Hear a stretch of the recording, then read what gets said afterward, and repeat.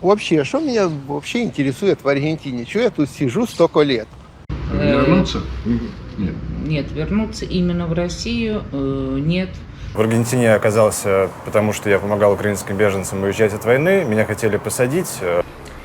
И хотела сказать, что очень нравится нам в Аргентине жить. Мы из России выехали еще в 2021 году.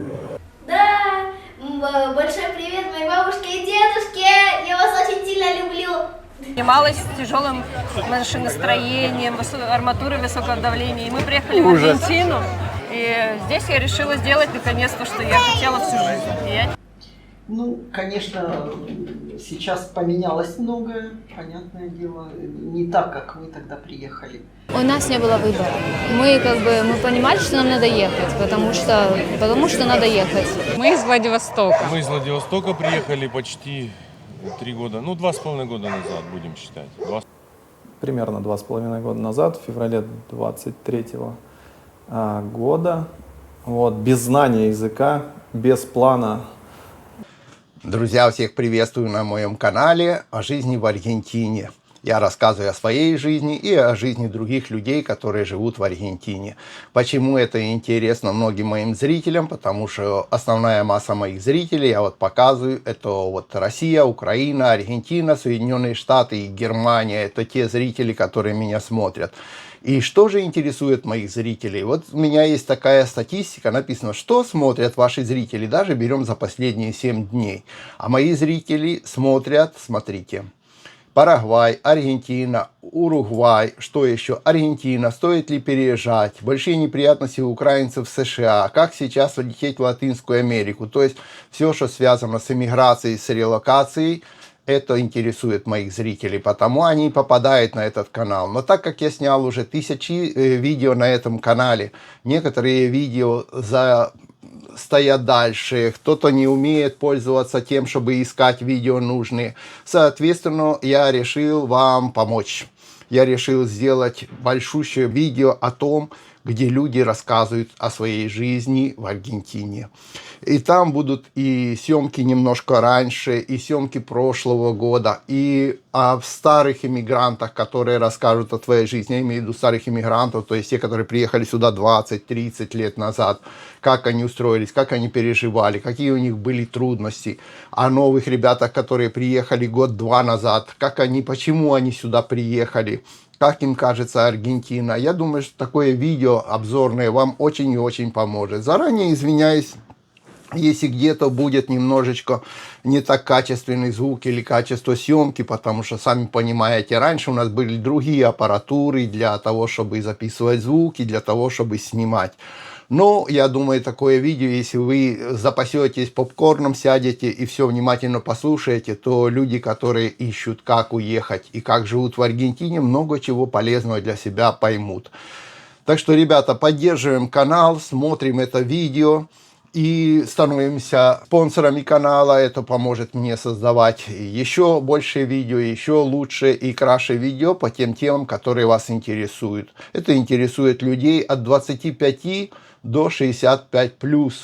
Ставим лайки, пишем ваши вопросы, обсуждаем это все и смотрим внимательно.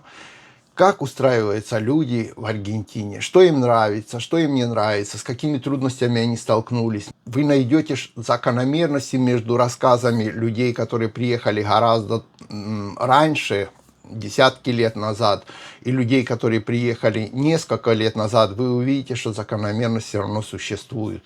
И вы уже будете готовы к тому, когда ехать сюда, не просто по тому, что написано в газетах или рассказывают по телевизору, а будете знать от реальных людей, как здесь живут в этой Аргентине, как здесь устраивается, какой народ в Аргентине, к кому как относится, есть ли здесь национализм, любят ли здесь эмигрантов. И, как всегда, конечно, мы начнем с меня. Почему же я сам здесь в цоколе времени сижу? Это из Аргентины, это город Буэнос-Айрес. Живу я здесь почти 30 лет в Буэнос-Айресе. То есть практически мы приехали сюда в прошлом столетии, в 96-м году. Что я не знал, какая это Аргентина, какой это Буэнос-Айрес и вообще, что это за страна. Так на карте перед отлетом посмотрел, понял, что это где-то в Латинской Америке, но больше ничего. В те года не было интернета, в те года не было ютубов, не было ничего, чтобы можно было что-то посмотреть и сказать, ну, я еду в Аргентину, там то-то, то-то, то-то. Не так, как сейчас. Хотя бы можно увидеть, что здесь существуют дома, что здесь существуют какие-то парки, что здесь существует еще какая-то цивилизация. Раньше мы этого не знали. В конечном итоге мы приехали, и первый год нам было вообще не до раздумий, там надо было работать, устраиваться, все такое, а теперь вот как бы уже столько лет прошло, думаешь, а и правда, вот столько стран существует, столько там Европа, Америка, Канада, да что хочешь, там вон, Россия, Украина, все это существует, думаешь, а что засел в Аргентину, ведь я в принципе как бы и не собирался, да, вот что мне так понравилось, что я так вот засел здесь. Дело в том, что первое время мы вообще не думали, нам надо было работать, а потом где-то, наверное, проживший лет, ну, думаю, лет 5, один раз мы начали задумываться над тем, а надо нам оставаться в Аргентине или не надо нам оставаться в Аргентине, или может стоит подумать и уехать, вернуться, к примеру, в Европу или, к примеру, вернуться в Украину, в то время было. И я ездил на 3 недели в Украину по делам. И побыл там, и решил, как бы, знаете, как, даже не то, что я там переклал ответственность или что.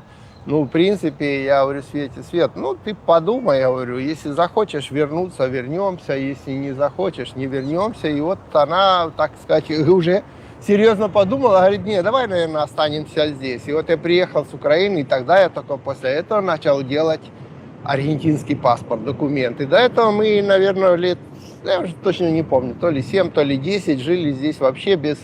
То есть как у нас было постоянное ДНИ, всегда были оформлены постоянные документы, но никогда мы не стремились именно получить там аргентинский паспорт, чтобы потом с этим аргентинским паспортом куда-то поехать. Это нас вообще как бы вот не волновал этот вопрос. Мы не для этого здесь жили, чтобы получить аргентинский паспорт. Мы просто жили, работали и жили.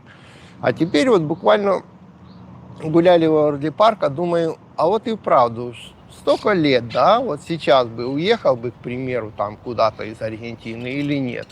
Ну, если не брать экономических вещей, потому что многие сейчас начнут, а вот заработки, а вот экономика, а вот политика. Не-не, без этого, просто про Аргентину, знаете, вот. И я вот такого... Свете так даже сказала, говорю, слушай, а вот если так серьезно, знаешь, что мне тут вот вообще так прямо вот сильно нравится. Это вот еще какая-то даже, можно сказать, такая свобода. Вот, блин, вот реально у людей, если не считать, я же говорю, там вот, что экономика плохая, почему? Потому что оно все меняется. Есть свобода. Вот здесь люди живут свободно. И не только свобода потрындеть языком, там, к примеру, там, сказать что-то против правительства. Не-не-не, я не про эту свободу имею в виду. Я имею в виду, что здесь осталось до сих пор такое, что ты можешь пойти к любой реке, поймать рыбу, забрать эту рыбу. Я вот в последнее время смотрю, часто мне попадаются тиктоки рыболовные вот в Германии, да, так, как там надо, блин, пройти курсы, получить лицензию, записаться в какой-то клуб, поймать рыбешку, это надо там, ну не знаю, на каждую речку, на каждую рыбалку брать еще одну лицензию, замерить, какую-то тетрадку записать. В общем, столько байды, шаг вправо, шаг влево, расстрел. Здесь же нет. Вот захотел вот аргентинец на рыбалку, взял удочку, пошел. Кто там по продвинутей пошел, купил лицензию. Ну, не по продвинутей не купил лицензию. Никто ему не будет выносить за это мозг. Да, кто-то будет говорить, маленькая, отпусти там, но с другой стороны, кто-то скажет, а у меня кушать нет. Я взял и все, и забрал эту рыбу. То есть вот, и не только в рыбе. Ну, ты, к примеру, можешь поехать в поле, взять, сесть в поле, поставить палатку, разложить костер. Захочешь идти за грибами, иди за грибами. Можешь просто разложить костер, пожарить шашлыки. Никто тебе не будет указывать, что на твоем участке, если у тебя есть какой-то участок, что тебе на нем сажать. Вот когда тебе эти бурьяны там полоть, можно ли там какой-то бурьян иметь или нельзя этот бурьян иметь. Понимаете, вот ты хочешь куда-то поехать, и в принципе, если у тебя хватает финансов, ты просто садишься в машину, едешь. Вот в этом плане такая еще свобода, которая не так, что, ой, забор там поставил на 5 миллиметров дальше, на 10 миллиметров больше. Здесь хочет ставить забор, как у Кремля, хочет вообще не ставить никакой забор. То есть и кто-то строит, идет там в архитектуру, ну если это в городе, да, там архитектора спрашивает, то все. А кто не имеет на архитектора, он просто берет какой-то кирпич, сам себе сложил, что смог на своем участке, там и живет, и все. То есть вот в этом, в принципе, да, вот это вот еще свобода такая, как когда-то было, когда я малым там еще был, знаете, когда ты там захотел, побежал на речку, закинул удку, наловил рыбы, привез, хочешь уха, хочешь подпускай эту рыбу, хочешь шашлык, пошел себе на огороде, развел костер и никого не спрашиваешь разрешения, и жаришь там шашлык. Вот в этом вопросе Аргентина еще осталась вот такой первозданной. Как я рассказываю, вот мы часто видим, приехали люди на море, там у них какая-то Каса Роданте, или как у нас называется, ну вот этот как бы домик на колесах. Они, ну, заехали в кампинг, заехали, что-то не так, поехали прямо на пляжу, стали, тут же палатку поставили, живут, радуются, никто им не мешает, никто им особо, ну, как бы, если они там что-то сильно не загаживает место, никто их не гоняет, никто к ним не цепляется. Сам народ, вот это вообще вот просто, я не знаю, я вот, конечно, не езжу с утра до вечера по другим, чтобы сравнивать, но все-таки интересуюсь, видео смотрю, как говорят, тиктоки, смотрю других блогеров, новости читаю. Вот я не знаю, если еще такие, ну, как бы нормальные люди, как аргентинцы.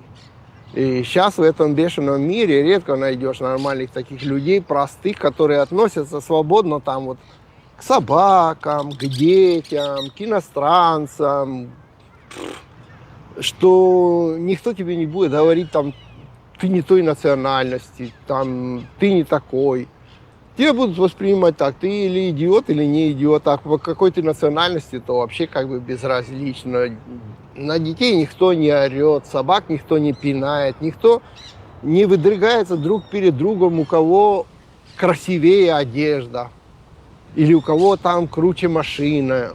То есть вот такое вот простая такая, знаете, простая такая жизнь меня вообще тут вот так понравилось, подкупила. Я вряд ли, если тут не наступит, как говорят, вообще что-то, ну, да не могу, невозможно, и вряд ли я с этой страны куда-нибудь уеду. Вот нашел то, что действительно тебе нравится. Привет. Садись. Привет, народ. Меня зовут Катя. Вот тут в трусах бегает мой муж Володя. Ну, видно, наверное, только трусы. А ты дальше сядь немножко, он стульчик прикати. Прикати стульчик и трусы под тебя, трусы под себя подо мне. Пусть лучше тебя сверху будет видно. Что говорить-то? Когда вы приехали? Сколько Мы приехали в 96-м году, прошлого столетия. Да. Приехали, мы тогда еще были молодые, резвые, начиненные надеждами. Вот. Причина нашего приезда и смены страны даже и говорить не хочу. Ну, в общем, были у нас в России 90-е лихие. Вот от них мы и съехали. И мы вообще, на самом деле, приехали сюда, подумав о том, что мы проводим здесь, ну, года 3-4. Ну, когда там у нас все в России утрясется, вот, потом мы вернемся. То есть мы не приехали сюда навсегда. С собой мы привезли сына 7-летнего. Сын пошел в школу. Сначала у нас были еще какой-то такой золотой запас, не очень мощный, но как бы был. Вот, мы определили сына... 20 тысяч у нас было. Ну, $20 тысяч, да. Ну, 10 потратили сразу как бы на аренду и на мебель, как бы, а аренда это да, аренда, да, по-русски это аренда. Вот, 10 осталось, но, в общем, мы определили сына в платную школу, англо-русскую. Но там у нас продержался немного, года 2, наверное, да? Почему? Потому что, ну, деньги кончились, а это платная школа. Нам сначала там еще дали бэка, я не знаю, как это по-русски. Бэка, ну, типа пособие. Ну, типа пособие, да. У нас еще там год пробовал в этой школе. Как оно есть такое слово, когда дают студентам для, ну, там, в общем, некоторым студентам, чтобы они... Вот здесь это называется бэка. Да, я не знаю, как... Пособие такое, которое... Да, пособие, чтобы как бы еще кто-то продолжал чего-то платную учебу. Да, на платную учебу. А потом он 2 раза набил морду, потому что... Была такая история, очень, очень коротенькая история. У нас сын, он как бы, вот ему было 7 лет, уже, наверное, это было к 8 годам. И тут есть такая фраза, я не знаю, на какую публику мы вещаем. Это на русскоязычную? На русскоязычную. Я думаю, тут... Здесь такая есть фраза, очень некрасиво звучащая, называется «Ихода-пута». Ихода-пута – это дочь… Ну, в общем, проститутки. Да, проститутки.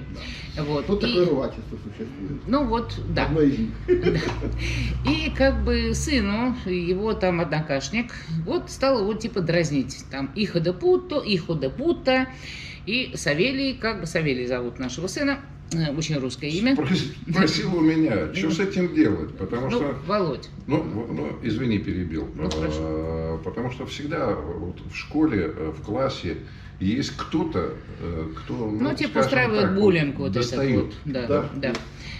Сын меня спросил, что с этим делать. Я говорю, ну скажи ему 2 раза. Вот он тебе раз скажет, ты ему скажи, не говори со мной так. 2-й не раз называй скажет, мою маму как бы типа проституткой. Скажи ему, не говори со мной так. 3-й раз не надо ничего говорить, просто бей в морду. И так и случилось. Да, ну знаете, еще как бывает. Бывает так, что некоторые вот такие ругательские как бы фразы или полуругательские фразы, многие говорят, даже не конкретизируя вот конкретно, что это ты вот так. Но а кто новенький, он воспринимает именно конкретно к себе, на свой счет конкретно. Ну, вот так и так получилось. получилось. Здесь вот ходят там даже друзья между собой, блюдо, там, да, блюдо. Да. То есть у них это как чек. Словосочетание у нас там, знаешь, есть. Да. Эй, мальчишка там. А некоторые люди это воспринимают довольно близко, конкретно на свой счет. Ну да. Вот, так и случилось с нашим сыном, потому что когда ему я помню, его звали Гастон, вот когда ему Гастон как бы там Ихода-пута, и сын ему говорит, слушай, моя мама не проститутка, у меня мама нормальная, хорошая, да, очень близко к сердцу. И когда Гастон как бы перешел границу, Савелий ему вмазал в лицо, он ему разбил нос. Они мальчишки 8-летние, как бы, кровь пошла. Вызывают нас к директору. Я не смогла, как бы Володя пошел. Я пошел, сейчас расскажу, потому что ходил я. Вызывают нас к директору. И директор говорит, что так нельзя. Я говорю, почему нельзя? Я считаю, что мой сын сделал все правильно. Русский. Вот русский, он и есть русский. По мордасам. Директор говорит, директриса, говорит, нет, он должен был пойти и пожаловаться преподавателю. Я говорю, это мальчик, он не должен жаловаться преподавателю, он должен решать вопросы сам. Если бы это была девочка, дочка, тогда да, она должна была пойти и пожаловаться, потому что это девочка. А парень должен решать свои вопросы сам. Ну, в результате, после 2-й драки, как бы нас оттуда выгнали. И даже Бека не помогла. То есть нас готовы были еще держать, но сказали, что мы как бы очень скандальные. То есть это была 1-я драка, а 2-я драка имела немножечко другую историю. Там сложилось по-другому. Возник конфликт между ребятами. Ну и наш сыночка навесил пару филганов. Таких конкретных. Звонит мне мама этого мальчика и говорит следующее. Я не имею претензий к вам, но я вам звоню, потому что вот это случилось. Ну да. Да, естественно. Да, и я единственное, о чем я прошу, я знаю своего сына, когда в следующий раз он его будет бить, чтобы не убил. Это еще не конец фразы. И следующая часть, то, что мама мне говорит. Ну, я так думал, что претензии там какие-то, что-то это. Он говорит, мой сын уже 2 года ходит на карате. Я плачу деньги за станцию, за клуб карате. Я теперь понимаю, что это плята альпеду. Зря выброшенные деньги. Дурно трата денег. Мне тогда это понравилось, как бы реакция родителей, потому что, ну, там мальчик был непростой, да. Только не убивай, надо Альпеду.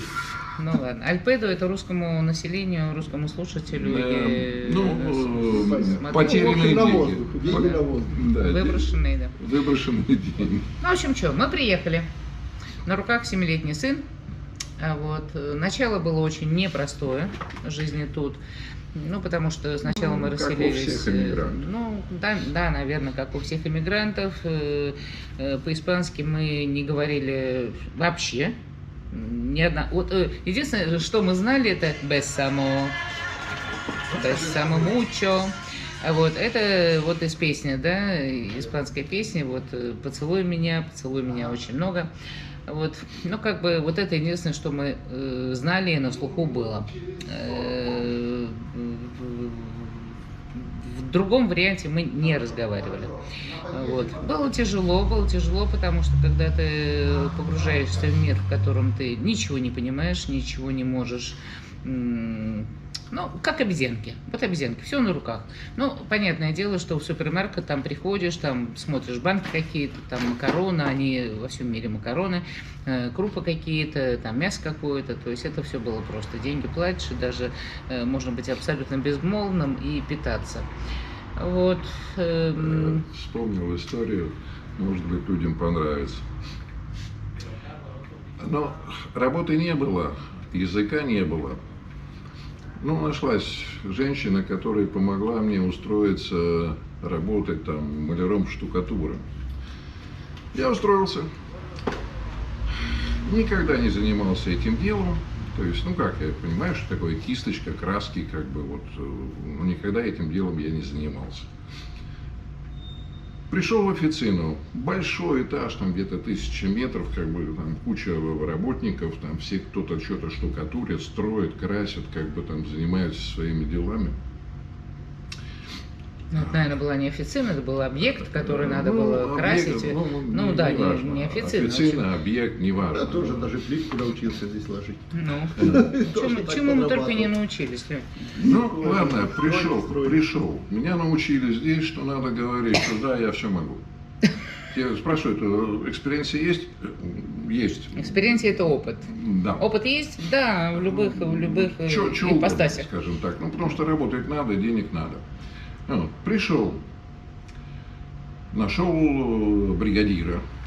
Бригадир говорит, ну вот типа умеешь? Я говорю, да, конечно, умею, да. Угу. Да. Еще в принципе не понимаю, что от меня надо, скажем так. Ничего вообще спрашивают. Ну все си. Он говорит, ну хорошо, ладно, там вот есть еще помощник, у него есть материалы, что надо к нему, обращайся. Думаю, что ж делать-то, блин. Думаю, пойду-ка я покурю. И посмотрю вообще, как народ работает. Вообще как, там еще есть. Как кистью мотать, да, какую вот, там штукатурку как накладывать. Похожу, погуляю, как бы, там 1000 метров, там много людей, как бы, похожу, покурю, посмотрю, как бы. Есть у кого опыта набраться. Да, торопиться некуда. Ну, посмотрел, начал работать. Ну, делаю свою работу. Вечером приехал бригадир, ну и собрал нас всех, там, пицца, сервеса, как бы, вот, ну, типа, сервеса – это пиво. Да, такой сходничок устроил. Ну, я как лох, ничего не понимаю вообще, что происходит, скажем так, но пригласили покушать, хорошо, покушаю, попью, как бы, какие сложности, как бы, вот. И как новый человек мне задают вопрос. ¿Cuántos años experiencia tenés? Сколько лет стажа? Да. Но слово экспириенция я в то время не знал. Ну, он что-то понял, сколько лет, да? ¿Cuántos años? Я говорю, 34. А ему в то время было? 34 года, да. Ну ладно. С детства крашу. Посидели, покушали там, и все. На следующий день все следующее повторяется. А я выяснил уже на следующий день, что такое слово «экспириенция». И мне опять задают вопрос: «Quanto años экспириенция?» Я говорю: 34. Он говорит: «Тебе же вообще, в принципе, 34. Я говорю: «Вся моя жизнь – это моя экспириенция».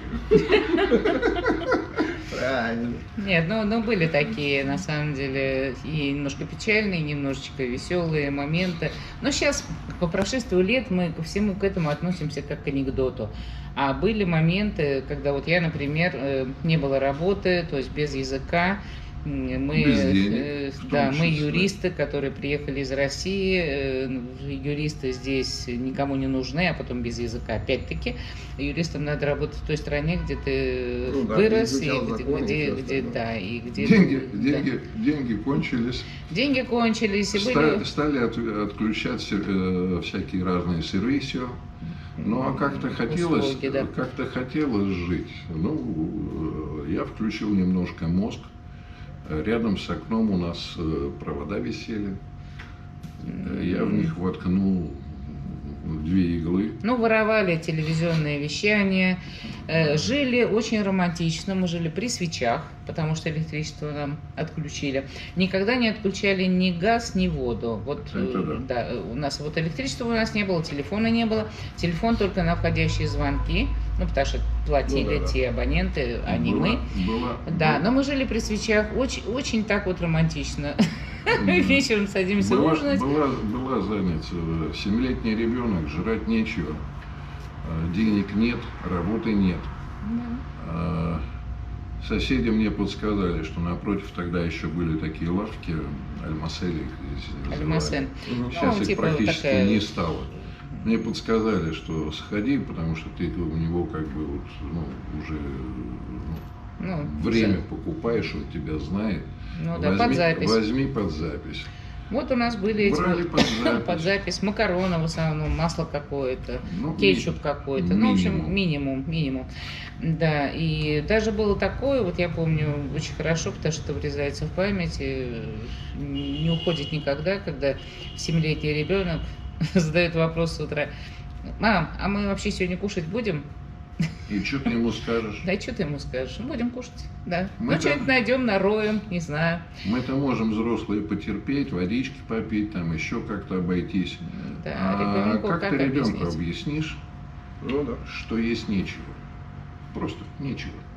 Совсем. Ну, да. Ну, в общем, были сложные времена. Потом как-то вот Володя пошел работать. Потом я пошла работать. Научилась делать ручки-ножки. Никогда в жизни я даже этих щипчиков не держала в руках, ни пилки. Ну, там себе что-то я там подпиливала когда-то. Вот. Ну, вот научилась. Уже 20 с лишним лет работаю как патолог, педикурия, да, руки, депиляция.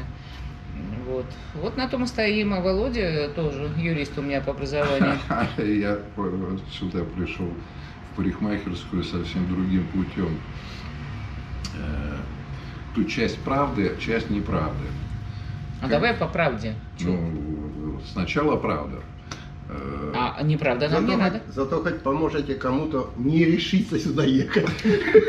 Ну, на самом деле... Хотя стойкие тут остались, как говорят. Ну, стойки у кого... Сначала, как я стал парикмахером.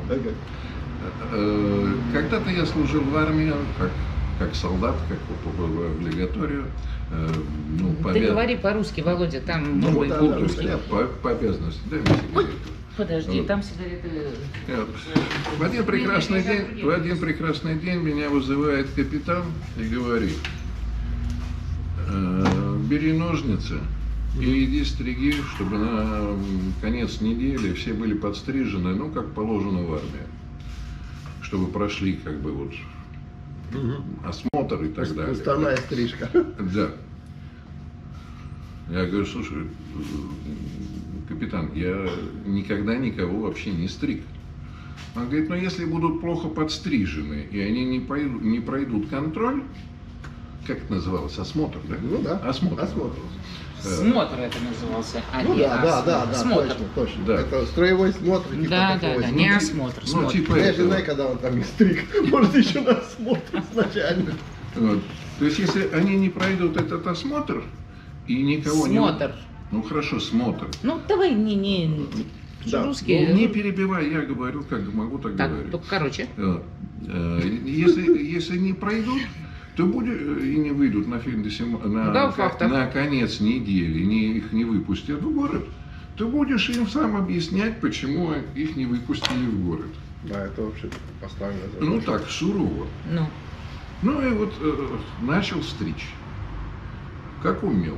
Никто меня никогда не учил. Ну, нормально, все в город выбежали. Выбежали. Ну, вот хорошо, значит, Потом к концу прошел экзамен. Не, к концу службы ко мне офицеры ходили стричься и так далее. Почему? Потому что, набила руку, как-то стало получаться, не знаю. Ты, наверное, машинкой стриг? И машинкой, у меня даже есть и ножницами, и машинкой. А, это вот машинка у тебя есть такая, которая Да, ручная. щиплющаяся. Кстати, мне подарила... Кусючая. А? Кусючая, Ну, зараза. кусючая, да, которая в основном не заточенная была. но- Отвлекусь немножко о том, как я стал парикмахером. Мне одна клиентка, там у нее умерла бабушка или дедушка, и принесла мне эту машинку. У меня такая машинка есть. Я ее восстановил, наточил, и она у меня лежит как... А что ты ей не пользуешься? У меня есть электрическая, зачем мне надо? Вот. Ну да, это раритеты такие. Да, Так. то есть у меня там есть всякие бигуди древние, которые уже никто не пользует, но это не суть. То есть возвращаясь к теме. Вот. Ну, в общем, стриг. Как-то немножко руку набил, потом ушел на гражданку. И когда там собирались с друзьями, тоже как-то кого-то подстригал и предлагал, у меня уже появились специальные... Теперь пригодилось здесь. Специальные ножницы, специальная расческа, ножницы было... Ой, Вовка, вот этого я не помню. Ты меня извини. Слушай, я рассказываю... Да, но я с тобой жила уже с этого момента практически, 35 лет вместе. Были некоторые такие запрещенные вещи, которые никому было трогать нельзя, потому что трогал только я. Потом приехали сюда.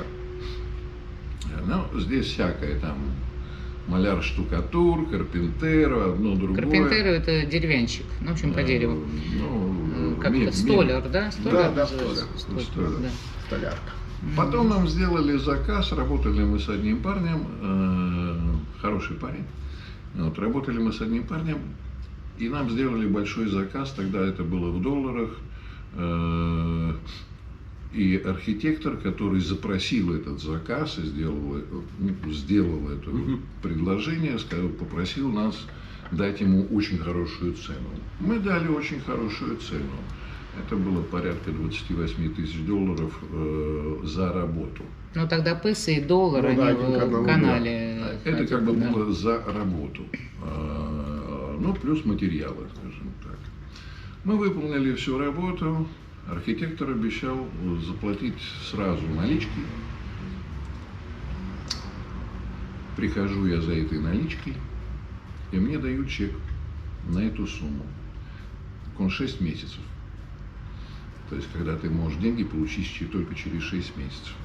А тогда было так, что до $500 можно было купить материалы, там, дерево, там, еще что-то как-то. То есть, можно было как-то употребить. Свыше 500 забудь. Просто забудь. Что-то этого не помню. Ну хорошо. И я вернулся домой, а мы как раз рассчитывали на то, что наличка придет, деньги будут. У нас было потрачено все. То есть у нас денег дома просто не было.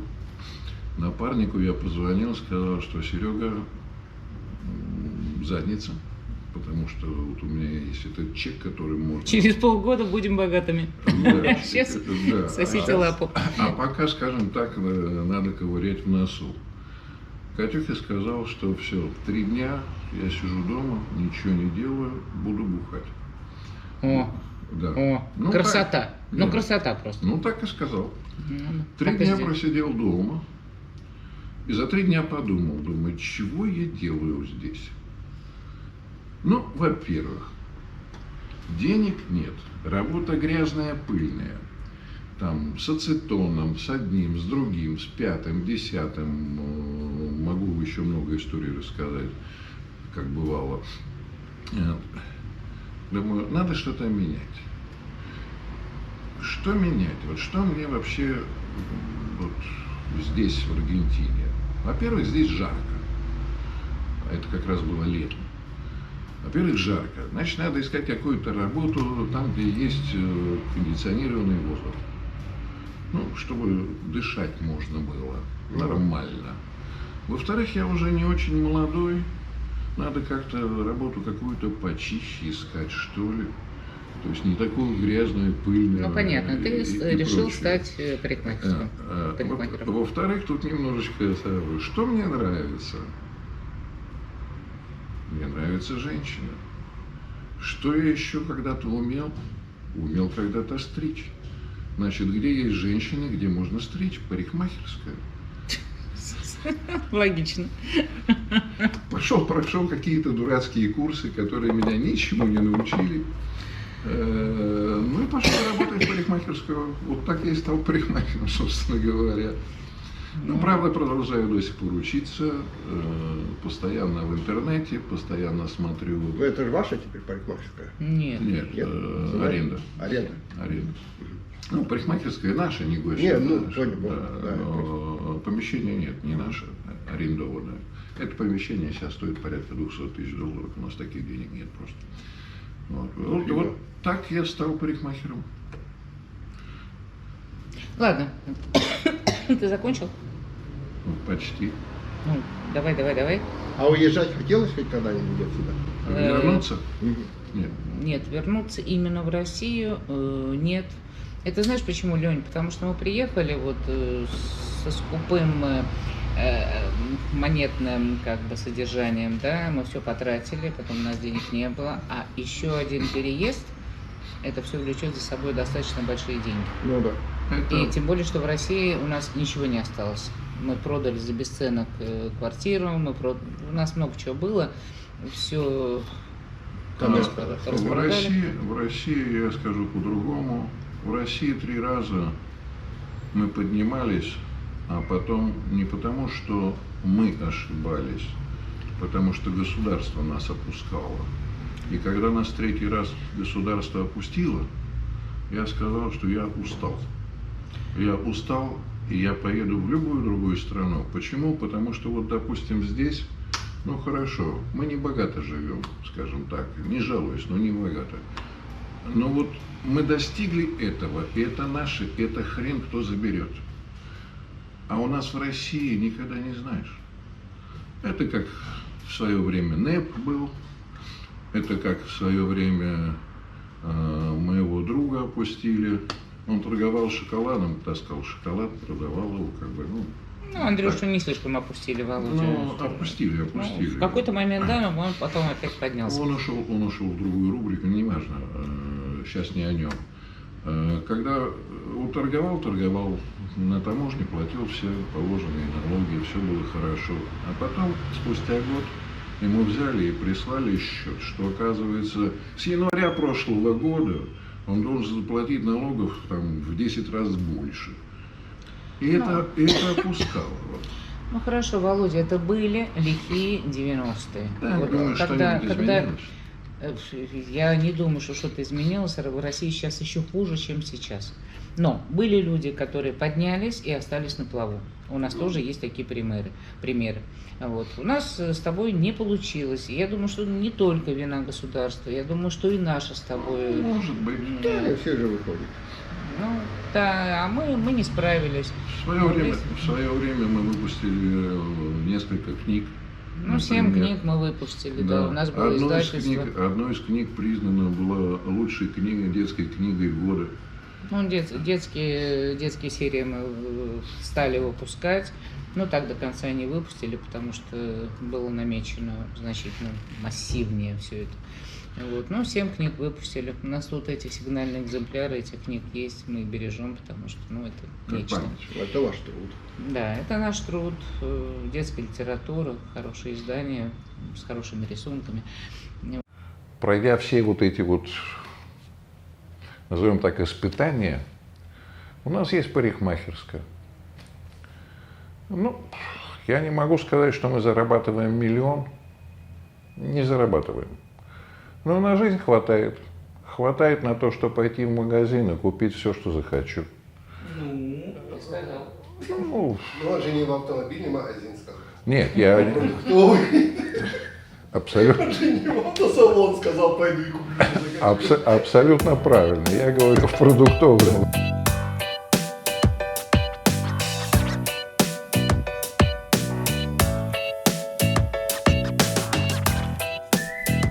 Подвинуться, передвинуться. Да не, нормально у нас все, ничего тут подвигаться, передвигаться не надо, все прекрасно даже.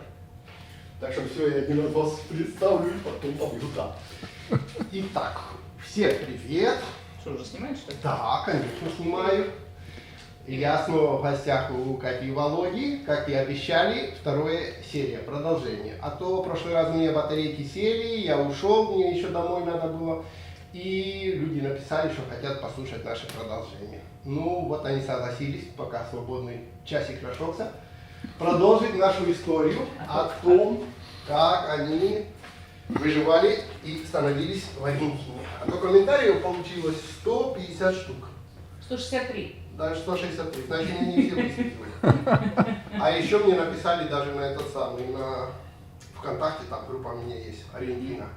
И вот там тоже в личку понаписали: ой, скажи, из какого города они приехали? Я говорю, не знаю, спрошу. Из Питера, ребята, из Питера.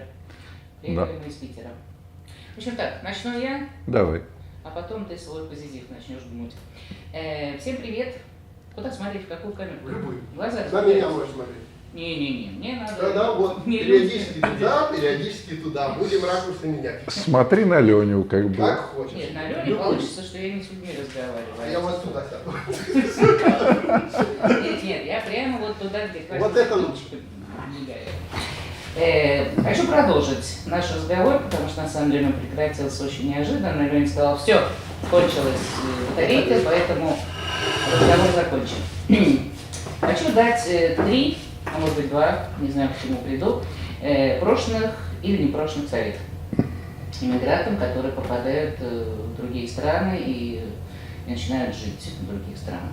Все это непросто, вот, но советы мои, они вытекут из того рассказа, который постараюсь покороче, чтобы было понятно, откуда взялись мои советы. Значит, мы приехали, как говорили уже в прошлом ролике, привезли с собой небольшую сумму денег, ну кто как меряет, ну небольшая была сумма денег. И что мы сделали на первых порах? Мы как бы решили вот, ну типа на работу чего ходить, когда деньги еще какой-то запас есть, надо бы какой-то устроить такой бизнес. Вот, ну поводили мы носом и нашли, похоже, очень неплохая была тема, может быть, она сейчас бы и выстрелила. В тот момент, 25 лет назад, у нас не получился проект. Какой был проект? Мы решили делать наши русские пельмени. Потому что мы обратили внимание в супермаркетах, что очень было мало в ту пору замороженных продуктов. То есть очень мало было вот фризеров этих. И буквально там какие-то 2-3 наименования продуктов, которые продавались. И мы так решили, что наши пельмени, они великолепно вкусные, и нам так показалось, что если бы мы смогли занять вот эту нишу в супермаркетах, то это было бы очень даже неплохо. Вот. Ну, в общем, деньги, которые у нас были после обустройства, после аренды квартиры, после устройства сына в школу, каких-то покупок там мебели, и, ну, чтобы можно было жить, да, холодильник, мебель и так далее. И мы, вот оставшиеся деньги, которые у нас были, мы вбухали вот в организацию этого бизнеса. Потом, когда деньги закончились и когда бизнес наш не пошел, он лопнул, не родившись, скажем так, нам объяснили, что для того, чтобы выйти на полки супермаркетов, необходимо в офисах, потому что есть разные сети, ну как у нас вот в России там, ну не важно, разные сети магазинов, в офис надо было дать взятку тому человеку, который решает, дать нам место на полках в их сетевых магазинах или не дать? Не так. Как не так? Не так. Не так. Ну хорошо, поправь. Нам объяснили следующее. Ну вот, допустим, там есть диск, код, то есть сети супермеркат, скажем так. Для того, чтобы туда войти, сначала ты проходишь официну, если они примут, если они согласятся с тобой работать, как бы это одна сторона медали. А дальше начинается следующее.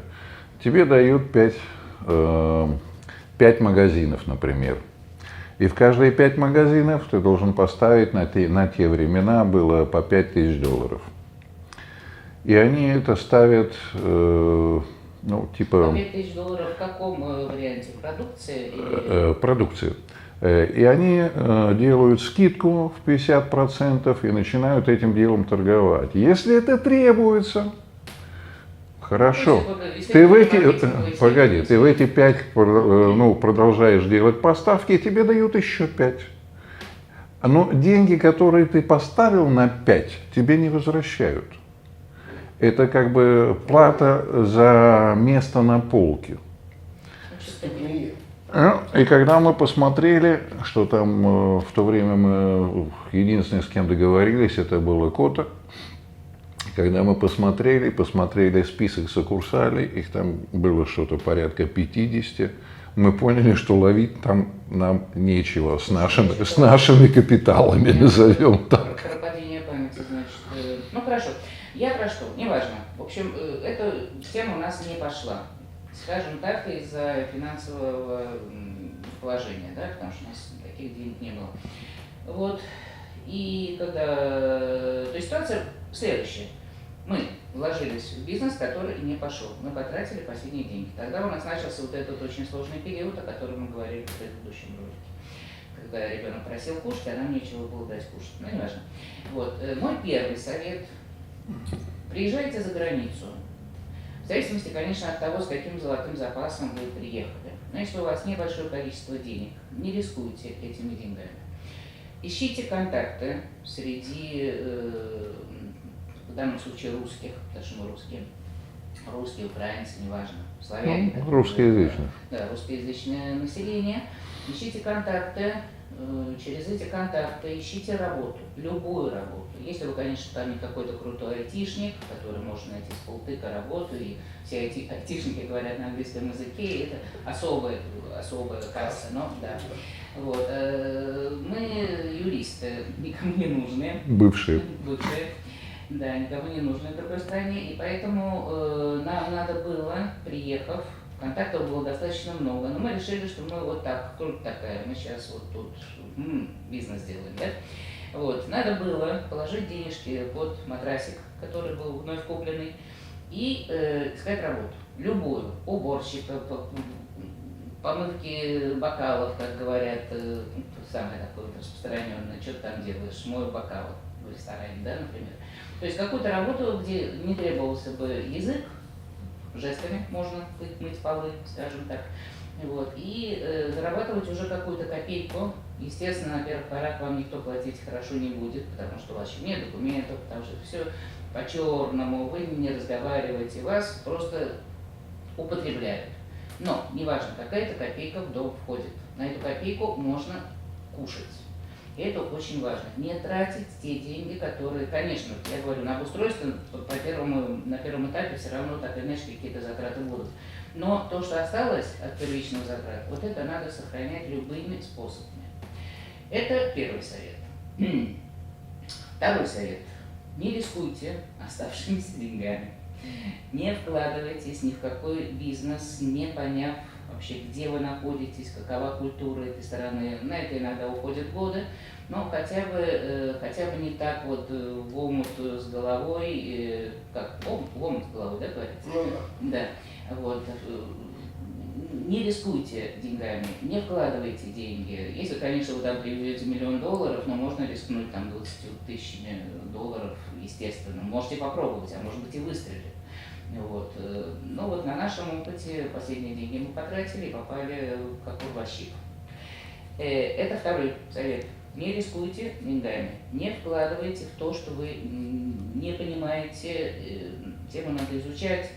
Если вы решитесь во что-то вложиться, тему надо изучать, и надо искать каких-то людей, которые вы могли бы дать хорошую консультацию.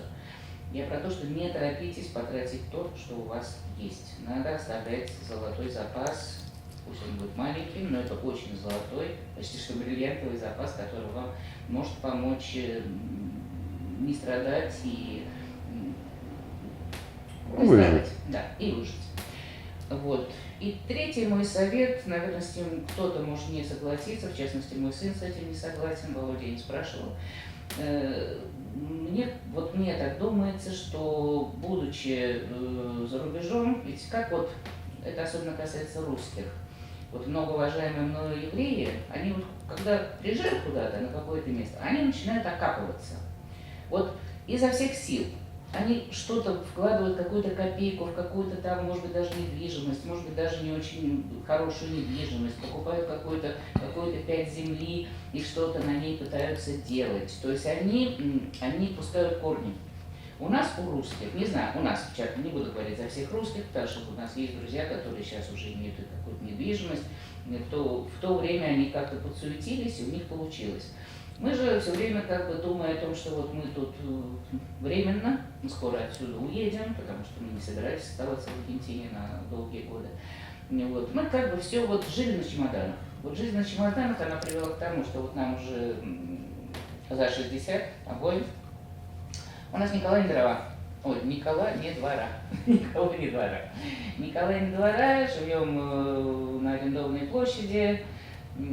Завтра придут хозяева площади и скажут: ребята, давайте, потому что мы нашли другого арендатора, более приятного и более стабильного, и поэтому давайте. И мы оказываемся реально на улице.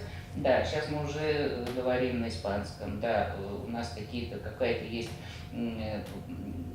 опора в плане работы, потому что, я как маникюрша, как педикюрша с полтыка могу найти работу, даже в мои 60 лет, потому что это,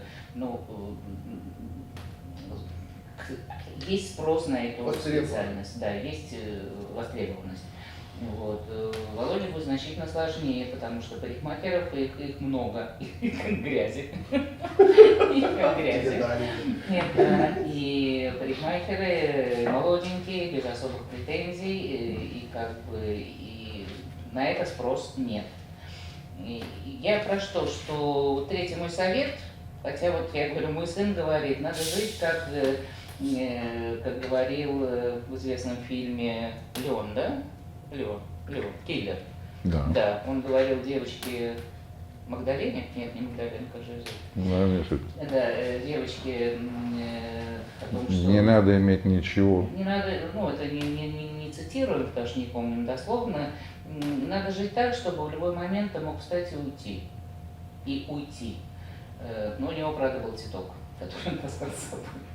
Вот. Не знаю, я не придерживаюсь этой позиции. Почему? Потому что реальность такова, что я уже не буду повторяться, 60 лет, и у нас ничего нет. У нас даже нету стенки, к которой можно прислониться.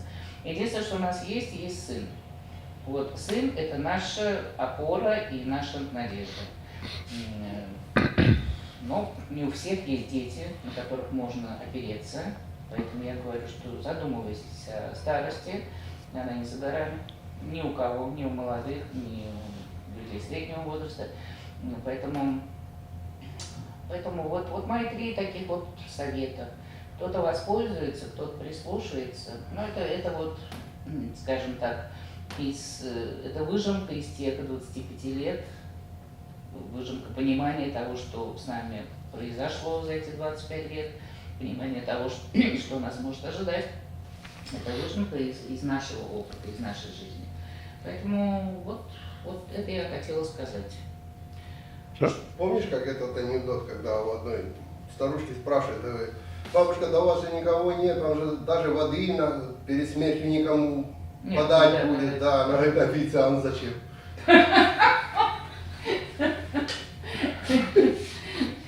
Нет, вот я говорю, большой последний Александрович, относительно моего последнего совета, что окапывайтесь, приобретайте что-то, чтобы что-то было в старости. Может быть, даже прав и мой сын, и многие придерживаются такой позиции, лучше жить на арендованном жилье, потому что сегодня ты живешь тут, завтра ты захочешь переехать в другое место, и то, что у тебя есть, это будет твоим грузом, твоим якорем, это будет тяготить. Но, не знаю, у каждого свое, но вот мне как-то мне исполнилось 60, скоро будет 61, и как бы я думаю, хорошо бы хотя бы какую-то там однокомнатную квартиреночку иметь, но хотя бы как-то, куда, типа норка, в которой можно затаиться. Ну все, да, ну что. Перехватываю. Перехватчик. Да. Перехватываю. Был у нас тут знакомый такой. Здесь очень много хороших людей. Я буду больше говорить о позитивном, чем о негативном. Сегодня, во всяком случае. Здесь очень много... Хорошо, не перебиваю. Все, извини, ты меня слушал очень внимательно. Молча, да. Вот. Был такой знакомый у нас Валентин Васильевич. Ему было так за 90 лет. Из старой эмиграции, из старой эмиграции, скажем так, русский. И он всегда говорил, неплохо жил, достаточно скромно. И он всегда говорил то же самое, то, что Катя говорила. Вот мы приехали, здесь мы, оказывается, тоже типа евреи. Ну, это... Так, все. Я могу сказать? Нет? Мне бы хотелось иметь хотя бы капельку еврейской крови в моем организме. Я могу сказать? Да. Нет? Спасибо. Вот. И он говорил, что вот в их иммиграции это было, скажем так, типа 40-е годы. Приехали иммигранты, и евреи стали окапываться. Там открывать свои фабрики, открывать свои заводы, кто как умел, скажем так. А русские сидели на чемоданах, думая, что, все-таки как бы мы вернемся обратно в Россию, потому что там типа советскую власть уничтожат и так далее, и так далее. В результате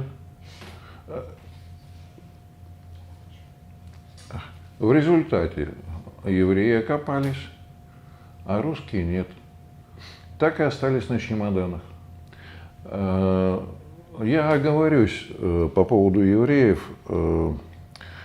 Мы уже с тобой обсуждали эту тему. Для меня нет национальностей как таковых. У меня есть люди и есть нелюди. И неважно, какой они национальности. Таджики, казахи, армяне, азербайджанцы, евреи. Мне по барабану, скажем так. Я не делаю разделения. Но здесь было такое. И до сих пор здесь нас, русских, считают как евреев. Почему? Потому что когда шла первая эмиграция из Европы, для того, чтобы, постольку был нацизм и там вот все вот эти вот штуки, как бы, те, кто приезжали там из России, они говорили, мы русские. Но все понимали, что не русские. Чтобы скрыть. У меня есть юрист, с которым мы работаем. Он до сих пор мне говорит, он знает, что я русский по крови. Он до сих пор говорит, наши пайсанусы, то есть наши соотечественники, скажем так, но он еврей. Я ему говорю, слушай, извини, как бы, я русский. Он говорит, не-не-не, наши пайсанусы. Почему? Потому что так называли. Потому что так нас называли, и так до сих пор и пошло. Вот. Ну, это как бы вот одна часть медали. Вторая часть медали, то, чего я бы хотел сказать, не все так плохо. То есть Катины советы, они разумные, они правильные, скажем так.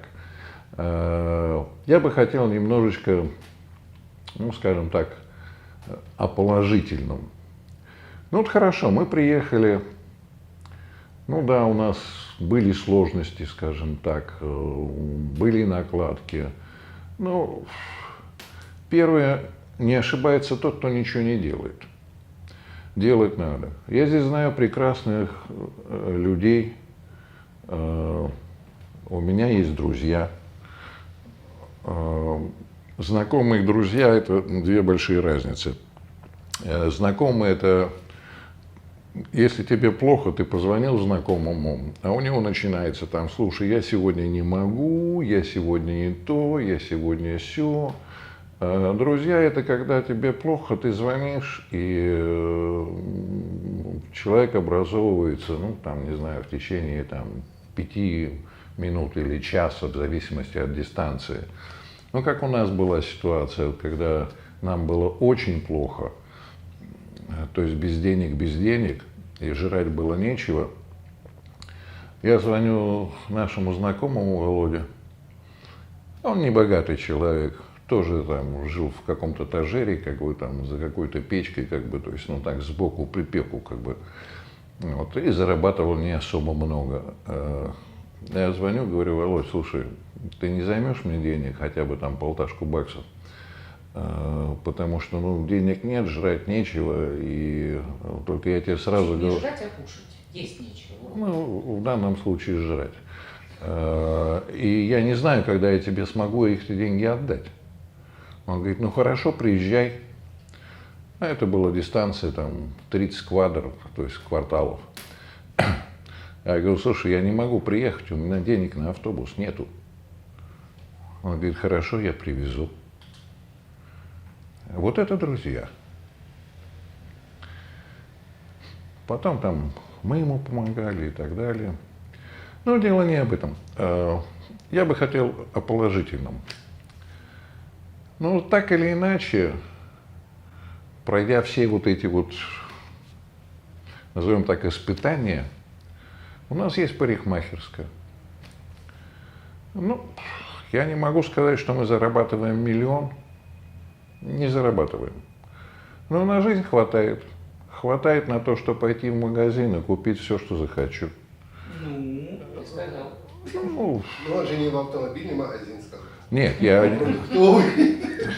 Абсолютно. Он же не в автосалон сказал: пойду и куплю. Абсолютно правильно. Я говорю в продуктовый магазин, скажем так. Что касается там, извиняюсь, там одежды и прочего, ну, здесь оно особо никому не надо. Там, блин, сегодня жара 40 градусов. Да, что есть, то и есть, как бы. Я могу закрыть эту парикмахерскую, например, на неделю и поехать там, не знаю, на озеро или на море, просто отдохнуть. Я могу себе это позволить. Я считаю, что это уже неплохо. Следующее. Нам удалось вырастить замечательного сына, что считаю самым дорогим. Почему? Потому что мы смогли ему дать лучшее образование, которое можно здесь было получить.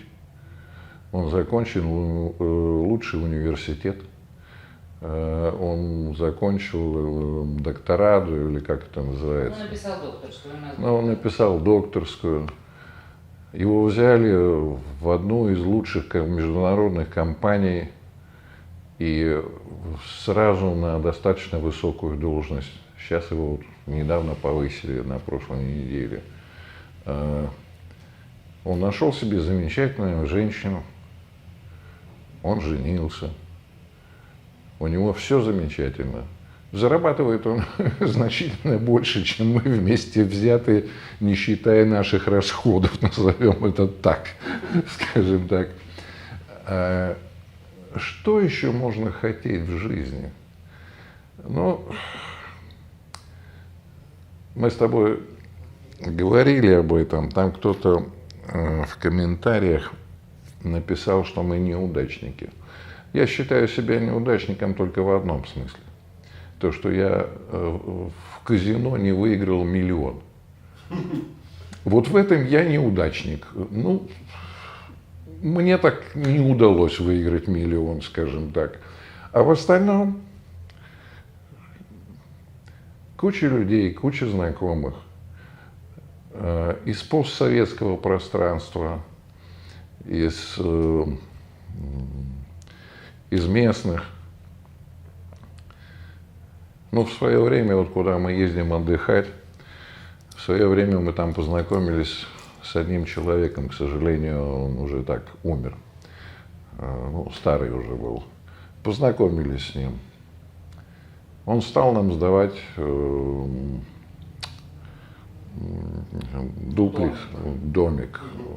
домик в одной квадре. Ну и В одном квартале от моря. в одном квартале от моря, молодец. Квадра, люди, может, Да, в одном квартале от моря. Но потом так получилось, что он умер. Сейчас дети, которые ионы. Его дети, Володя. Юлия. А я сначала тоже Юлия. Его дети, Да. его дочь, в частности. Я, кстати, тоже придумываю новые слова. Я придумал слово «тучно». Что? Я тоже часто придумываю новые слова. К примеру, слово «тучно». Ну, если тучи, значит тучно. Со мной пытались сначала спорить, что облачно. тучно типа нету такого слова, а потом смотрю, Песков повторяет за мной тучно, тучно. Значит, все-таки слушает мои ролики. Но есть слово облачно, почему не тучно? Ну да, там облака, а если тучи, значит тучно. Правильно. Такие Есть слово ионные. тучный, это крупный. Такие ионные. Ионные, да, ионные дети. Ну хорошо, ладно. Его. И до сих пор мы ездим туда. Ну, у нас есть какая-то там машинка, которая бегает по дороге, как бы. Хорошо, что по дороге. Ну да. Может, Нет, дополнение. мы обсуждали с Катей. Я говорю, слушай, ну хорошо, допустим, у нас был Mercedes-Benz 600 с кожаными сиденьями. И я в этот Mercedes-Benz с кожаными сиденьями должен был грузить ящики с рыбой.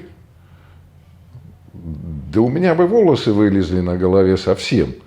Почему? Потому что, как бы, ну жалко было бы. Ну ты, слушай, имея Mercedes-Benz 600, ты бы не ездил на Не те надо мне рыбалки, ящики с рыбой.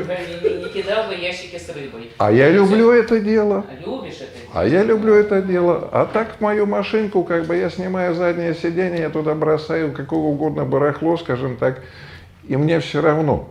Просто Это все не равно. машина, это бандит. Это бандитка. Да. Она так называется у нас плюшка. Но плюшка это очень ласково, бандитка она. А бандитка, она именно такая вот, именно бандитка. Живет на улице. А когда выезжаешь на руту, там все равно ограничение. А там все равно ограничение 130 километров. Моя бандитка ездит 170. Ездит. Почему? Потому что новый двигатель. Уже наездился. Ну да. Заплатили штрафов немеренное количество, как бы, за превышение скорости. Ну, это по глупости, конечно. Ну, по глупости. Но, тем не менее, она может ехать, как бы. Ну и все, что мне надо, как бы. Мне больше ничего не надо. Ну, какой-то ограниченный Вовка, а? Ну, как не важно. больше ничего не надо. У нас есть прекрасный знакомый, например, Тигран. Ну, Володя, не надо называть имен, понимаешь? Может, это людям не понравится. Не надо. Ну, хорошо, больше не буду. Который приехал еще не как эмигрант. Его пригласили сюда как воспитателя, как тренера. Он помог очень хорошо сыну. Он хорошо помог его воспитанию, то есть занимаясь дзюдо. У нас есть прекрасные знакомые, которые там Puesto de Flores, это как бы цветочный киоск, скажем так. Ну, там у них тоже все было по-разному, но в конечном итоге, ну, как история. Мы разговариваем про жизнь в Аргентине, правильно? Как история. Да, там многих зацепило, что вы сказали, что в Аргентине получше, чем в России. Прямо все, блин, так возбудились. Ну, в России сейчас очень сложная ситуация. Мы не говорим, получше, похуже, это кому как. Это кому как, да. Это кому как, это спорный вопрос. Но Аргентина непростая страна. Очень многие сюда приезжали, используя Аргентину именно как трамплин, чтобы потом уехать там в Штаты, в Канаду, там еще куда-то. Это по-логу. Да. Народу приезжали сразу с этой мыслью, что они тут возьмут документы, чтобы уехать дальше. Да, потому что, Европу, Ирландию, Штаты, да, потому что с Россией... самые стойкие. С российским паспортом. Самые неудачники. Не, но могу сказать так, вот кто остался, кого я знаю, ну, я не знаю всех. Мы не особо ищем таких вот больших контактов как бы с русскоязычными. Но кого я знаю, тот, кто остался, это практически все те люди, которые как-то зацепились. То есть зацепились за работу, зацепились за какие-то негоси и, в принципе, себя неплохо чувствуют. Очень много уехало обратно. Нет, в Россию обратно вернулась из наших знакомых. Ну, в России, извини, из России на самом деле здесь было не так много в сравнении. Было очень много украинцев. Украинцы в основном, ребята, да. Почему? Потому что там в какой-то момент из Украины дали, типа, это вот свободный путь, что там не надо было визы, не надо было ничего. И очень многие повалили. А потом здесь как бы не смогли нормально выжить. На Украину, я как знаю, никто не вернулся. Не, ну я говорю, что очень много вернулось, очень много вернулось. Но, Володь, вот я тебе говорю, что вот я не знаю никого, ты продолжаешь, что очень многие... Ну ты не знаешь, я знаю. Многие уехали в Испанию, в Канаду. Да. Вот очень много. Очень много. Да. Во-первых, это тоже испаноговорящая страна, это проще. В Испанию, в Канаду очень много уехало, согласен. В Штаты мало. Мы не знаем, в Штаты можно так по пальцам посчитать, кого туда приняли, скажем так. Я знаю только одну семью моих друзей. Я не знаю никого. Я, допустим, знал, теперь уже не ВКонтакте, знаю одну женщину, которая уехала в Австралию. Ее туда с радостью приняли. Почему? Потому что у нее 5 дочек, а в Австралии женщин не хватает. И... Женщины, все в Австралию. Не, ну, на самом деле, как бы... Вот, демографический кризис, она подала документы, ей тут же дали визу, как бы, и все. Почему? Потому что она и 5 дочек, как бы, вот. Всегда самое временное получается самое долгое. Вы не собираетесь обратно в Россию, там, не мыслите там такого стиля? Пока нет. Нет. Россия сейчас не та страна, куда надо возвращаться. На мой взгляд, не та страна. Ну, я тебе встречный вопрос задам. Вот посмотри, сколько здесь иммигрантов, вот здесь, в Аргентине? Полно. Страна иммигрантов считается, если ну да. всех стран, то сейчас там из Боливии прут, как бы... И Венесуэла, и Боливия, да и что там, греха-то у нас тут и евреи, и европейцы. А теперь задам второй вопрос. Сколько иммигрантов в России? Тоже много. Правда, иммигранты из... Казахстан, Узбекистан, Туркменистан. Все. Да, с Европы что-то в России, что-то как-то... Да никто, кроме Депардье. Ну, здрасте, Наталья Орейро осталась.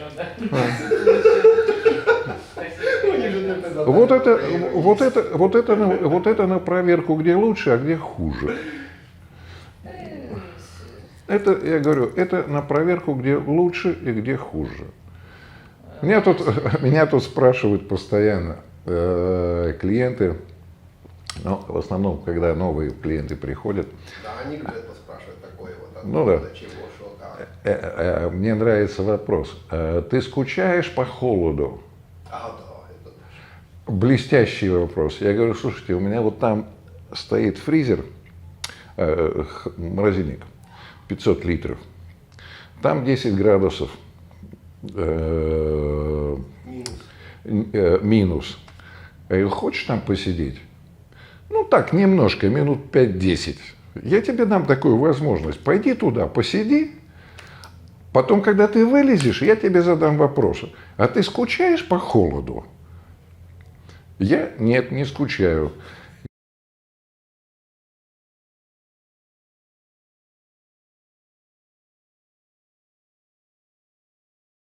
На недельку в снегу покувыркаться, там еще что-то, как турист. А именно по климату нет, не хочу. Не хочу. Меня устраивает то, что я вот целый год хожу в сандалиях. Мне тоже спрашивают, когда вот здесь холодно, скажем так, меня спрашивают, ты не мерзнешь? Я говорю, нет, не мерзну, потому что я привык. Потому что, как и ты, на рыбалку и так далее, ну да, там вадер оденешь, как бы, а ноги-то голые, как бы, и руки голые. Ну, что сделаешь? Ну, 5 градусов, ну, хорошо, 5 градусов. Ну, ничего, привык, скажем так. Потом Ты ничего не привык, ты костру... с моря весь трясешься. Да, да. Сухой. Что значит привык? Ну, правильно, если да. то холодно. Ну, о чем мы говорим? Потом к костру прислонишься, и уже нормально. А когда мы находимся здесь, ну, мне вообще это по барабану. То есть я одеваю кроссовки в том случае, если там надо вдруг... Ну, климат здесь хороший, я так считаю. Мне нравится, к примеру. Да, бывает такая аномальная жара, как сейчас на этой неделе. Сегодня 40 передают, завтра 43. Но это до понедельника. Ну и плюс это аномальная жара. Говорят, что такого не было с 1900 каких-то там годов. Ну, имею в виду в Буэнос-Айресе именно. Вот. Ну и плюс, опять же, кто хочет зиму, пожалуйста, поедьте на юг, там зима. Нет, страна огромная, Да? тут есть провинции, где там постоянно 50 градусов тепла, жары. Да, я видел ролик, поставили на асфальте с Сантьяго-дель-Эстеро сковородку, Да. машины мимо проезжают, яиц набросали, мясо положили, тут же все поджарилось на асфальте и Да. быстренько покушали около дороги. Да, да. Нет, Когда... есть действительно страна очень развитая по поясам, По климату. по климату. И да, если тебе нравится более прохладный климат, ты езжай на юг страны и там. А еще такой вопросик, вот просто он как бы многих будет касаться. Вот смотрите, мы уже ж как бы немножко имеем возраст, соответственно, мы медициной пользуемся, правильно? Потому что чаще, чем молодые люди, я имею в виду. Вам как вот медицина аргентинская кажется более нормальной, ненормальной, вообще как вот Давай в эту тему? Я бы ответил так. Умереть здесь вам никто не даст. Все мрут. Нет, Да, это все помрут. ну да, в конечном итоге закончим на этом. То есть есть государственные клиники, которые совершенно бесплатные. Ну, скажем так, если ты заболел, и если что-то прихватило серьезное, там тебе окажут помощь. И по скорой увезут, и помощь окажут. Ну, государственная клиника, скажем так, дешево. То, что здесь припага, как это перевести-то? Страховка медицинская. Да, если медицинская страховка, ну, там тебе окажут все, что ты захочешь. Ну, вот сейчас с этим коронавирусом, там, с этим карантином, то есть все медицинские страховки стараются не оказывать, если нет срочности. То есть если тебе фигово, и ты звонишь, да, за тобой приедут, заберут и тебе все сделают, скажем так. А так, если просто ты хочешь пройти медицинское обследование, то стараются отказать. Ты звонишь, и звонишь, и звонишь. Ну, счета приходят, платить надо. Счета приходят исправно. Я считаю, в целом медицинское обслуживание в Аргентине хорошее. Это мое мнение. Есть разные уровни, есть разные страховки, соответственно, обслуживают по-разному. Ну, у нас есть, например, знакомый, который, не буду называть имени, он был анестезиологом на Украине, потом здесь подтвердил свой диплом, и сейчас работает анестезиологом на скорой помощи. Не анестезиологом, он просто работает на скорой помощи, Володя. Он не работает анестезиологом. Ну, просто не надо говорить того, чего нет. Понимаешь? Ну, может быть, я выразился неправильно. Возможно. Работает. Ну, завтра к нам в гости должен зайти.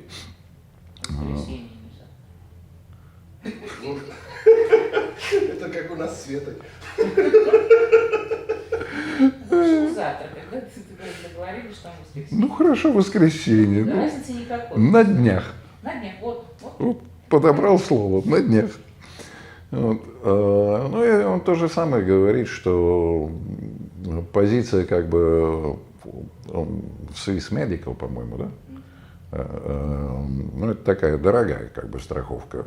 Он говорит, что ну, позиция вот только ну, что-то срочное. Вот там, не знаю, у тебя аппендицит, или там у тебя сердце, или у тебя еще чего-то. Ну, вот. Да, тогда прилетают. А если ты просто, скажем так, ну, решил сходить на обследование. Я как-то 3 месяца пыталась взять очередь на обычное медицинское обследование, потому что я уже 2 года его не проходил, скажем так. Я вообще-то не люблю, как бы, но она настаивает. А какая у вас, извини, страховка? Ну, в смысле, какая вот компания? Это санаторий ГУМС, и мы СОСью. То есть у вас не медицинская страховка, вы СОСью санаторию? Да. Вот потому я так вот слушаю, почему? Потому что у нас, допустим, медицинская страховка, ОСК, я даже назову это профсоюз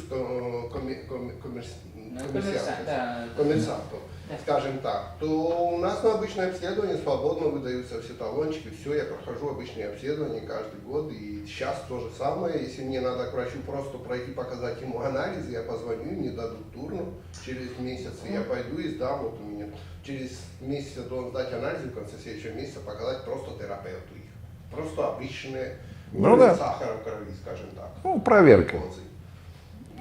Превентивная медицина. Хотя некоторые вещи, конечно, задерживают. Кое-какие вещи, которые должны были сделать за 3 месяца, уже почти полгода прошло, и пока все ждите.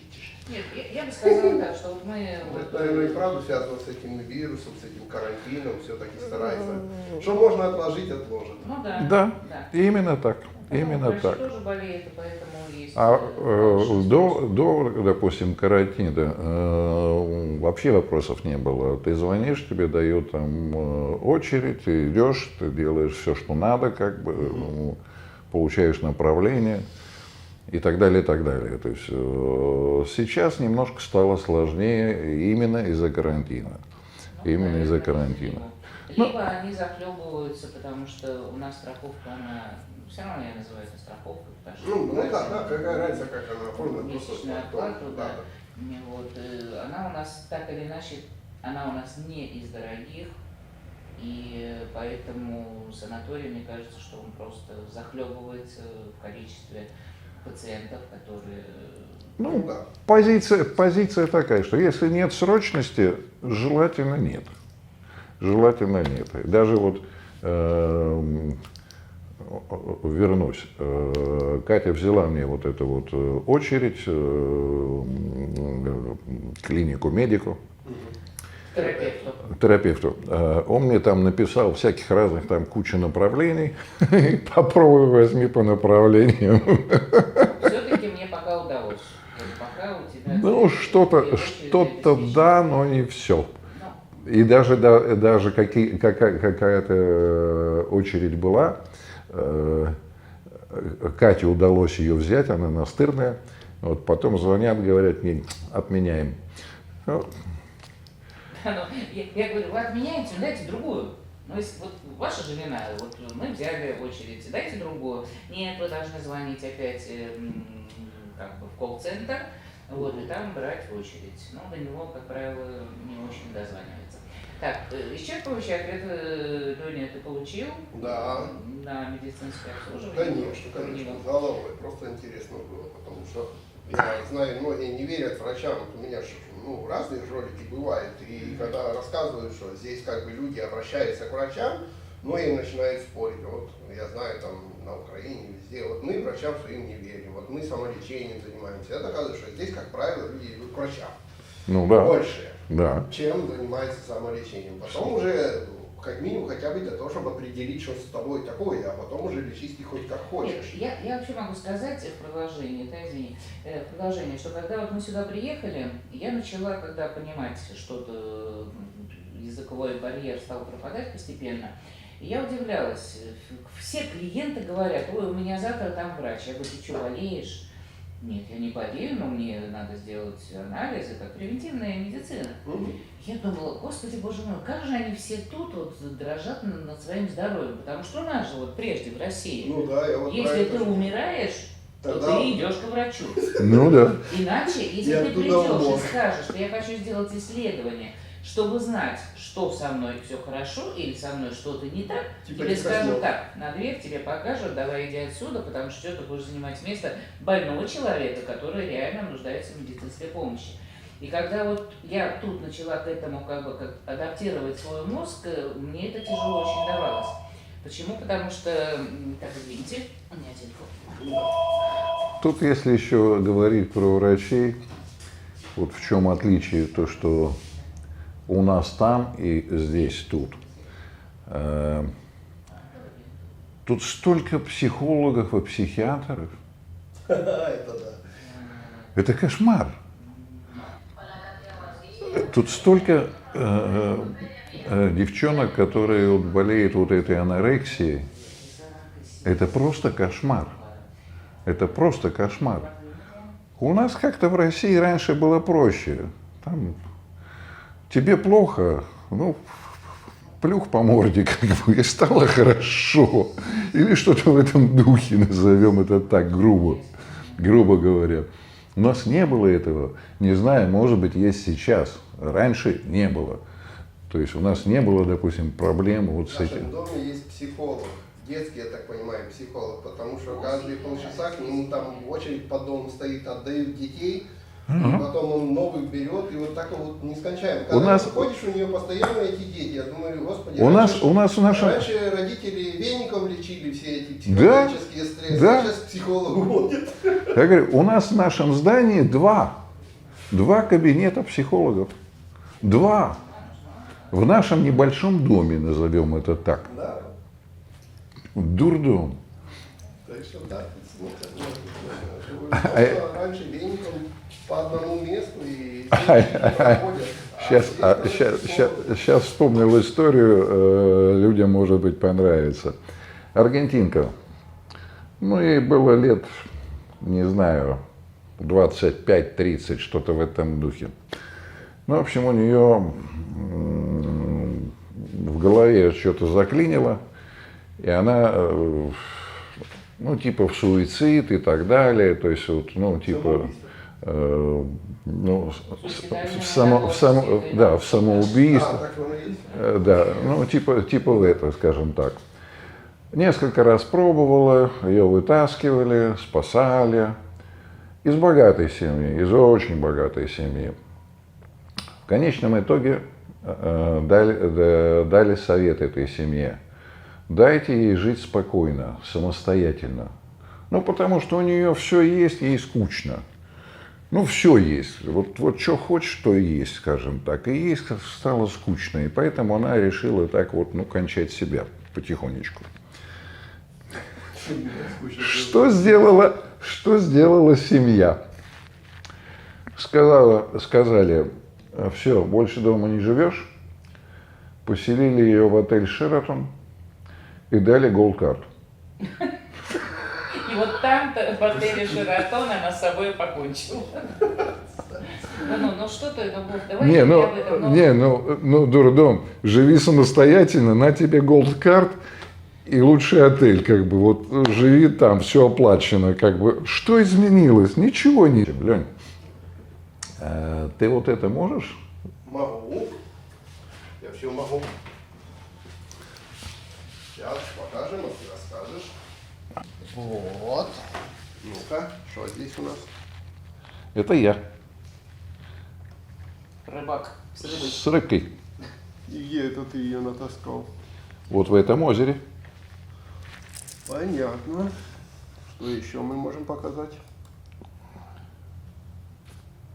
Ух ты, хорошая рыба. А то. Лиса. А то. Это уже безголовая, потому что чистим. Теперь еще. А вот это... А, вот твой парусник. Да, а это ведяшка.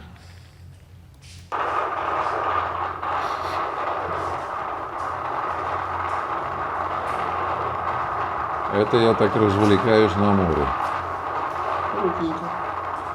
Большой скорости нет, это не кайт. Ну, 30-40 километров едет, мне этого достаточно. И прикольно. Как вам вот за это все время, что вы прожили, да, вот в Аргентине, ну, в принципе, вам нравится или вот, блин, не нравится? Знаешь, как есть вот люди, ну, не могут свыкнуться, не сходят. О, Лень, Сейчас посмотрим. нашел. Ну, раз нашел, давай покажем еще и эту фотку. Глянем, что у тебя там такое, чем ты хочешь поделиться. Ну вот вам рыбалка в Аргентине, видите? Какая крутенькая. Молодец, Карина как Да, раз. но это надо Морская. объяснить, что это не на удочку. Да. На что А ты ловишь тут? Твой любимый вид рыбалки. Ну, поэтому, как ты задал хорошо вопрос, нравится нам в Аргентине или нет, но вот эти фотографии, которые, скажем так, ты туда вмонтируешь, я думаю, ну что можно еще сказать? Мое мнение. Ага. Мое мнение, оно неоднозначное. Почему? Потому что народ, ведь уютность проживания зависит очень много от того, с кем ты общаешься и каков вообще народ. Народ, он везде народ. В России есть люди очень хорошие, есть люди плохие, есть здесь то же самое, есть люди хорошие, есть люди плохие. И, ну, в зависимости от того, кем ты себя окружаешь, потому что если это не семья, Ну да. не родители, не дети, то у тебя есть выбор, всегда есть выбор, кем себя окружать. Даже что касаемо работы. Ты можешь уволиться и уже не испытывать неудобств.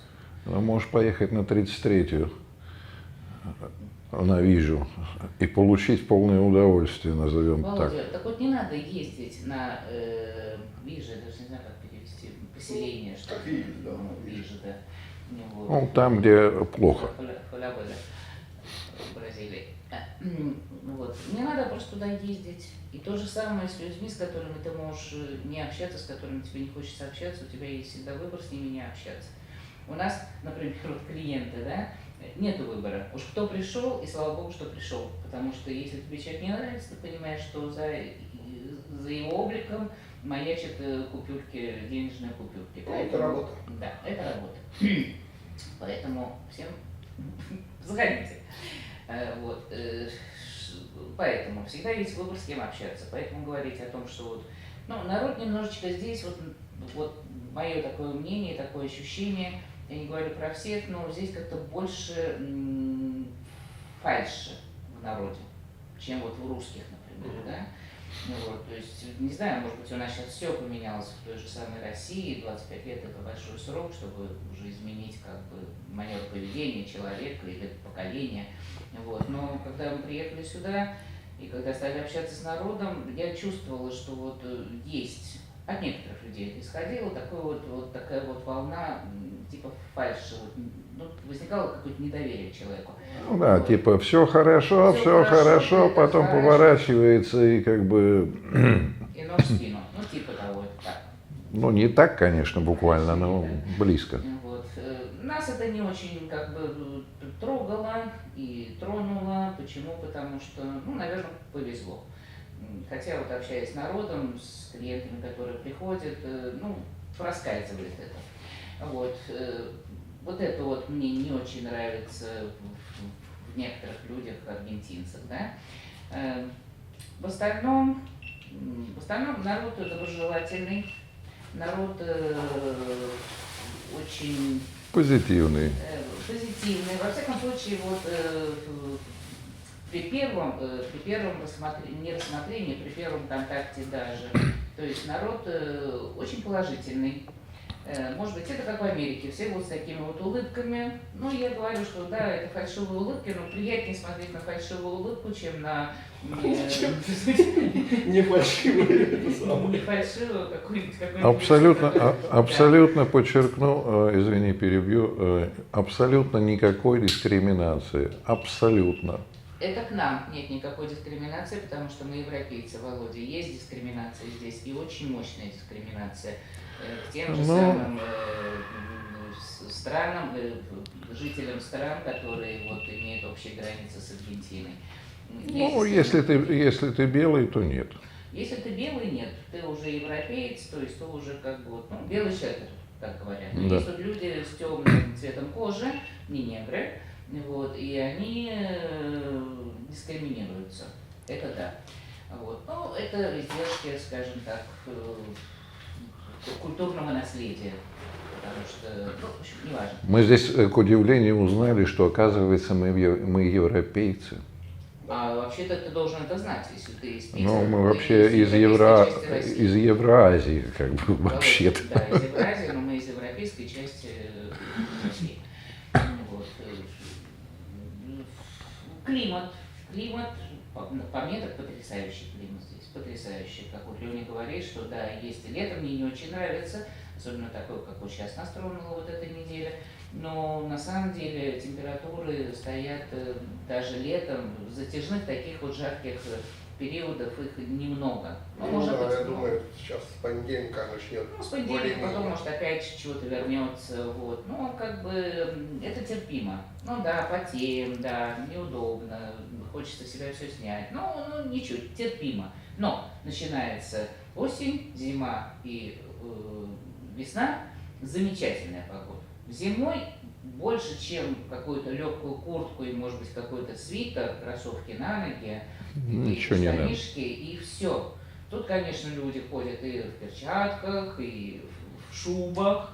Ну, в основном сейчас шубах. Есть странные люди. Ну да, в шапках там. Ну, как бы, кому как, у кого какой термометр внутри. Вот. У меня, извиняюсь, клиентка вчера приходила. То есть жара, вот сейчас жарко. Она пришла в куртке. Да. 40 градусов в куртке. Да, но есть люди более устойчивые к жаре и к холоду, а есть... Есть разные люди, есть, назовем это так. Да. Вот. Аргентина очень красивая страна, очень разнообразная страна. Мы очень мало знаем Аргентину, нам удалось побывать вот в разных поясах, но очень немного мне хотелось путешествовать по Аргентине как бы больше. Вот. Ну, страна очень зеленая, естественно, климат здесь такого, что предрасполагает к тому, чтобы зелень росла. Очень плодородная страна. Единственное, всегда нас удивляет, ну почему? В такой стране, как они говорят, вот тут есть такая тут поговорка, что посадишь семечку и уже все само по себе растет. Вот, ну почему эта страна вечно зеленых помидор? Тут купить вкусный помидор невозможно, просто невозможно. Цены такие, как спрошу, откуда привезли, так вы же ее с Европы везете, что ли, в овощном магазине? Я говорю, что это как в России говорили, Россия вечно зеленые помидоры, как бы.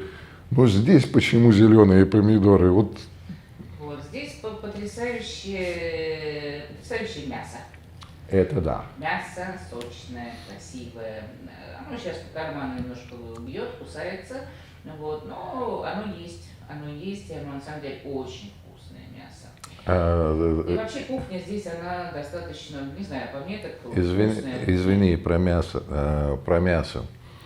Ну, я знаю, что в России тоже продают аргентинское мясо, но то, что продают в России, я ездил, как бы видел аргентинское мясо. Я бы такое мясо вообще не купил. Ну, не продавал. Не знаю, смотрите, мой сын не так давно был в России, был вот он буквально несколько месяцев назад, и он там бегал по Москве, искал аргентинское мясо, находил и выкидывал, и кричал, это не такое мясо, это не аргентинское мясо, это... И говорит, приехал сюда, и первое, что он сделал, он сразу побежал в мясной магазин. Он говорит, не нашел. Жил в Москве 3 месяца. Лень, вот аргентинское написано, все, но оно говорит не такое, оно какое-то перемороженное, переквашенное, сухое, не то. Я говорю. Я привык.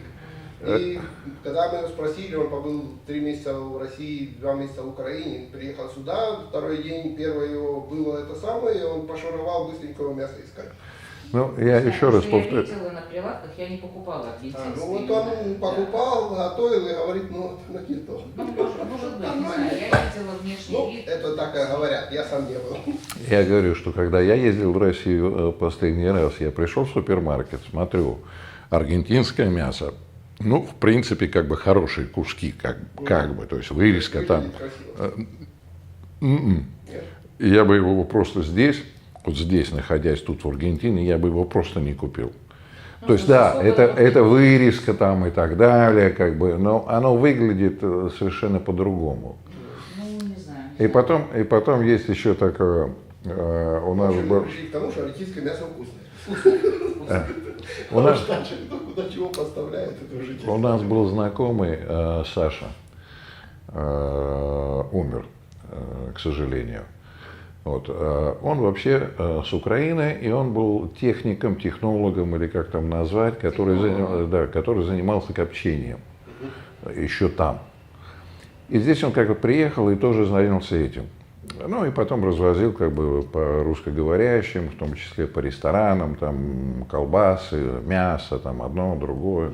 Так вот он говорил, что здесь закоптить мясо значительно сложнее. Почему? Потому что на 40% больше сока. То есть дольше процесс идет, чем, по идее, должен идти там, в сравнении там, с отечественным мясом, назовем это так. Вот. То есть он занимался вот этим и объяснял именно это. Ну и второе еще по поводу мяса, в школе затронули тему.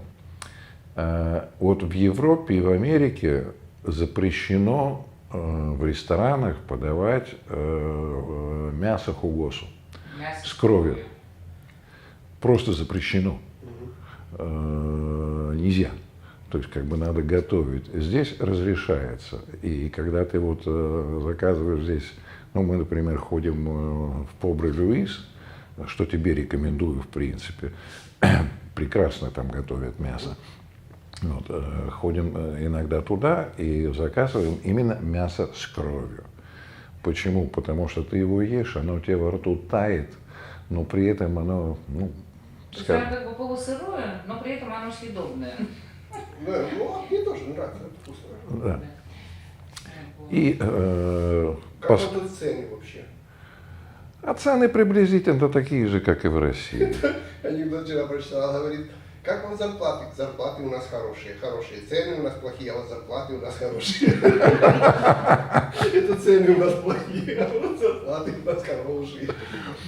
Нет, ну я считаю, что цены в Аргентине достаточно высокие по... Ну, в последнее время как-то так все это... Инфляция здесь, она семимильными шагами движется вперед. Вот, и я просто из чего исхожу, что есть, например, вот в нашей рубрике есть минимум заработной платы, да, как, правда, никого у нас нет из работников, ну, сейчас уже немножко дезактуализировано. Вот, но в свое время было так, что я понимала, что то, что мы должны минимум платить человеку, этого не хватает для того, чтобы покупать, там, скажем, фрукты, овощи, далеко от мяса надо находиться. Ну, зарплата была 15 тысяч, скажем так, а на 15 тысяч прожить нельзя. Ну, да. Ну, если нельзя. Только фамилия, семья, там, не знаю, 4, ну, если там, человека, ну, хотя бы 2 работающих человека, тогда можно было свести концы с концами. Ну, я могу сказать и по-другому, когда мы вообще приехали сюда. Тогда цены были какие-то низкие, Володя. Ну, тогда было... Картошка на онце была 5 килограмм за 1 песо. Да, и мясо тоже. Белая 3, а такая, знаешь, черная, как вы ее называете. Да, но... правда, и зарплаты были другие. Ну, по первости... 500 песо, это была хорошая зарплата. Ну, тогда же 1 к 1 было. 1 к 1 было, да. Вот. Это было мало. Нет, это было нормально. 500 песо это была средняя нормальная зарплата. Помнишь магазин todo por 2 pesos? Помнишь Да, магазин да, todo por 2 pesos? Что не зайди в целый магазин каких-то побрякушек, товарчиков, но все они 2 песо стоят. 2 песо стоили, да. Сейчас за 2 песо не знаю, вообще ничего. А вообще никак. Его даже нет уже, по-моему. Даже сдачу тебе сейчас, вот тебе должны сдать дачи, там, скажем, там около 20 песо, вот у меня было, я сходила в магазин, и я даю 100, а должна была заплатить 13 песо 13 единиц песо, да? Вот. И мальчик мне говорит, нету. Я говорю, у меня нету других денег, только 100. Вот. И он мне 100 возвращает и говорит, не надо. То есть 13 песо сейчас уже даже, Ну, пачка сигарет на данный момент стоит, грубо говоря, там, недорогих сигарет, подчеркиваю, недорогих. 200 песо, 230? Нет, 130, 140 А вот песо. о чем ты говоришь? Ты какие сигареты куришь? Дешевые. Дешевые? 220 песо наша пачка сигарет Да. стоит, а твои дороже. Ну, счастливые денег не считают. Ну, так ты идешь, и несмотря на цену, ты все равно покупаешь сигареты. Ну, покупают, Я что купила 2 хочешь. пачки сигарет, 460. Лицензия на спортивную рыбалку в провинции Буэнос-Айрес на год стоит 70 песо. Твоя пачка сигарет стоит 220. Не, я тогда, с твоей подачи, я тогда прикололся, я таки пошел и купил лицензию, думаю, а что будет? Вот я аж по 2 покупаю в год, чтобы просто помочь родной провинции. И когда я купил лицензию, мне дали допуск в этот сайт поизучать, чего можно, чего нельзя. И тут я нашел такую очень интересную штуку. Ну, там горбину можно такую, в сезон такой, лису так, там, сям, то есть, ну, куча всяких, скажем так, вот условий, там, пехерей. Это все название рыб. Лис, горбина, Да. Пехерей мы тут выяснили, что, оказывается, это корешка. Ну да. Пехерей это корешка. А Да. горбина это толстолобик, или как это называется у нас в России. Ну, не суть. Ну, не важно. И вдруг наталкиваюсь, что, оказывается, акулу надо всегда возвращать. Да, акул нельзя брать. Зубастых. Зубастых. Беззубых, типа катраны, берите сколько хотите. Ну, ты попробуй возьми. Я он привез и закоптил катрану. Да, катрану мы наловили, оставили там, чтобы их продали. Оставили тем, кто чистит рыбу, чтобы они продали туристам. Да, катрану, пожалуйста, бери, катран разрешен. Ну, катран по-русски называется, здесь он называется, как он тут, ой, забыл, как он тут точно называется. В общем, акулы, которые с зубами, они защищены законом. Их надо, ну, если ты их поймал, ты их выпускаешь. Которые беззубые, наподобие катрана. Что это за дискриминация? Они могут ловиться как калина, как все остальное. Поэтому ты начал зубы терять. Да. Так вот, Лень, я озадачился, думаю, почему? То есть, в чем причина?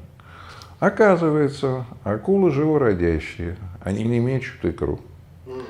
Оказывается, для того, чтобы они там, ну, скажем так, достигли возраста, чтобы там чего-то там произвести, там им надо типа 15 лет. То есть самовоспроизведение, оказывается, у них очень сложное. Вот поэтому как бы и запрещено. Но мясо у них блестящее. Да, мы один раз на удачу в китайском городе, вот китайцам все можно, а может быть у них была как раз Ну, не зубастая. может, привезли из Чили, может быть, из откуда-то, Вот, да. мы купили мясо, кусок рыбы и акулы. Очень похоже на курицу, потому что очень белая, ну, не знаю. Очень вкусная. Очень вкусная. Так, вот. О чем еще поговорим? То, что все всегда спрашивают. Всегда. Кто что-то про Аргентину, особенно новенькие или, ну, скажем так, 2 из 3 это о безопасности. Там говорят, что на улицах всех режут, все убирают, телефон нельзя, вас обкрадут, вас изнасилуют, вас убьют. Это как-то не знаю, откуда пошло, то ли от первых иммигрантов, то ли откуда, но вот чем все рассказывают, что тут дикая страна, дикий этот, который вот на улице, безопасность на улице. Вот как вы считаете, вот вы уже прожили 25 лет, ваш опыт безопасности на улице? Ну, смотри, вот наш опыт был таков, что один раз у меня украли телефон, ну, это по моей собственной безалаберности, и один раз, когда сыну было лет, наверное, 12-13, его сняли с велосипеда. Просто так вот подошли и сказали, мальчик, отдай велосипед.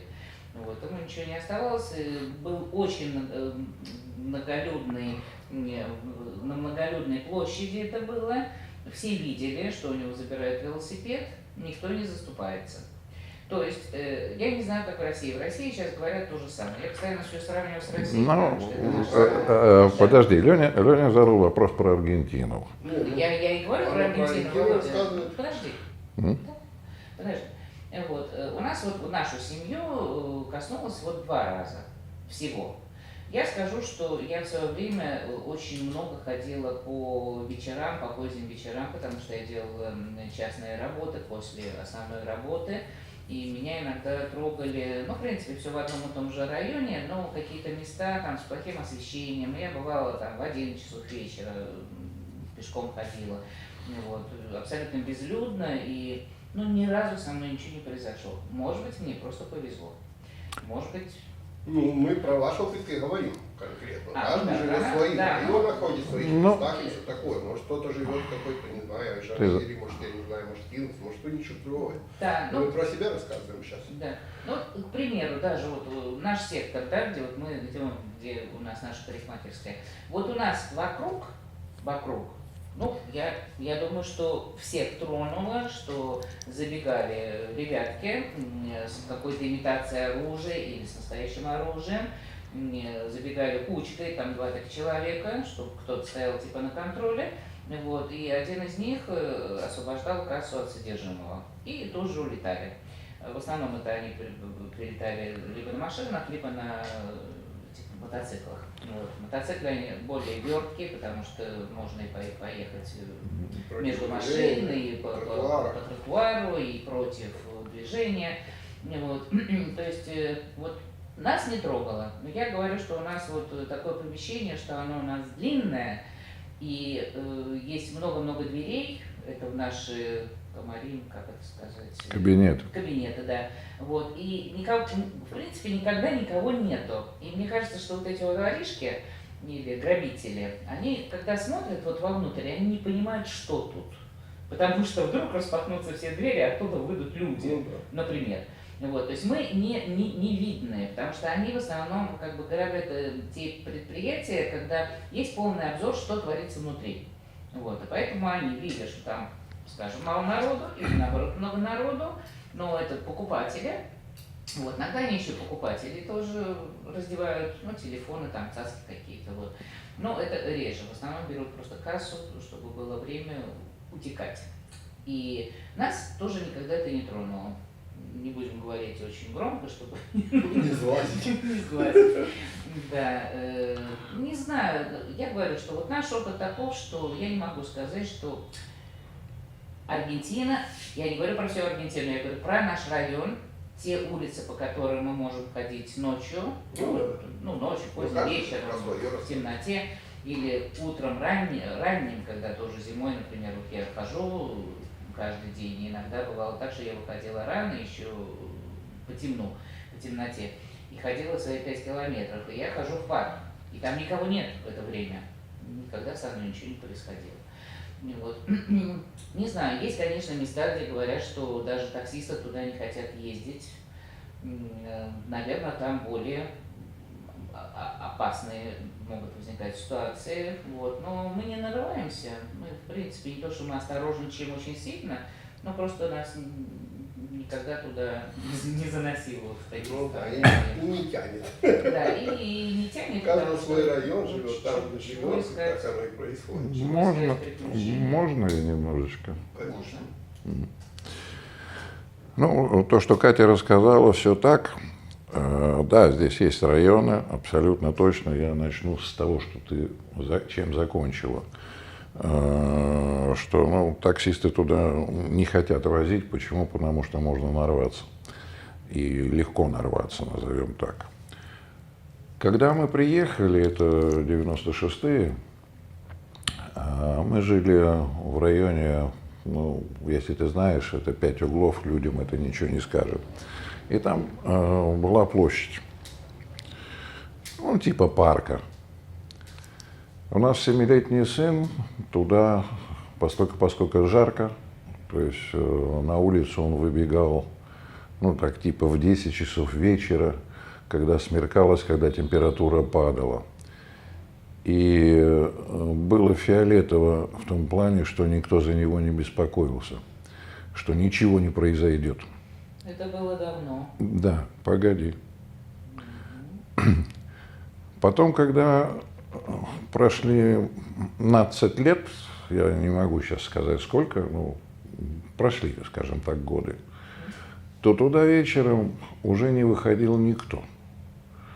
Почему? Потому что там появились наркоши, появились, ну, скажем так, неприличные молодые люди, назовем это так.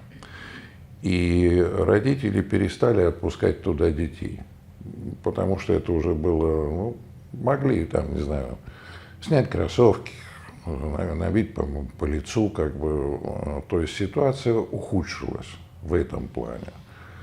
Что касается здесь, этого района, ну, в последнее время мы держим, как бы, вот, дверь на решетке. Это с коронавирусом, чтобы так контролировать дверь и так далее, и так далее. Ну, лет 5 мы работаем просто с открытыми дверьми. То есть у нас дверь была просто открыта настежь. И мы никого не боялись. Если говорить, что случалось в Баррио, то есть в районе, ну, в основном это то, что называется моточорос. Это... То, мне кажется, стало меньше последние годы. Установили много камер, установили много контроля. Кажется, что я так вот смотрю по соседним, как бы, вот этим локалям, и уже почти никто не жалуется на это. У нас тут тоже сейчас спокойно. Конечно, но никто не скажет, что не застрахован. Меня тронуло. Есть более, ну, сказать, тут и правда, камеры теперь на каждом углу, полицейские на каждом углу. Есть другие районы более глухие, где им можно поживиться, чем да. здесь на самом да. перед всеми вот это. Абсолютно верно. Меня тронуло только один раз. Ну, то, что вот Катя рассказала, что у сына он был маленьким, поехал не туда, куда надо, скажем так. Ну, и у него отобрали велосипед. Вот, это то, что Катя рассказывала. Меня здесь тронуло только один раз. Второй раз я видел, это моточоросы вот там напротив, где цветочный киоск, пытались грабануть какую-то женщину, отнять просто банальный телефон. Ну, цветочница, решительная женщина, она как бы сбила, у нее стол такой, она его как бы толкнула, в общем, короче, мотоциклист упал, ну, и они в страхе убежали, скажем так. А меня один раз тронуло, нет, вру. Ну, рассказывай. 2. Это по приезду, Вижу Божестер, меня туда пригласили в клуб. Да, в провинции, в клуб, и там были вечерние тренировки, как бы я туда поехал, и последней электричкой должен был возвращаться. Ну, пристал ко мне один, ну, выписал я ему в пятак, скажем так, быстро убежал. Они же здесь маленькие, ты больше 2 метров. Блин, как тебе могли вообще писать? Он, наверное, сидел. Ну может так. Может из-за этого, блин, я вообще думаю, как он мог подпрыгивать в 2 раза, чтобы до тебя достать. Или совсем обкуренный. Ну да. Ну и здесь один раз тронул, пошел к китайцам. Вдруг... Это китайский магазин. Да, китайский магазин. Влетели 3. Один там это с револьвером, у меня тут патрон, кассу. Ну, китайка, она тоже как бы китайка, как бы она непростая, она кассу отдавать не хотела совсем. Не отдала.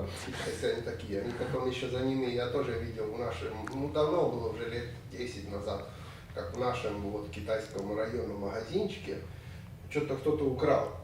Так эти китайцы кинули магазинчик, еще 2 квартала с бутылками в руках гнались за ним. Отобрали, блин.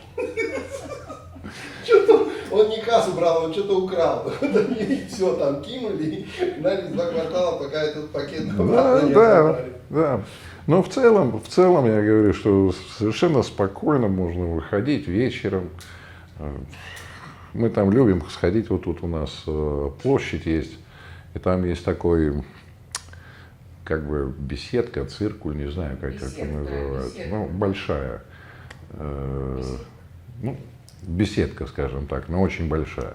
Вот, там на конец недели собираются люди, которые танцуют танго. Да, есть, точно. Я знаю, какую беседку вы говорите, да. На Хураменцева туда, в сторону этого. Там, Да, в сторону. Между вашей улицей и Хураменцева. Да. Там беседка. Ага.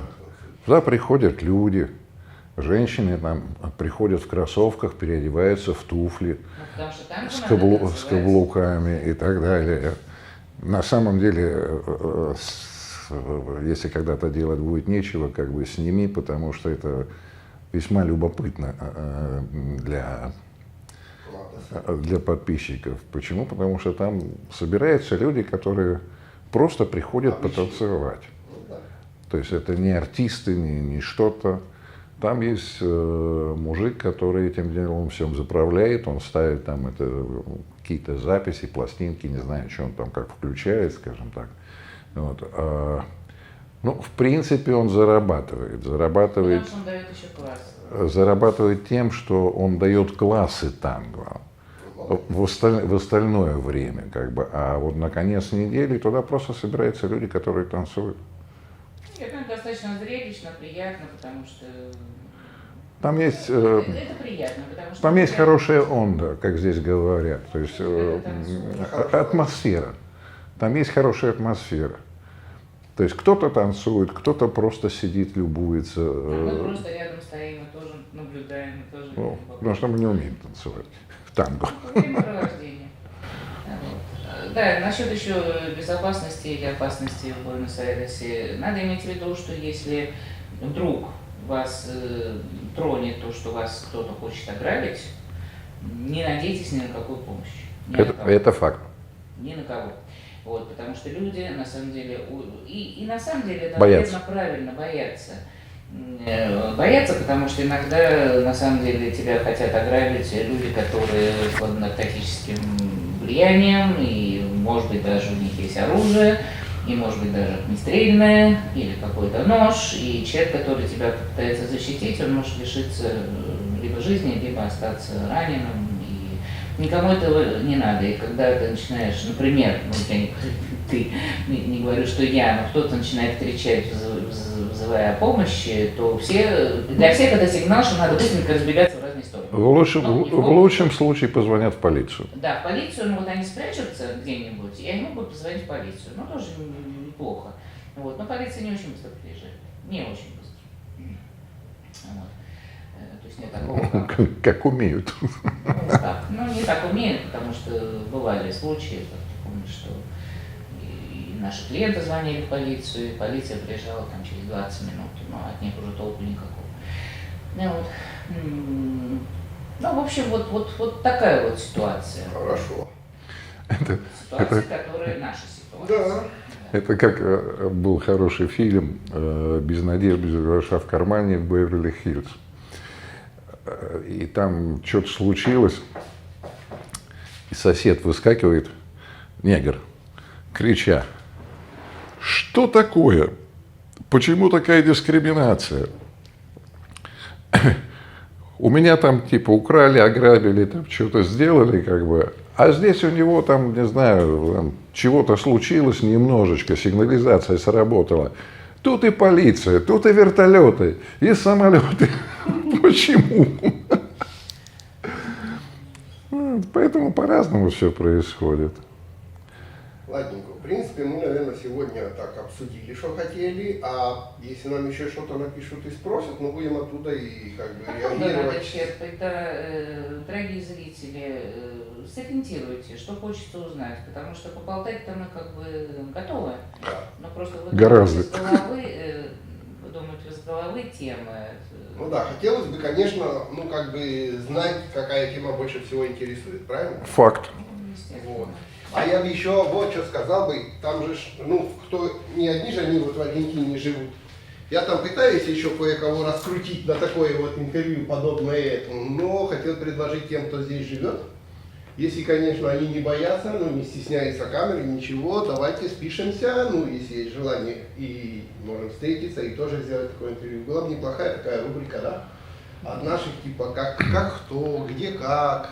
Да, мало ли в других городах Аргентины. Я могу установить связь и по-другому чтобы сделать такое интервью. И было бы интересно, так что у кого есть такое желание и тут сидит и думает, блин, вот точно, вот дам я Лене интервью, а потом хоть на старости лет смотреть буду. Вот, поэтому сегодня я у Лени спросила. Не могу ржать, зуба нет.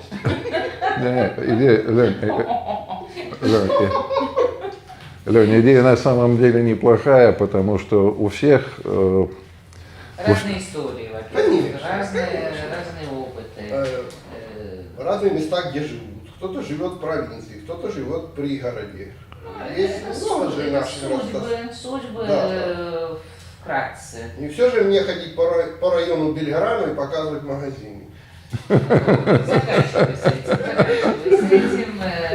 Давай раскручивай людей, потому что, ну да, может быть, кому-то будет неудобно говорить на камеру или просто рассказывать о своей жизни. Ну скажи, это же не страшно. Ну, кто-то пойдет, а кто-то нет. Ну, во всяком случае... Мы же обращаемся к тем, кто пойдет. Правильно. Кто не пойдет, пускай ставит лайки, подписывает дедушек, бабушек, сидит на диване, трескает чипсы, смотрит. Что теперь? Главное лайки. Лайки. Главное иметь хорошее настроение и смотреть вперед, а не назад. Про то, что было назад, ну, можно рассказать, можно поговорить, как бы кому-то, может быть, что-то это поможет. Главное смотреть вперед и смотреть позитивно. Так вперед-то мы пока еще не знаем, что будет, а назад-то мы знаем, а мы об этом назад и разговариваем. Все, пока. Ладненько, дорогие зрители, мы будем на сегодня заканчивать, а вы пишите вопросики. Спасибо. Спасибо всем. Привет. Привет, Леонид. Итак, смотрите, как мы и обещали, будем рассказывать про то, как живут семьи иммигрантов в Аргентине. Мы один раз рассказывали про тех, которые выращивают огурцы, теперь про производство. Вот познакомились с Сашей, они тоже не очень давно приехали сюда и заодно занялись здесь производством. Вот мы приехали в гости и попросили Сашу рассказать и о себе, и о своем производстве. Это точно. Привет, друзья, я Саша. Я так обычно начинаю свои видео, а теперь мое видео будет также начинаться у Леонида на канале. Историю про меня я рассказывать долго не буду. В Аргентине я оказался, потому что я помогал украинским беженцам уезжать от войны. Меня хотели посадить. Я думаю, я Леониду скину ссылки на мое интервью и на небольшой фильм, про который меня здесь, про нашу семью. Ну вот мы в описании установим, кто более подробно хочет все увидеть. Да, чтобы сейчас просто это все не рассказывать. В описании ссылочки оставим. История очень долгая, на самом деле очень нервная, и не хочется опять все эти эмоции переживать. А здесь мы собрались только для того, чтобы показать, как мы живем, и что мы делаем. Изначально я, приехав в Аргентину, мониторил чаты, потому что я повар и хотел готовить что-то необычное и вкусное. И приехал я сюда с японской едой. Я готовил поки, рамены, в основном у меня были поки. Потом я переходил уже на более традиционную кухню русскую. Но, к сожалению, за год у меня так и не получилось это развить. Начался кризис, цены выросли, и одно блюдо изначально мне там, например, поки стоило 8 тысяч песо, и с моментом повышения цен, с кризисом, оно начало доходить до 18. Люди просто перестали покупать, и смысла готовить этого не было. И потихонечку я не хотел переходить на пельмени, да, откроем тайну, мы здесь делаем пельмени, самые вкусные в Аргентине, но с моим внутренним перфекционизмом и любовью к труду я придумал самые идеальные пельмени в Аргентине. Я вам сейчас покажу, как мы их делаем, ну и кто захочет, может у нас их заказать, попробуйте, чтобы я не был голословным человеком. Сейчас пойдем посмотрим. А насчет цен в Аргентине, это вот 100%. Смотрите, за последний год где-то, ну, приблизительно, доллар практически не подскочил в цене, но зато все цены очень сильно подскочили. Да, это вот прямо такой парадоксик. Вот даже я беру по нашему спортклубу, куда мы ходим заниматься спортом, чтобы мышцу качать. Начинали год назад, там, к примеру, платили где-то около 20 тысяч в месяц с человека. Сейчас пришло, что с мая месяца будем платить 80 тысяч с человека. 66? Хорошо. Ну, почти 80. Ну да, 200% практически. То есть 66 в 3 раза, а доллар как был где-то там, ковырялся, 1200-1300 там песо за доллар, так он и остался. Но цены растут. Так что, ребята, тут вообще непонятки идут у нас. Сегодня встретила своего земляка по бывшему СССР, можно сказать. Вот я кофе пью. по ремонту моего компьютера и заодно поговорили немножко. И хотела сказать, что очень нравится нам в Аргентине жить. Мы живем практически 11 месяцев здесь. Очень довольны. Ну вот климат тебе нравится? Ну в Аргентине. Вот что тут Климат? жарко, а зимы мало совсем. О, что зимы мало, очень нравится. Ну, видишь, вот, к примеру, практически же нет зимы. Вот сейчас уже розы прошли, Санта-Роса, так сказать, или уже прошла, или еще чуть-чуть будет, но уже вот будет такое начало. Очень здорово, что И до мая практически. впереди еще столько месяцев лета. Ну, видишь, у них уже заканчивается, они все там уже обливаются жара, слезами, там, и тут еще такое. Мгм. Вот все впереди. Мягкий климат. Влажность Люди есть. тебе вот нравятся, тебе как бы вот относятся, ну ты чувствуешь, что тебе говорят, что ты иностранка, там, что тебе там нехорошо, как к иностранке. Ну, Мне допустим, в ко мне- магазине или там где-то, где ты общаешься. Вот Ко как мне бы. хорошо все относятся. Сразу замечают, что приезжая. То есть Я не, ещё- не есть вот такого, знаешь, как говорят, как дискриминации, ну как бы по нации. Нет. Мне кажется, что наоборот, чем, как говорят, Украина или там Россия, но все равно, если оттуда, они считают, что это даже более образованные люди приехали. Как бы.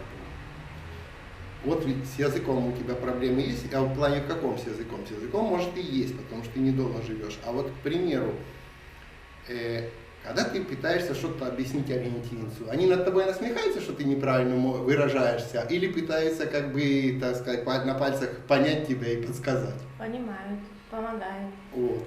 Вот в этом плане именно не насмехается же над тобой, что, к примеру, ты не так слово сказала или не так выразилась. Да, В помогают. принципе, пытается наоборот понять или поправить, или объяснить, но без насмешек, правильно?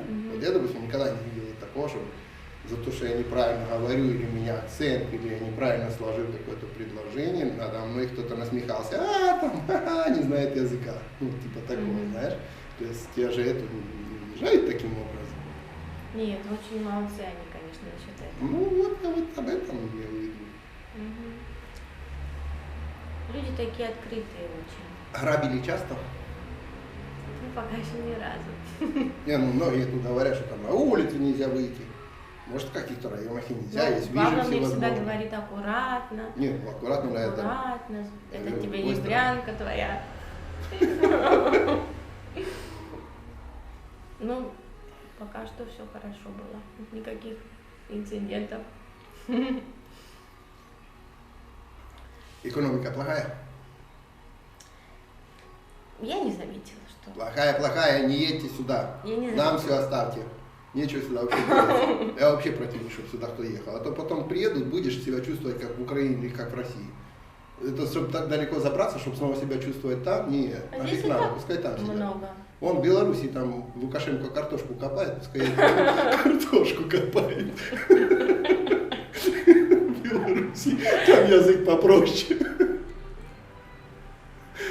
Здесь тоже много, да, украинцев? Да. Даже больше, чем русских. Здесь раньше была вообще толпа здоровая, пока было 1 к 1. Здесь же тоже была своя перестройка, когда все скакали. Это лет 15 назад. В 2000 году, да, лет 15 назад. Так вот, до этого, здесь на каждом углу сидели, не будем оскорблять нацию, но это было так, эти молдаване. Они все, как на работу, со своими костылями утром гуськом шли, рассаживался каждый со своим костылем на перекрестку, у каждого было свое место, и все зарабатывали бабки, просили целый день. Как только 1 к 1 перестало быть, и курс пошел расти, стало невыгодным, куда это все и делось. Все поехали в более богатые страны зарабатывать. Здесь остались только самые стойкие, кто уже, как говорят, так, все равно пережил или привык, или нравится. Таким идиотам, как я, просто нравится. Ну, сейчас ждут все, что будет после выбора президента. Ждем, а что получится, это другой вопрос. Все ждут. Ну, родителям что-нибудь расскажи, чтобы не переживали там. Я зову их в гости. Очень хочется, чтобы они приехали. Кстати, без визов. Да, это очень хорошо. Купили билеты и приехали. Дай бог, все получится, может быть, на следующий год. Мы тут уже живемся более-менее.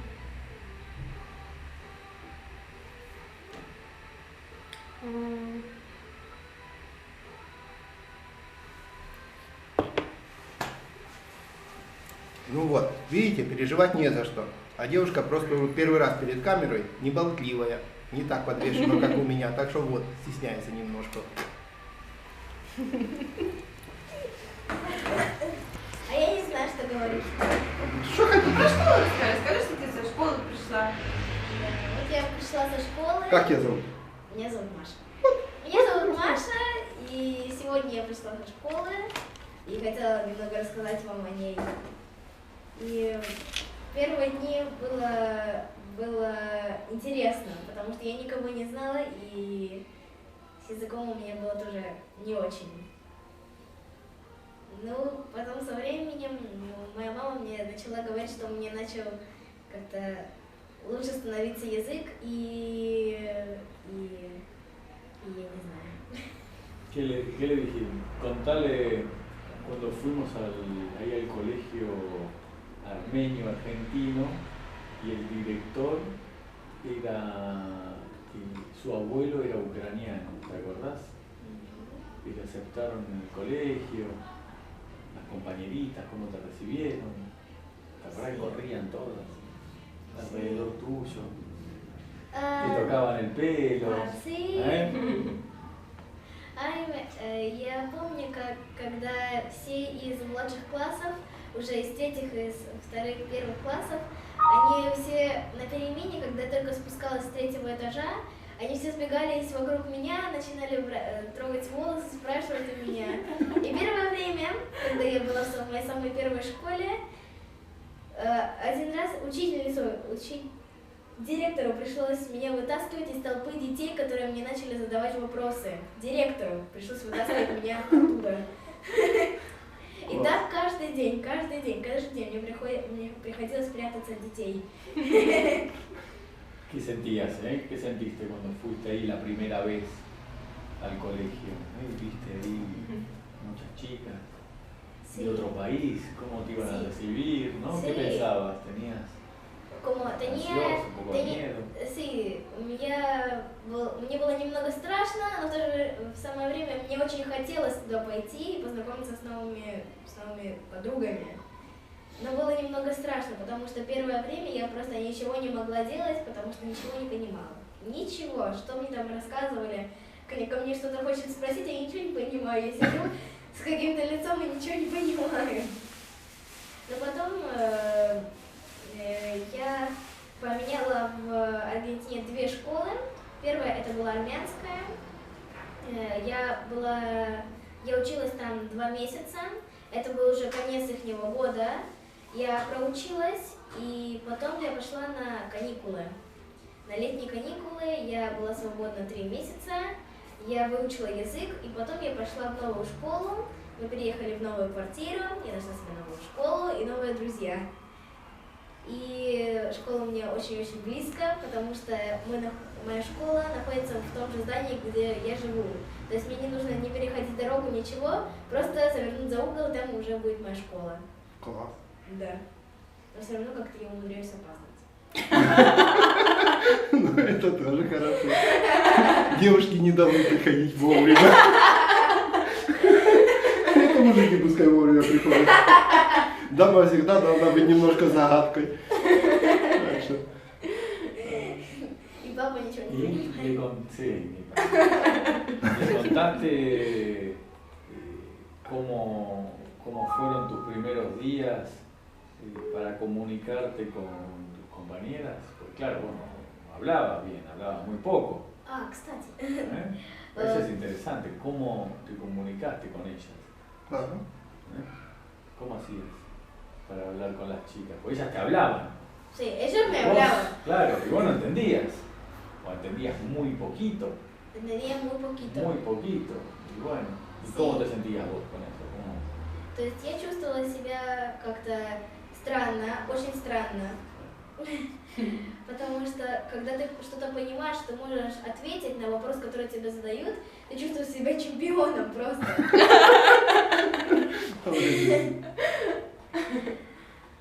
Первое время мне было очень сложно, я даже не могла читать нормально, и мне нужно было какое-то время, целый час, чтобы прочитать одно слово. Ну, Потом дети понять, что оно значит. Не смеялись над тобой? Не, они не смеялись надо мной, но никто меня не обзывал, наоборот, некоторые начали помогать мне, и все начали мне помогать, там, хочешь, я сяду с того, чтобы мы сделали что-то вместе, то есть дети, они обращались со мной хорошо. Но когда я пришла в школу, все, я сейчас в 5 классе, и все уже нашли себе какую-то группу. И я наконец-то нашла себе друзей, потому что у меня были друзья, все девочки меня любили, и то есть у меня сначала не было группы, в которой я была постоянно.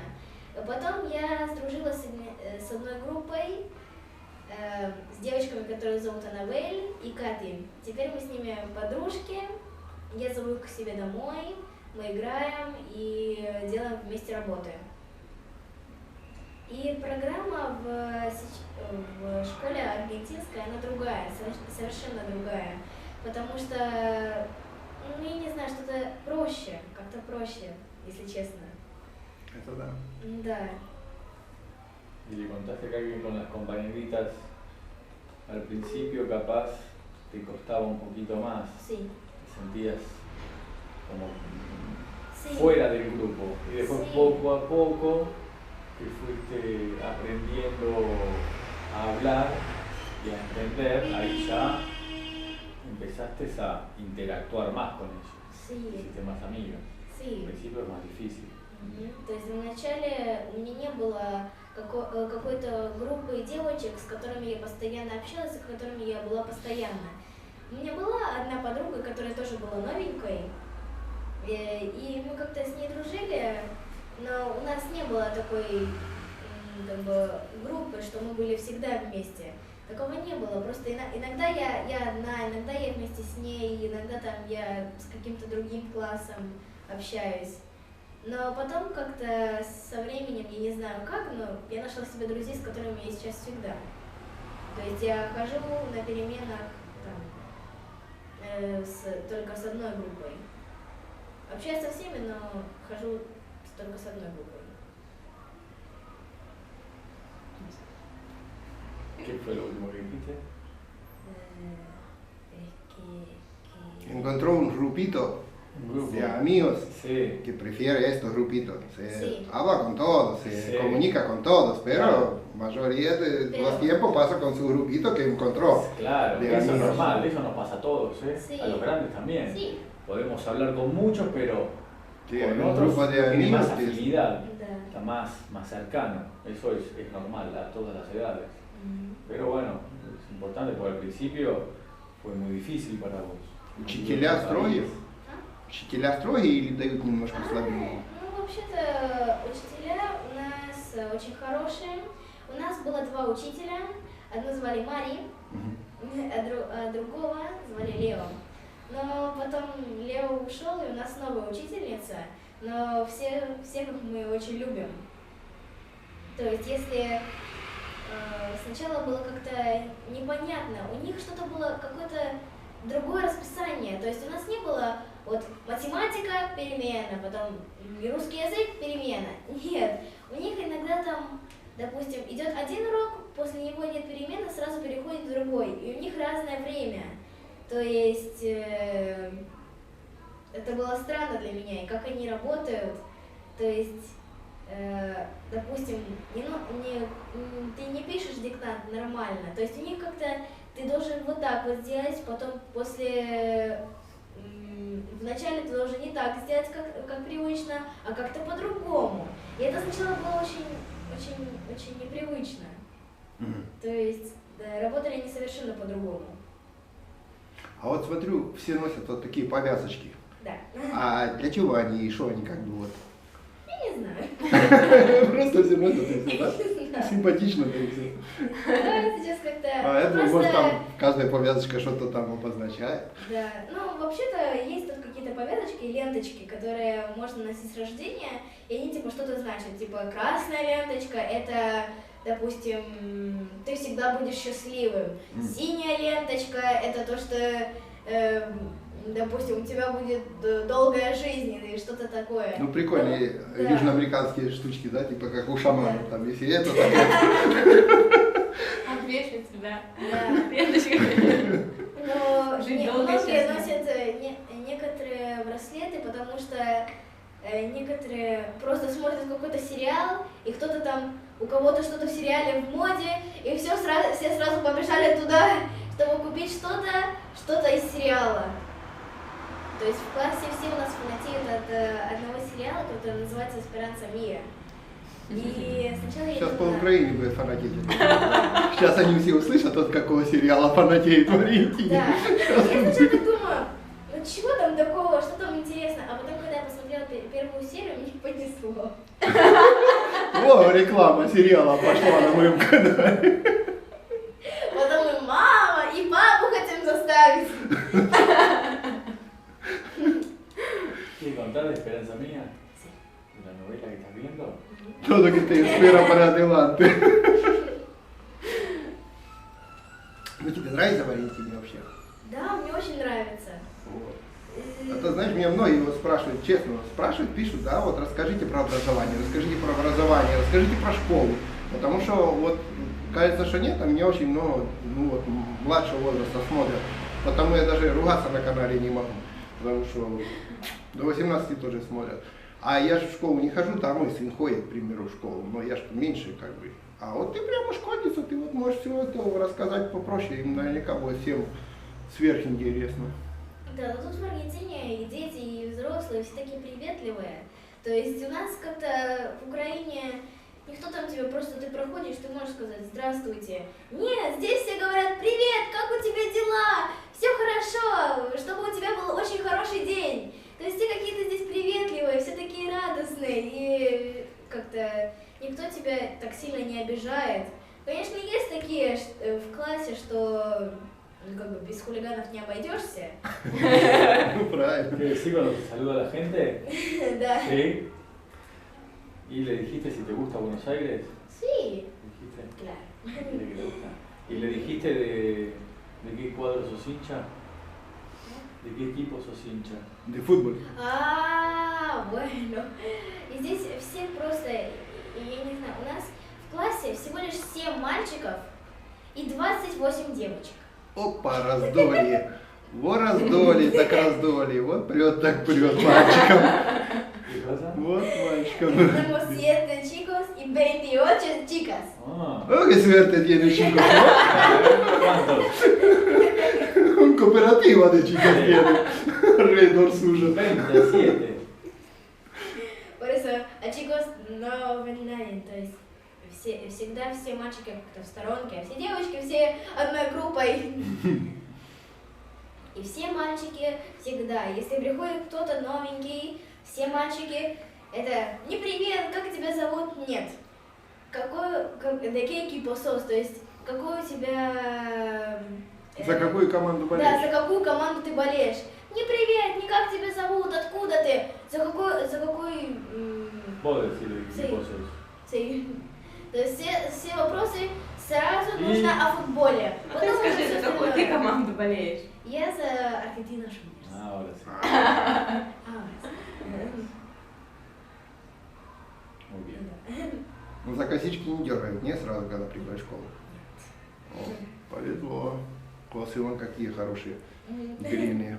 Если бы дергали, уже давно повысмыкивали. А бабушке и дедушке будешь привет передавать?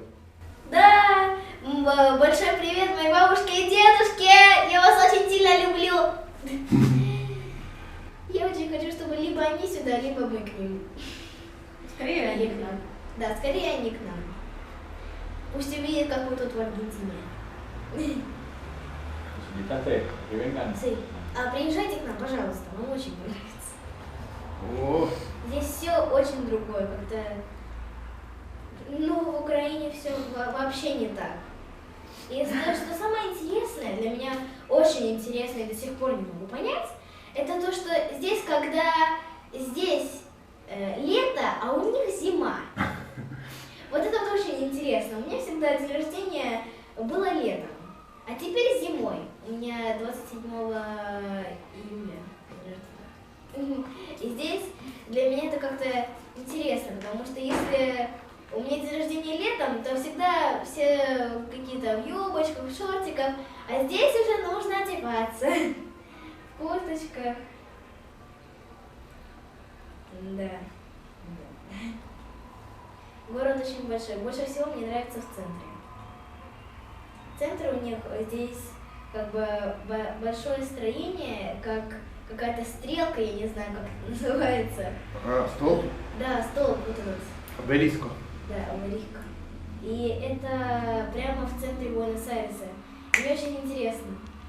Было очень интересно побывать там, походить. Я помню, когда мы искали нашу остановку. Вот тогда мы долго ходили. Puerto Madero. Sí, ¿te acuerdas cuando estábamos buscando la parada? ¿Cómo En el centro? llovía? No, la parada. Que estábamos volviendo de... Sí, pero fuimos un día a caminar por Puerto Madero y llovía mucho. ¿Te acordás? Que nos tapamos con el paraguas de Marilyn Monroe. Y ese día caminamos y buscábamos una parada. Ah, ¿ahí estaba la lluvia? Sí, llovía mucho. Ah, ¿No te acordás? Ah, yo me acuerdo cómo estábamos caminando, pero no me acuerdo que había la lluvia. Sí, llovía mucho. Ночи промокли там. Sí. Я думала, там было сухенько, жарко. Ну, еще хочешь что-нибудь рассказать? Так, я Давай. Я думаю. Правильно. Пешка нужна только при ловле блох. А, здесь интересно тоже, как-то они здесь учатся 12 лет, потому что сначала ты до 7 класса называется примария, то есть ты ходишь в одну школу до 7 класса. Начальная. Да, начальная школа. А потом ты переходишь в другую школу, в которой называется секундария, это уже второй называется. Второй год, не знаю, средний. Среднее будем называть Да. это. Если та начальная, это будет средняя, потому что высшее образование получишь уже в институте, правильно? Значит, назовем ее средней. То есть в начальной школе ты учишься 7 лет, а уже в средней школе ты учишься 5 лет. 12 лет.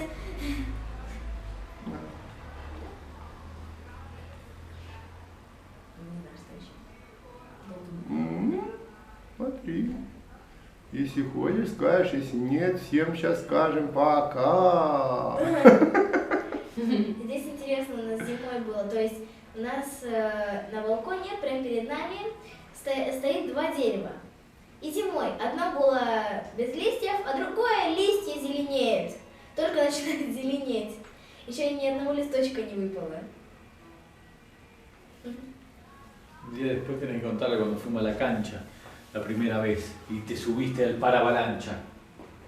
¿Fuiste a la cancha? Sí, ella fue varias veces. Ah. She Stewart de Hooligan Star. А, Tengo que ver esa foto, no sé dónde está esa ну foto. да, конечно. Здесь же все фанаты футбола. Поэтому, когда я первый раз поехала на футбол, На стадион? да, на А стадион, на какой стадион ездили?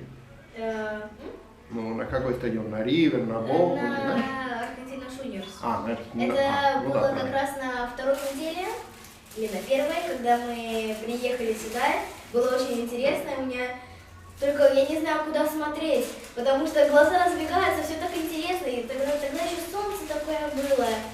И я была в короткой майке, и там, где я стала на одну такую перилу, и мы начали с Павликом там кричать.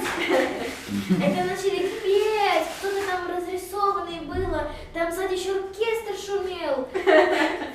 Это было все так интересно. Да, интересно. Это что самое интересное, что с одной стороны там сиденье, там кресло, ты можешь там сесть, облокотиться, а на другой стороне там просто ты можешь стоять, и, ну есть, конечно, лесенки, на которые ты можешь сесть, но все там стоят более-менее и поют, а на другой стороне ты как-то уже спокойно смотришь футбол. Если гол, конечно, можно там встать, покричать, но во время игры ты просто сидишь и смотришь, и кричать не обязательно. Я помню, когда мы второй раз... Нет, это был 4-й раз. Когда мы поехали туда, пришли два мужчины, два человека, которые были, видно, с другой стороны. То есть они привыкли уже кричать и болеть за свою команду. И когда все такие сидят нормально, они там кричат сзади, да еще с барабанами. И еще там маленькая девочка была, которая тоже была вся разрисована, и все они там кричали, пели, а все остальные смотрят и у них. Мы из России выехали еще в 2021 году. Мы давно мечтаем сюда приехать, то есть мечтали давно. Еще в 2015 году, когда у нас только сын родился, и никак не могли, не было возможности, жили, и в итоге у нас получилось осуществить свою мечту. Мы вылетели в 2021, и получается у нас возникли чуть-чуть небольшие проблемки в Дубае. Мы никак не могли из Дубая вылететь, так как не давали нам вылететь. Или хотели, чтобы мы обратно улетели, или хотели, чтобы мы в Турцию полетели на дубайские авиалинии. Мы, если честно, так и не поняли, в чем проблема. Они нас почти сутки держали. Может, там типа, знаешь, как бывает, спрашивают, нет обратных билетов или... У нас не было обратных билетов, но мы хотели в Дубае купить и туда и обратно билеты, но не получилось, они не давали. То есть они у меня забрали мой паспорт и говорят мне, что я в розыске Интерполе. А я им объясняю, что если я в розыске Интерполе, то как я вылетел вообще из России? Да.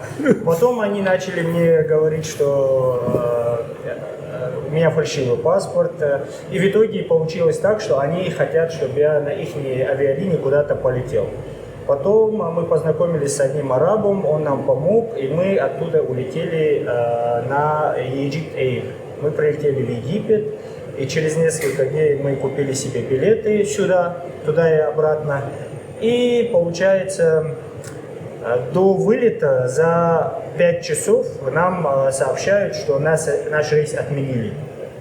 Автоматически наш рейс перекинули на другой рейс, который через Европу едет. А так как мы граждане России, у нас нет визы, нам не разрешили.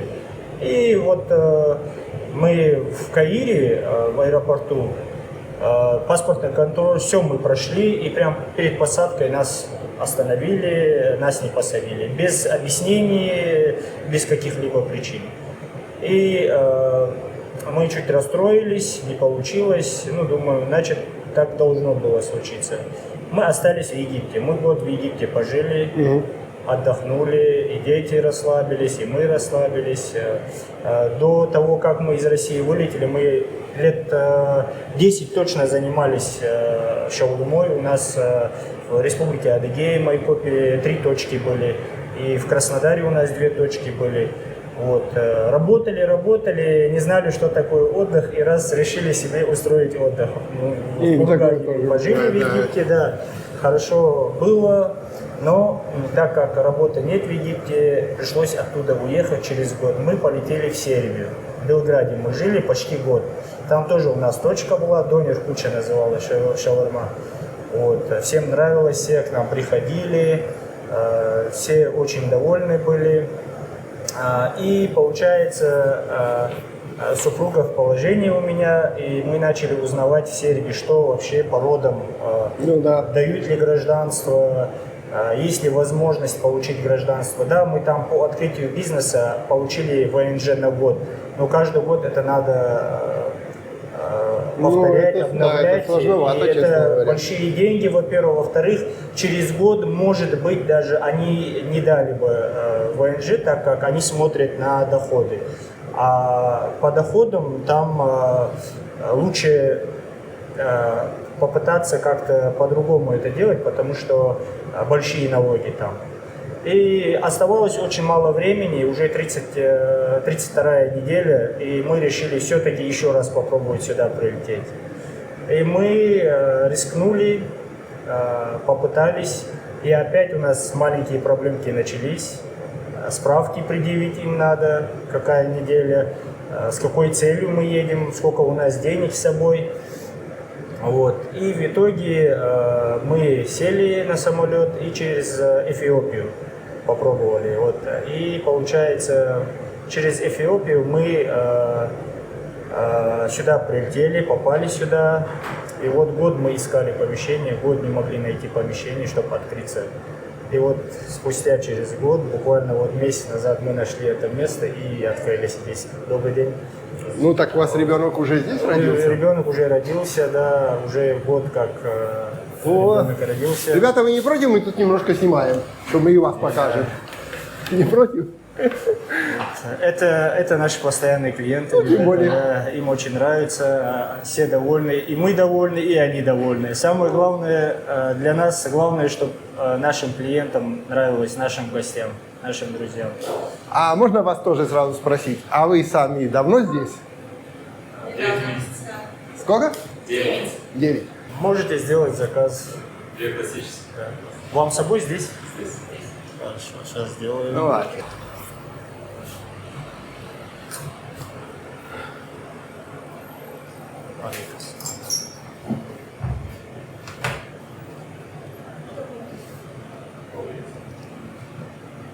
Я заказы сделаю, присаживайтесь.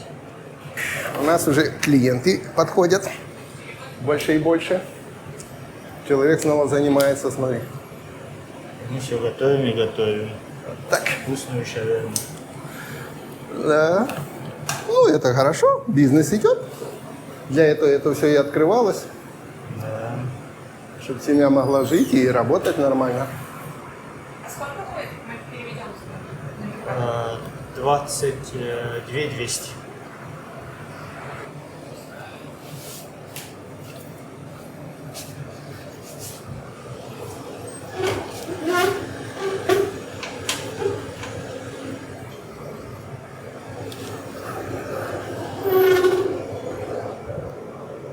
Добрый день. Тут мы обычно в 13:00 открываемся, но сегодня нам товар привезли чуть с опозданием, и пришлось 2 часа открыть. Ну, аргентинцев сегодня будет мало. Да. Потому что, а завтра еще меньше. Завтра единственный день в году, когда они едят рыбу. Так, 2 сырных, 1 классическая и 1 острая. Вам с собой? Хорошо, что сделаем. Вот там на ночном рынке все время китайцы закупаются и очень много аргентинцев. Так, бизнес работает, смотрите, мы даже поговорить не можем, надо все время работать, работать и работать. Да. Так что, ну мы никуда не спешим, у нас 4 выходных впереди. Еду едят. Угу. А мы открылись, они заглядывали, смотрели меню, потом начали заходить, пробовать. И вот таким образом очень много сербов у нас кушали шаурму. И здесь то же самое. Аргентинцы видят, что очереди стоят, люди стоят, и им интересно становится, останавливаются, заглядывают, потом заходят, меню смотрят, пробуют. Ну вы когда вот открылись, уже сколько времени здесь? Мы открылись 19... Ну вот с этим бизнесом, А? с этим бизнесом я имею в виду.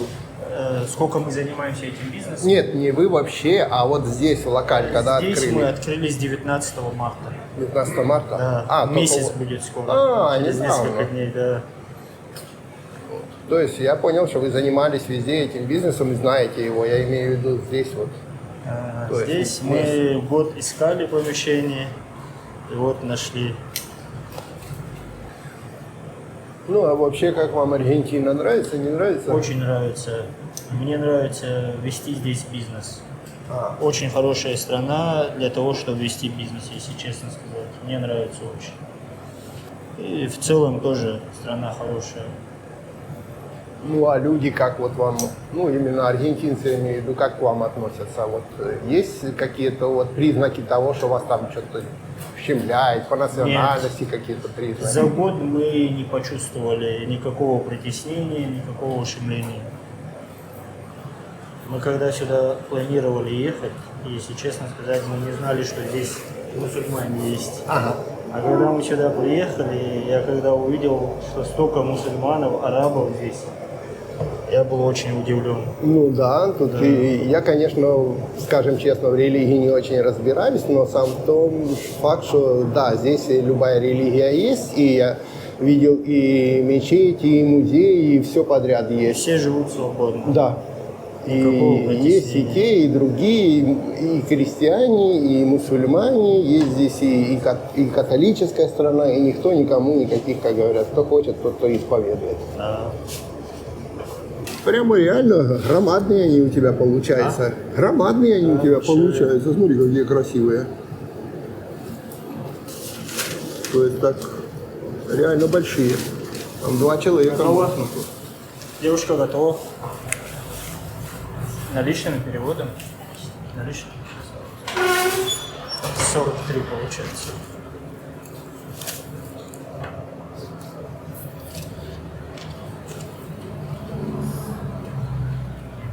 Спасибо, приятного аппетита вам. Хорошего дня, до свидания. До свидания. Вот, им нравится, они уже испанский знают, понимают.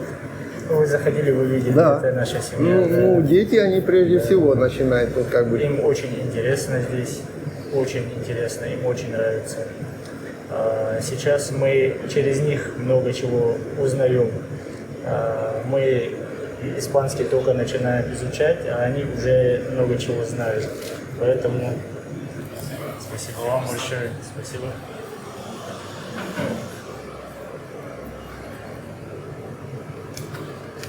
Иногда они нам переводят даже, Ну где да. мы не понимаем.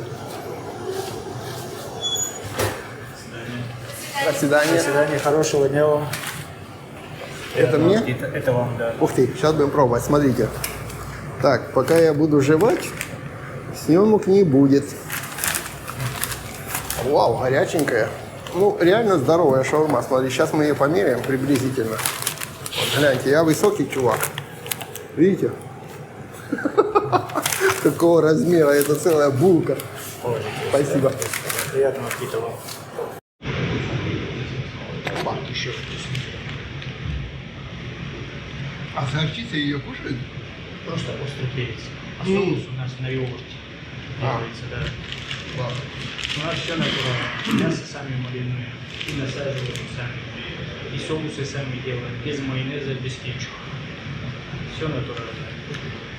И, соотечественники любят свою еду, то есть скучают за своей едой. Куда бы ни поехали, все равно им не хватает этого. Вот. И мы открылись там в Египте, люди приходили, людям нравилось. Точно так же мы, когда в Сербию поехали, вот там также мы открыли, там тоже у нас людей очень много было, очень много. Мы не успевали даже. Вот. И мы полностью этот бизнес свой передали питерцам. Ребята из Питера у нас купили этот бизнес, вот они до сих пор занимаются. Также название такое же, Донер Куча, довольны. И вот мы сюда приехали, мы вот тоже открыли здесь. Нам, если честно, очень здесь нравится, очень.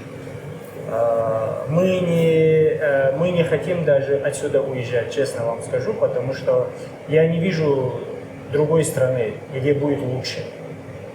А как вот с документами? Вот мы подались полностью на гражданство, мы уже получили всей семьей и дети, и мы ДНИ.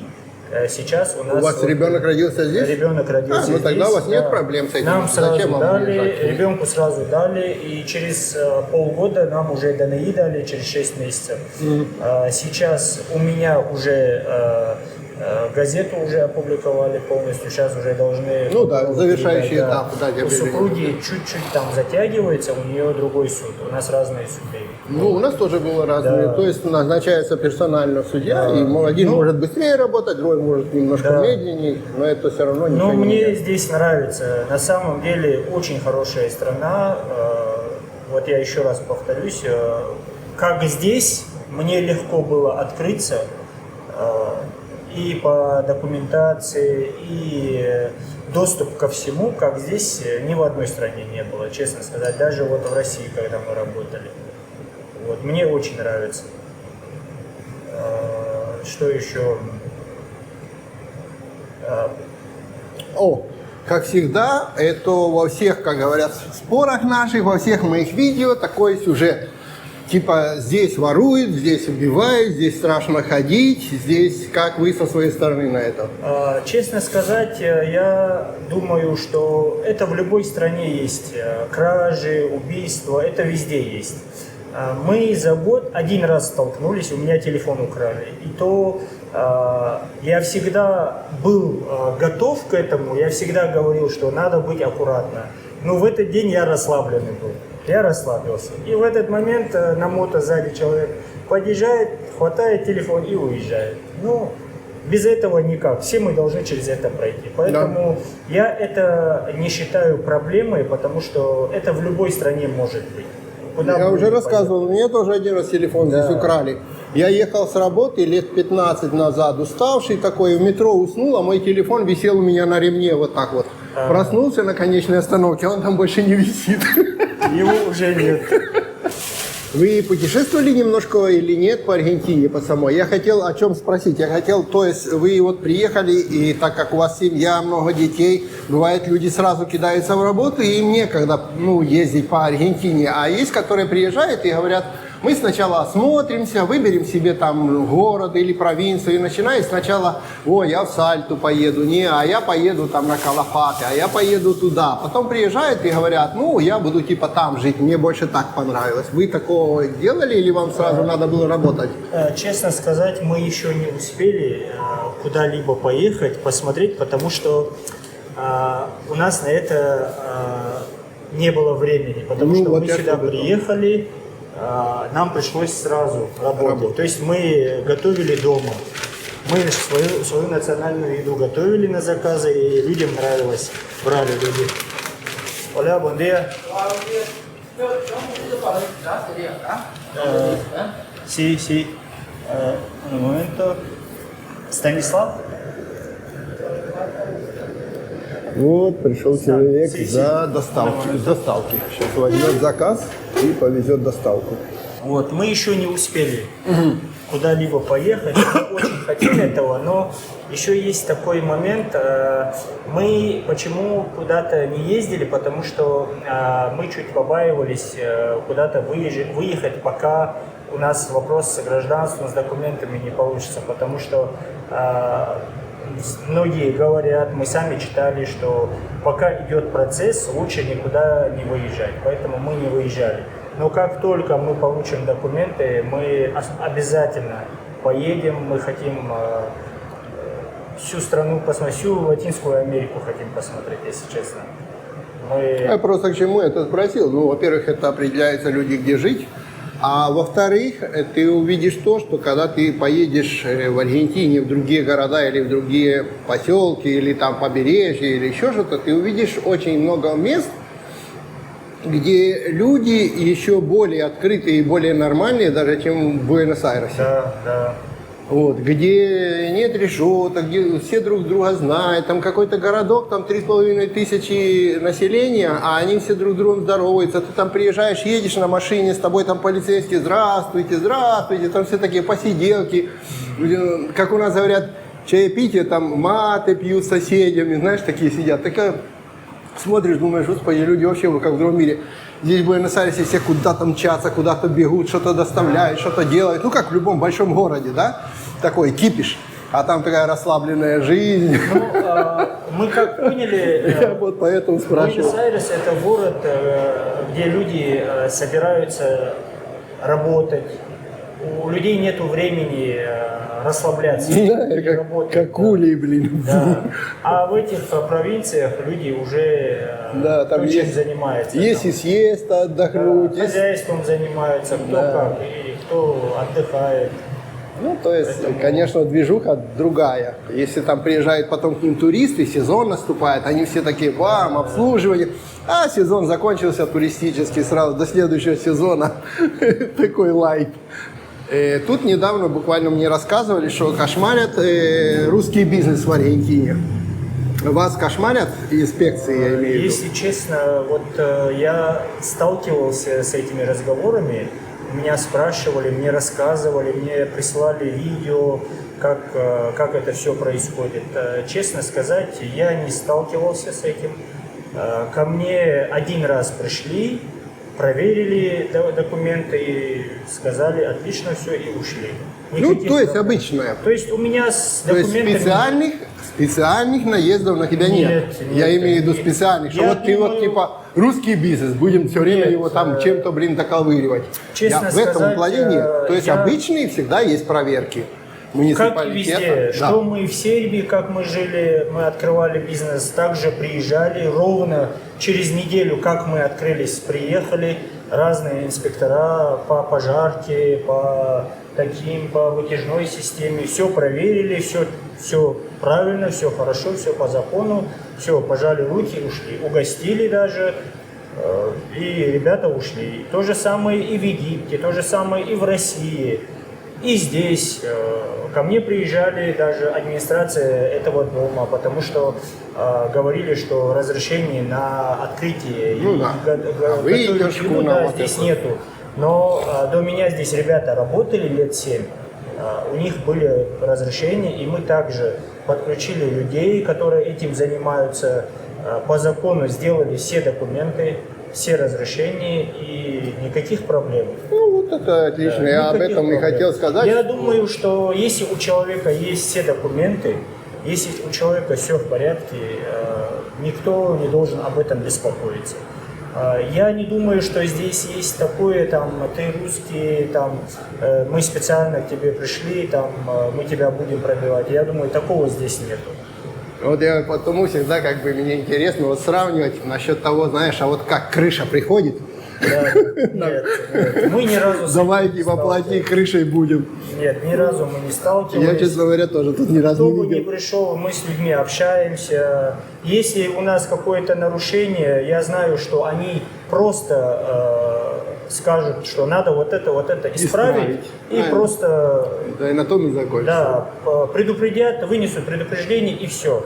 Но они не будут. То есть они даже не имеют права сразу людей закрывать. Они не имеют права что-либо требовать по закону. Человек должен знать свои права. Человек должен знать, в любой стране человек должен знать свои права и законы этой страны. Правильно. И если человек будет следовать этому закону, этим правам, то... Я именно про то, часто многим пытаюсь тоже рассказать, но они не очень понимают. Я говорю, что если вы приехали в эту страну жить, да, пожалуйста, делайте то, что в принципе по закону этой страны. Если вы хотите сказать, что нет, а мы хотим так, но здесь так не заходит, то получается ты со своим уставом чужой монастырь. Да. А потом обижаешься, о нет, меня начинают там проверять, или мне не дают так делать, потому что здесь не так. Да. Просто потому что мы здесь ходим вверх ногами. Если вы посмотрите на землю, вы вот там, вы вверх ногами, а мы тут все вниз ногами. Соответственно, у нас и законы вверх ногами. Да. Так что, ребята, тут такое дело. Да, все правильно. Но, к сожалению, не все так думают и не все так себя ведут. Да. Поэтому мы, даже когда документы делали, он нам сказал, что можно, что нельзя. И мы сказали, хорошо, без проблем, будем делать все как положено. Заплатили за это, нам поставили, все сделали, все документы сделали, привезли, все готово. Поэтому... Учитесь, как я всегда и рассказывал. Если сделаете все по-нормальному, не надо будет рассказывать, что там наезжает на бизнес, на то, на все. Никто на вас наезжать не будет. Если все будет качественно и вкусно, и люди будут приходить. Самое главное всегда отвечать за качество и за вкус. Это да. Вот, кстати, в Аргентине есть такая фишка. Она и раньше была, и сейчас есть. Что если ты открываешь какой-то локальный бизнес, я имею в виду, ты в своем районе что-то такое открыл. Пускай это будет ремонт телевизоров, ремонт компьютеров, ремонт сантехники, ты что-то продаешь, ты что-то изготавливаешь. Тут не столько работает то, что ты будешь давать в ТикТок, в Facebook, в YouTube, не столько работает. Тоже работает, но меньше. Сколько, как говорят, сарафанное радио. Если твоим соседям здесь нравится, они обязательно расскажут своим друзьям, своим родственникам, они придут сюда со своим товарищем, тот, следующему расскажет. И со временем это больше срабатывает, дает тебе клиентуры, чем любые объявления в газетах. Особенно если ты работаешь не то, что ты там по почте рассылаешь по всей Аргентине, а вот у тебя локальный такой бизнес. Ну, и у меня в том числе, у меня ремонт компьютеров. Вот основная масса моих клиентов это те, которые звонят и говорят: Педро мне сказал, который у тебя ремонтировался, что ты ремонтируешь. Мне сделаешь? Да, сделай. Хорошо. Звонит другой. А мне сказал тот, что ты делаешь это, и дал твой телефон. Вот. И вот таким образом. То есть, если люди довольны твоей работой, а они сами тебе приведут клиентуру. Все верно, так и есть. То есть для нас главное качество. Чтобы мы качественно людям готовили, правильно, а не просто там сегодня мы сделали, человек поел, ушел, все, и не захотелось ему вернуться. Нам главное, чтобы он возвращался. Здесь многие кампинги, вот когда я езжу там на рыбалке, многие другие такие вот ресторанчики, еще что-нибудь, даже делают такое, вот между аргентинцами оно звучит, они говорят, это лугар фамильяр. Это типа семейный такой бизнес, это такое семейное место, куда они предпочитают не то, что залетел залетный, там шумит, кричит, клиент всегда прав, включает тут свою музыку, орет, блин. Нет, таких они не хотят. Они хотят, чтобы сюда люди приходили, отдыхали, общались, приводили своих друзей, то есть, чтобы здесь... И вот они все это место подстраивают под такое, не под кипиш, залетный кипиш, вот прямо под то, которое, так оно и называется, это семейный лугар, типа такой, ну как говорят, это амбиенте пара фамилия для семьи. Это тут мы не держим там, который, вот в кампинг ты приезжаешь, и появляется один придурок, который врубает там какую-то кумбию на колонки, выставляет, начинает орать, и говорят, блин, мы сюда приехали отдыхать, слушать птиц, ходить на океан, сидеть около костра. Мы не хотим слушать твою музыку. Ты, блин, давай иди дома слушай свою музыку громко. Ну, или одень наушники.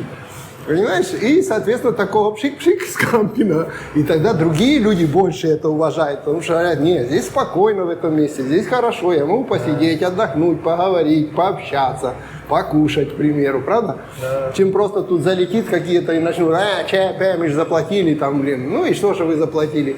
Меня спрашивали не так давно, говорит, а в Аргентине как? Клиент всегда прав? Я говорю, нет, если он придурок, он не прав. Да. Ему можно дать подсрачники, пускай он моего этого. И не от того, что ты там заплатил, не заплатил, отдадут деньги, дадут подсрачник, вали отсюда.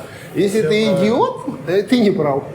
То есть вот это у меня деньги, я всегда прав, нет, не проходит. Да, все правильно. У нас здесь рядом школа есть, и каждый раз, когда родители детей своих забирают ближе к 5 часам, очень много заходит аргентинцев, пробуют. Видимо, вначале они побаивались заходить сюда, думали, наверное, очередная арабская шаверма. Но они начали заходить, пробовать, им нравится, и вот у нас уже есть постоянные клиенты вот, с детьми. Я об этом и говорю, вот семейный лугар должен быть прямо. Очень много, потом здесь очень много заведений рядышком, кофейни, есть через один квартал, там Домель называется, вот, оттуда ребята приходят, ихние работники. Потом еще чуть дальше есть рестораны, оттуда приходят ребята, кушают у нас, берут. Там дальше есть еще обслуживание, там сервисов всяких. Ребята, ну еда реально вкусная. Я вот просто перестал чавкать, чтобы микрофон не портить как бы звуками своими, но реально вкусно. Ну вот вы уже пожили немножко в Аргентине, а теперь, если оглянуться назад, когда вы только думали ехать, не ехать, ехать, не ехать, как бы вы решили, ехать или нет? Нет, если честно, если я решил ехать, то я поеду и попробую себя. А пока я себя не попробую в новой стране, я не успокоюсь. Поэтому я ни о чем не жалею. Я бы не хотел возвращать время и думать, ехать или не ехать. Потому что вот у меня есть цель, я пойду. Жизнь неинтересна, если человек на одном месте сидит. Я считаю, что каждый человек должен стремиться к чему-то, к лучшему и усовершенствовать себя. Я так считаю, это мое мнение. Правильно. Поэтому... Я должен стремиться показать вам хорошо Барилочи. Вы должны стремиться сделать донаты, чтобы на бензин до Барилочи и обратно. Кстати, первая наша мечта – это попасть в Барилочи. Хорошее место. Хотим туда очень поехать. Хорошее место. Я очень давно был. Хотим, да. Сейчас в связи с тем, что сильно все подорожало, но сам факт того, что место это превосходное, просто превосходное. Про то, что ты мне сейчас рассказывал, ну именно про страну, что ты вот... Вот мы, когда только приехали, мы себе даже не представляли, что Просто здесь, так, видно обоих было. что здесь в Аргентине вот такое отношение к людям. На самом деле я вообще думал по-другому. Но через месяц я понял, что здесь очень хорошее отношение к людям. Здесь никакого зла нет, что здесь люди приветливые, здесь люди к тебе будут относиться очень хорошо, доброжелательно. Вот мы, когда подавались на гражданство, на ДНИ, мы вот с моей большой семьей, нас 6 человек, мы пришли, они нас встретили, они нас приняли. Я даже не почувствовал в нашу сторону какую-то неприязнь или... Ну, правильно сказал, говорит, никому здесь не мешает моя борода. Да, никому моя борода здесь не мешает, никому не интересен, мусульманин я, не мусульманин. Ко всем отношения одинаковые. Вот, очень много здесь мусульман, очень много. И я не слышал и не видел, что к мусульманам плохо относятся здесь. Я думаю, если бы здесь было бы плохое отношение к мусульманам или там какой-то определенной религии, здесь столько мечетей не было бы, столько евреев не было бы, столько христиан не было бы. Здесь свободная страна. У кого религия исламская, исповедует свою религию, никто никого не трогает. Поэтому нам очень нравится здесь, к нам хорошо относятся, куда бы мы ни пришли, нас встречают хорошо. Детей наших тоже также дружат с другими детьми, наши в школе. Дети ходят в школу, в садик, они приходят, они нам рассказывают, что... Вряд ли не жалуются на других детей. Им нравится это очень. Мои дети знают арабский язык, так как мы жили в Египте. Мои дети знают английский язык, мои дети знают наш национальный свой язык, конечно, обязательно. И вот русский, и вот испанский они сейчас... Ну, вообще будет прекрасно. Да, поэтому... Знать столько языков подрастет в этом мире, да, для общения, для бизнеса, когда дети вырастут, это вообще прекрасно, если они знают. Тут 2 или 3 знаешь, ну, я вот знаю 3. Русский, украинский, испанский. Не, еще мой. Мы же говорим на всех. У нас свой язык дома такой, что мы то слово оттуда, то слово оттуда. Наш смешанный, который мы сами себе придумали. Честно сказать, хорошая страна. И могу сказать так, кто собирается сюда, кто планирует, пусть едет сюда, пусть осуществляет свои мечты. Ничего, пусть не боятся, смело могут приехать. И кто хочет заняться бизнесом, пусть занимается бизнесом. Кто хочет просто для жизни, великолепная страна. Просто надо работать, жить. И, ну да, если есть какие-то правила по оформлению бизнеса, надо их просто взять, выполнить, да и все. И тогда у тебя не будет головной боли, как это. А то у нас часто так, знаете, как называется, нормальные герои всегда идут в обход. Да. Вот, блин, есть вот это, выполни и все. Нет, надо, обязательно вот в обход побегать, а потом говорить, не получается, меня тут дискриминируют. Да. Ну вот к нам пришли. Здравствуйте. Вот, кстати, ребята тоже, наши земляки, у них тоже бизнес здесь, они тоже... Ребята не против, я снимаю. Знаю, у вас YouTube-канал свой? Да. Да, я вот когда только переехал, смотрел ваш канал. Его тоже Магомед зовут. Да. Ну, тогда, Магомед, ты послезавтра точно себя увидишь на том же канале. Всем привет. А вас может? Ну, вот. Моя супруга и моя дочь. Отлично. И давно вы здесь? Да. 2 года. 2 года. В феврале 20. Нравится, нет? Да, отлично. Первое время тяжело было чуть с работы. А сейчас уже запустили кофейню. Все отлично идет, слава богу. О, значит, надо приехать к вам на кофе. Конечно, обязательно. Раз у вас кофейня, будет следующий фильм про кофе. Разные десерты есть, можете... Да, у нас есть моти, это японский десерт. Ага. Он, короче, из рисовой муки специально тянется, да. Ну, я могу уверенно сказать, что лучший в городе. Ну, конечно, сейчас поменялось многое, понятное дело, не так, как мы тогда приехали. Приехали мы в 98-м, в марте 98-го года. И я так поняла, что тогда существовала программа между Украиной и Аргентиной. мы так и не поняли, вы, кстати, не знаю, узнавали или нет, что эта программа существовала 10 лет и вроде бы как по поводу Чернобыля. Что должны были давать подъемные, но никто эти подъемные никогда не видел, никто об этом ничего не знает. 10 лет эта программа существовала, мы вскочили в последний почти вагон на подножку, и на этом дело кончилось. И где-то, наверное, с 2000 или 2001 эта программа закрыта, и сейчас уже, конечно, сложнее, чтобы приехать сюда, надо то ли выйти замуж, нет, приехать ты можешь, но чтобы официально остаться, это надо то ли замуж. Причем здесь тоже такая вещь, что если у меня сын остался на Украине, если он ко мне приедет, нельзя. Точнее, я его не имею права легализовать здесь как сына, потому что он уже взрослый. А вот если бы я была на Украине и сын здесь, как мать, он меня может легализовать. Потому что вот так вот странно, что значит как сына нельзя, а как мать можно. То есть воссоединения семьи как таковой нет. Ну что, приехали мы сюда с 2 детьми. На руках у нас было $4000. Когда нам ставили визу, сказали: чего вы туда едете? Вы рискуете с 2 детьми, с 4000. Ну, ладно, рискнули, приехали. В аэропорту нас встретила женщина, не нас, а встречала как раз нашего... Нет, да, была такая армянка, но нас встречала нет. Она как раз жила какое-то время, мы из Днепропетровска, она какое-то время жила в Днепропетровске, потом в Одессе жила, у нее так сестра в Днепропетровске осталась. И вот она нас встретила не нас, а мы уже как прицепом. Как раз с нами из Днепропетровска вылетала тоже одна семья, муж, жена и сын. И мы познакомились, и как вот мир тесен.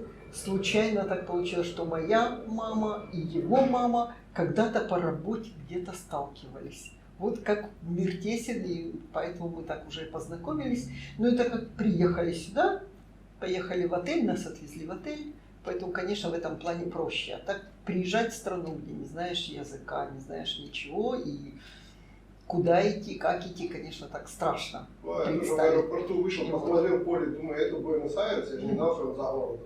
Вот. Вечером понял, ну, думаю, прилетел, вот это круто. Ну, нас когда везли, я так смотрела, домишки, так все вроде как понравилось. Ну, первое впечатление, конечно, это был 98-й год. Все равно чувствовалось, когда едешь вот немножко в провинцию за город, выезжаешь на трене, на поезде, на электричке, чувствовалось, что все-таки упадок какой-то есть. Видно были здания, вот видно было, они как заброшенные, это бывшие фабрики. Видно было, что немножко уже оно все пошло вниз. Но все равно мы этого не чувствовали. Люди были веселые, довольные все. Мы когда заходили в магазин что-то покупать, естественно, пока работы не было, мы так смотрели: боже, это стоит $1. $1, вот это вот, нет, мы не можем такое купить. Вот. Но люди, ну понятно, мы же приехали еще только оттуда, все это нам казалось очень дорого, все было забито, все полки до конца разными товарами, люди грузили огромные, как они, такие сетки, тележки грузили, загружали. Я не знаю, насколько, наверное, раз в неделю, раз в месяц ездили. Вот. Ну, когда мы на все это смотрели, люди смеялись, все это грузили, очередь огромная. И я говорила мужу: мне кажется, здесь такое впечатление, что мы на праздник приехали, только он не на нашей улице. Ну, ничего, может быть, мы когда-то доживем до лучшего. Вот. Ну и, конечно, отвезли в отель. Отель «Фамильяр». Понятное дело, имея такую... Половина у нас денег сразу же ушло на переводчика и на документы. Сделать ДНИ и перевод очень дорого стоил. По нашим меркам тогда, конечно, дорого. Вот. И осталось у нас там 1002. И вот Пришла знакомая и говорит, вот мы сидели вот так, у нас работы полгода мы не могли найти, и уже все, завтра кончается у нас за отель оплата, и денег нет, и работы нет. Я говорю, и что делать тогда? Вот нет работы. Ну, тогда выходи и под пальму садись. Ну, я приехала с 2 детьми. Одной 8 лет, второй 12. И у меня так живое воображение, я думаю, это я выйду с чемоданами, с которыми я приехал, и сяду под пальмой с 2 детьми. Это меня вогнало в такой шок, что было невозможно. Я стала теребить мужа. Нас так поселили, одна кровать, вторая кровать, и он спал на полу, потому что больше кроватей там не было. И вот я лежу на кровати, дети спали валетиком, одноместные, а я спала на кровати. Вот я ему так с кровати говорю, Вова, вставай, едь в аэропорт, узнавай билеты, пока еще мое место на работе не заняли. Поехали, потому что мы отсюда вообще не уедем. И вот он говорит, дай поспать. А я вот так рукой, вставай, едь в аэропорт. Он таки поехал в аэропорт, заставила я его. Ну, сюда мы приехали. На, как была московские самолеты, Аэрофлот. Сюда мы приехали на Аэрофлоте, который стоил 800 тогда, что ли, что-то такое. Вот. Но отсюда, когда он узнавал, ему сказали Люфтанса, еще какой-то, и билеты что-то стоят 2000 каждый. То есть уже так на билеты не было, уже, ну, в любом случае, я говорю, давай узнавай. Он говорит, ну вот такие цены. Ну, что делать? Ладно, потом мы переехали, пошли звонить родителям. Я ж это... рыдая, говорю, мама, я, наверное, вернусь. Она говорит, я не поняла. Ты когда уезжала, ты что, думала, что тебе так легко будет? Я говорю, да нет, я не думала. Вот и борись.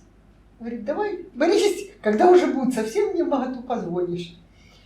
Ну, и в это время, так как я уже так со слезами на глазах, была тоже наша землячка Оля.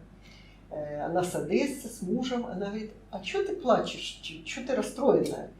Я говорю, да вот за отель сказали уже не $250, а уже $300. Говорит, пошли к нам. У нас вот отель, 250 тоже долларов, но там комната большая, и вот мы переехали в этот отель. Там на этом этаже было 2 комнаты и 4 кровати. Так что уже, точнее, одна двухместная кровать и 2 двухъярусная. То есть девочки уже спали каждый на своей кровати, и мы уже спали. Все это, правда, в одной комнате, но ничего, потому что искать аренду было нереально. За что искать? Ни работы, ничего. И мы так там и застряли года на 4, наверное, в этом. Ну, дальше как наши дела были. Дальше родился ребенок через год. Я. Ребенок. Вот. Ну, в это время закончила я курсы, потому что думаю, ну, куда я могу применить свои силы? Что-то вот ближе к человеческому делу. Что я могу делать? Ухаживать за больным, ну, как-то, ну, не тяну. Больные уже надоели. Ну, что делать? Ну, думаю, ну, парикмахерство можно такое. Пошла на курсы, за 4 года я их, за 4 месяца. Ускоренные курсы, они были 8-месячные, или вот интенсивно за 4 месяца закончила. И так я специально подобрала, пошла с 1 сентября. Да, до курсов тоже бегаю, ищу работу. Была такая газета, и в этой газете «Кларин» назывался. Там давали объявления, значит, кто ищет работу. Ну, тоже очень много обманщиков было. Что ты приходишь, а тебе говорят, вот давай запишись, дай $20, и мы тебе найдем. Вот. Все это делали аргентинцы, в общем, деньги твои там так и оставалось. Происходил Света с сестрой вышла, под подъездом стояли, меня не было где-то, потом мне рассказали. А говорит, парень какой-то проходил и что-то с ними заговорил, то все, и они сказали, что ищут работу. Он говорит, давайте $100, я сейчас бегаю, сейчас скажу, устрою вас. В общем, они вынесли $100, он убежал, больше не появился. Я говорю, ох, легко прошелся. Ну, девушек спросил, взял $100 и ушел. Эти такие стоят, ждут. Я говорю, что ждете? Да сейчас он придет работу скажет. Ага, ждите. Сейчас он придет работу скажет. Что было еще у нас интересно? Стали, вот так вот я стала искать работу, муж тоже думает, ну куда ходить. Нам дали адреса, вот так с Украины, адрес церкви украинской. Ну, так как я с Днепропетровска разговариваю на русском в основном, ну и школу заканчивала русскую, везде учила на русском, украинский мы, конечно, понимаем, но не так разговариваем. Вот. Пошли мы в эту церковь, очень далеко, денег на проезд нету, пешком.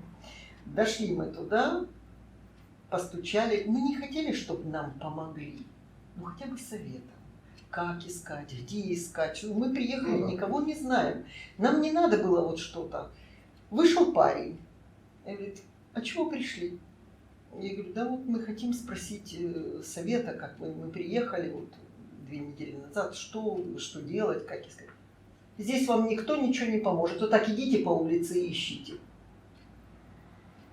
Я говорю, ну спасибо. Думаю, меня вот эти вот наши собрания, украинские, русские, где поспівати, потанцювати, вони меня как-то не интересует. Когда вы даже, тут вам никто ничем не поможет, никто никакого совета не даст. Ну и ладно, все. Значит, этот ломоть я отрезала, и когда мне говорят, вот там украинское сообщество, не хочу ни видеть, ни слышать. Тем более, особенно сейчас, иногда после вот этих конфликтов, когда слушаешь вот эти вот отношения, то ли с украинской стороны по отношению к русским людям, то ли наоборот. Я родилась в Советском Союзе. Для меня все русские, украинцы, это все славяне, это все родственники. Ладно, отвлеклась. Значит, что было дальше? Мы вернулись, ну, муж стал ходить по всем стройкам, значит, спрашивать. Ходил он пешком очень далеко, ну, я не знаю, ну, километров 8 по всему городу, в каждую нору. Нашел. Взяли его на стройку, поработал он, не знаю, сколько он работал, 3 месяца, но тебя еще не было. Ладно, поработал. Он говорил когда-то, он рассказывал. Вот. А я ж тоже иду после очередного вот этого, что отнесла 20 песо, и встречаю тоже женщину. Мы как-то с ней познакомились случайно, тоже хорошая женщина. Она говорит, а что ты идешь? Она с телегой идет, кофе продает. Я говорю, да вот иду, работаю еще. Она говорит, хватит тебе бегать искать, приходи к нам в кафетерию, будешь кофе продавать. Я говорю, да? Ну ладно, сейчас еще зайду в одно место, узнаю и приду. Ну вот так я и застряла на кофе. 7 месяцев я это кофе продавала. Ну и мы так решили вот с мужем. Наша задача какая? Чтобы вот эти вот 2000, которые у нас остались, чтобы их не трогать, чтобы это было на всякий случай. И стараться жить, вот зарабатывать на жизнь, чтобы мы оплатили. Но это нам удавалось. Даже удавалось еще и отложить. По $200 мы еще что-то собирали. Вот. 3 месяца поработал мой муж на стройке. Могу сказать, кем он работал? На Украине он работал в оперном театре. А теперь на стройку. Тоже могут сказать, что неудачник. Но когда вот он даже сейчас заходил на страницу оперного театра, там уже никого не осталось из их. Он пел в хоре, закончил музыкальное училище, пел в хоре. Ему очень нравилось. Но в последние годы, вот в 98-м, уже видно было, что все это в упадок, уже все это валится, уже больше сдавали этот оперный театр под концерты, приезжали какие-то вот звезды, все это пошло на нет. Зарплату им давали, по-моему, половину, 50% зарплаты давали, В общем, это не хватало ни на что. И в конце концов мы так решили, хорошо, а дальше что? Ну вот дети подрастут, а будущее у детей? Вот так стоять на рынке, продавать в холоде, почки оставить там на холоде, на рынке. Думаю, что я могу дать детям? Это было, в общем-то, точкой, из-за чего мы решили уехать оттуда. Вот. Ну, пошла я на кофе, значит, на 7 месяцев застряла. Это было буквально, вот мы приехали 30 марта, в апреле, где-то с 15 апреля я уже работала на кофе и до декабря. Потому что с 1 сентября я, как наши все студенты, как школьники, пошла на учебу. Я выбрала эту дату, 1 сентября, и пошла учиться на эти курсы. Курсы закончила, ну так вроде руки оттуда выросли, откуда надо, потому что там, когда я училась, вот дали крутить эти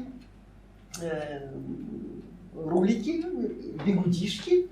А вы что, где-то уже учились? Ну, руки оттуда, откуда надо, поэтому все, что не возьмешь, все делается.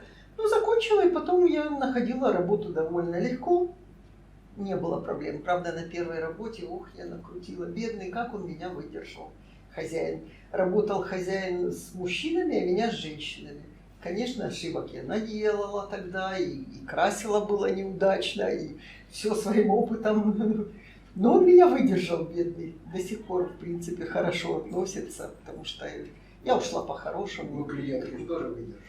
Да, у меня потом клиентки сидели в очереди. Все-таки не было такие типа дивы, такие, которые я так красишь там. Нет, у меня потом я там проработала где-то, наверное, года полтора, и уже родилась Вика.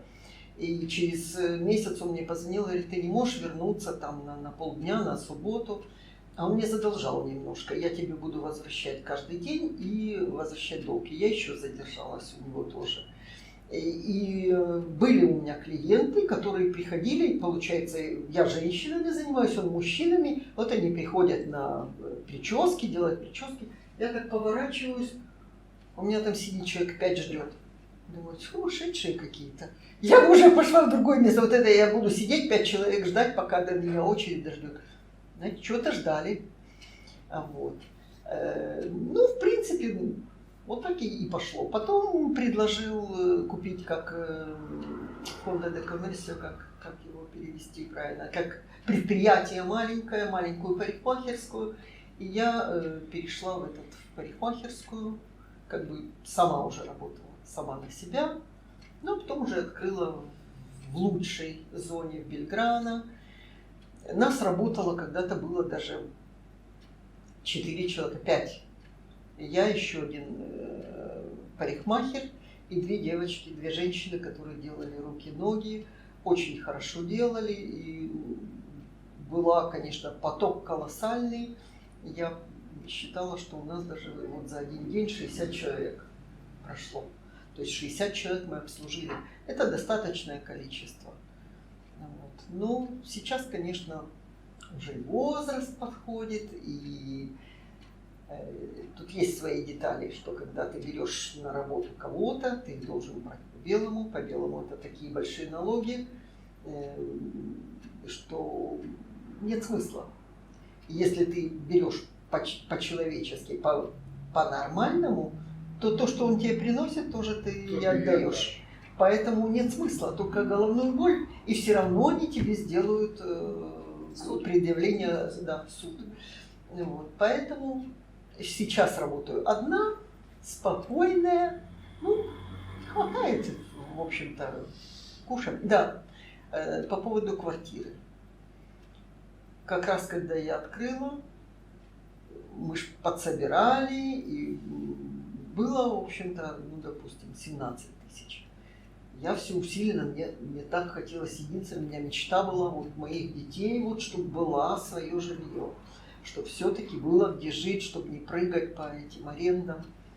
И в то время тогда это было так, нашла уже в газете тоже, что продается квартира 44 тысячи, чего сейчас таких цен нету.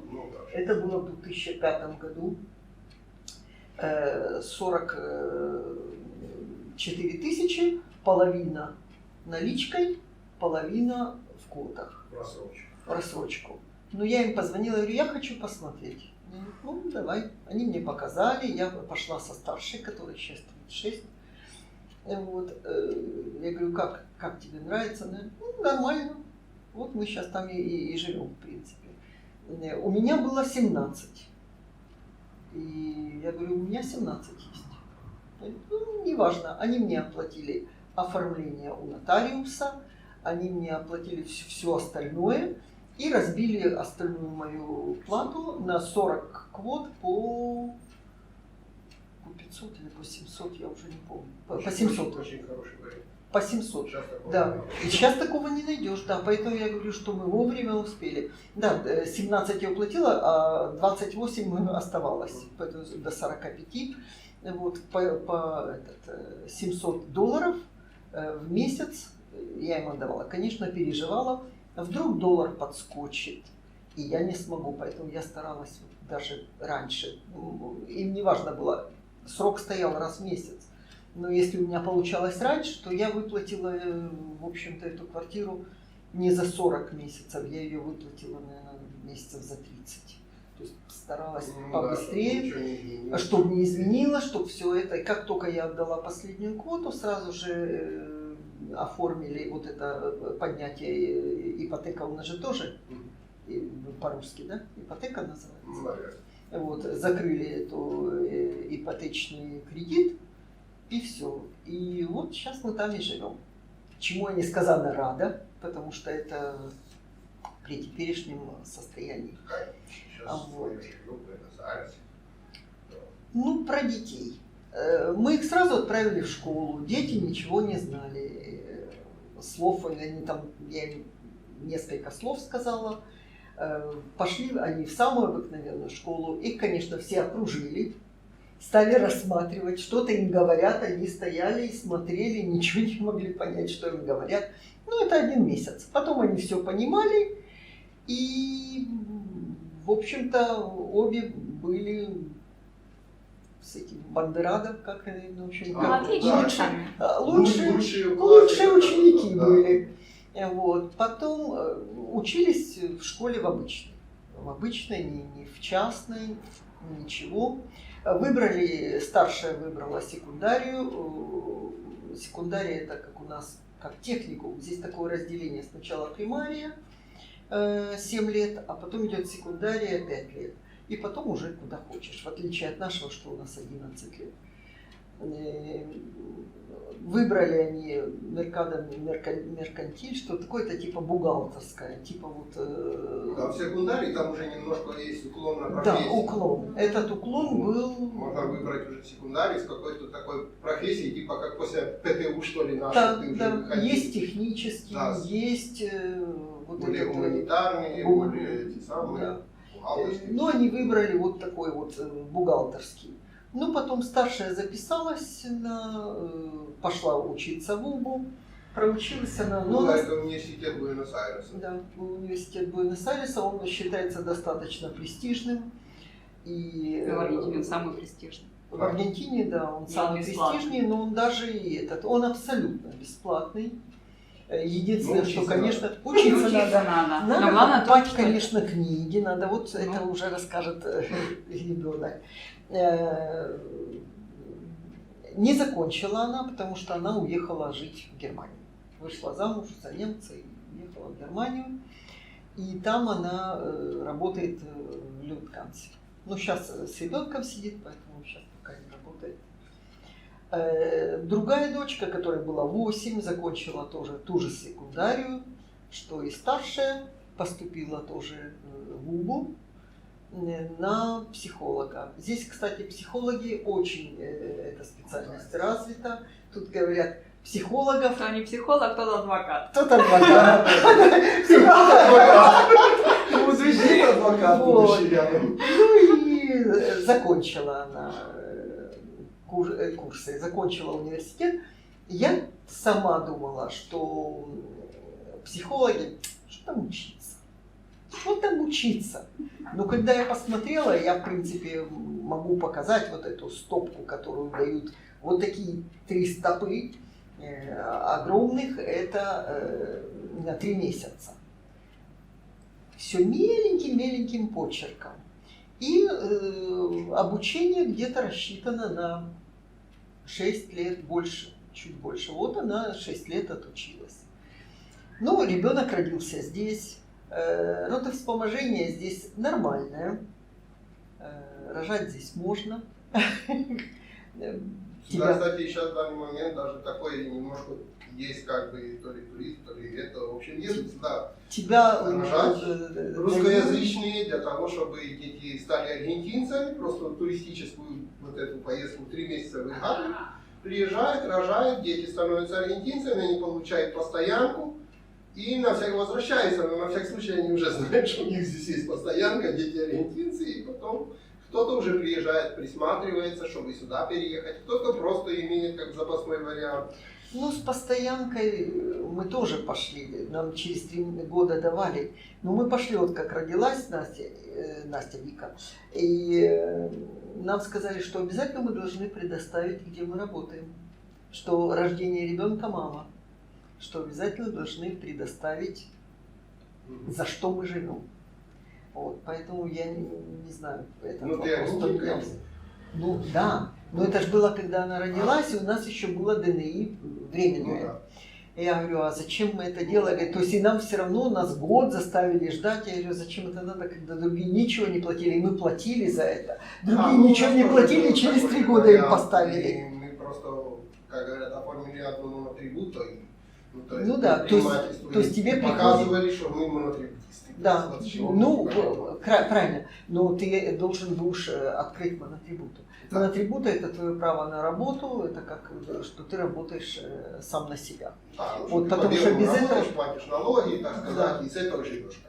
Ну да. А там уже зарабатываешь ты или нет, твои проблемы. Это не важно, плати все равно. Да. Ну, что еще? В принципе, отношение было нормально, все нормально. Здесь очень развито кесарево. Но кесарево сечение — это для тех, у кого есть... Нет, кто платит... Как оно? Образ социальный. Ну, да. Кто имеет медицинскую страховку. Ну или, наверное, у даже меня если не было... не имеет, но если оно показано врачом, то, наверное, тебе сделают на улице. Не знаю, у меня страховки не было. Вот, поэтому пришла я уже в больницу, они говорят, вот когда будет каждые 5 минут схватки, 4-й ребенок. Когда каждые 5 минут, думаю, так и по дороге родить можно. Тогда приедете. Ну ладно. Вернулись уже... Когда уже начались схватки каждые 5 минут. А я же видела, что она у меня поперек вот так стояла. Ну, смотрит врач. Говорит, да, все нормально. Я говорю, вы уверены, что голова внизу? Потому что она полчаса назад вот так поперек стояла. Ну, сейчас посмотрим. И, значит, они стали стимулировать, чтобы быстрее там все перекрыли, повезли быстро на экографию. И со мной идет медсестра, говорит, все нормально, попа внизу, все нормально. А я так думаю, ну да, вы мне расскажите, что попа внизу это нормально, это патологические роды. Но никто мне ничего не предложил, никакого кесарева, ничего. Я думаю, ну, как так, понадеялся на это, думаешь, ну, вот как должно быть, вот так оно будет. Вот. К счастью, она действительно была маленькая, худая, и так как это уже 4-е роды, она вышла за одну. Чем опасны эти ягодичные роды, что когда ребенок двигается и не выйдет сразу, перекрывается пуповина, и если это растягивается вот на 5 минут, то все кислородное голодание уже потом у мозга у ребенка, он уже все. Считай труп. Он уже никогда не будет это нормальным. Но тут как раз оно все так за минуту вышло, все равно ее забрал потом педиатр и держал где-то, не знаю, несколько часов, наблюдал за ней. Все ли нормально, потом он мне ее принес в палату. Вот. Ну, а так я и подумала, вот интересно, если бы я была со страховкой, точно бы предложили, а так иностранка, что с нее взять? Пусть будет, как будет. Ну, не знаю, я вот из тех, я почти с этим не знаком, но вот некоторые подписчики у меня есть, которые мы познакомились, которые приезжали сюда на радио, все, они едут, ну, основная масса едут в бесплатные госпиталя, типа Ривадавия, вот эти вот. То есть есть, конечно, кто и платный едет, у кого там денежек побольше, но основная масса бесплатных госпиталей пока что как бы на форуме, я там смотрю, никто не плачется, что-то им не Нет, нормально, все как бы отношения обслужили хорошо, нормально. скажем так. Обслужили-то хорошо, их стояло 4. Прибежали 4 врачей стоять. Чего вы там стояли? Я так и не поняла, что вчетвером стояли. Что уже мне можно помочь, если уже это? То есть вы мне не предложили операцию. Вот. Ну, потом сразу разбежались, вот педиатр собрал. Ну, дальше жизнь такая вот сейчас. Что меня удивило, пока мы жили в отеле. Родилась она еще, когда мы жили в отеле. Там жили такой же сброд, как и мы.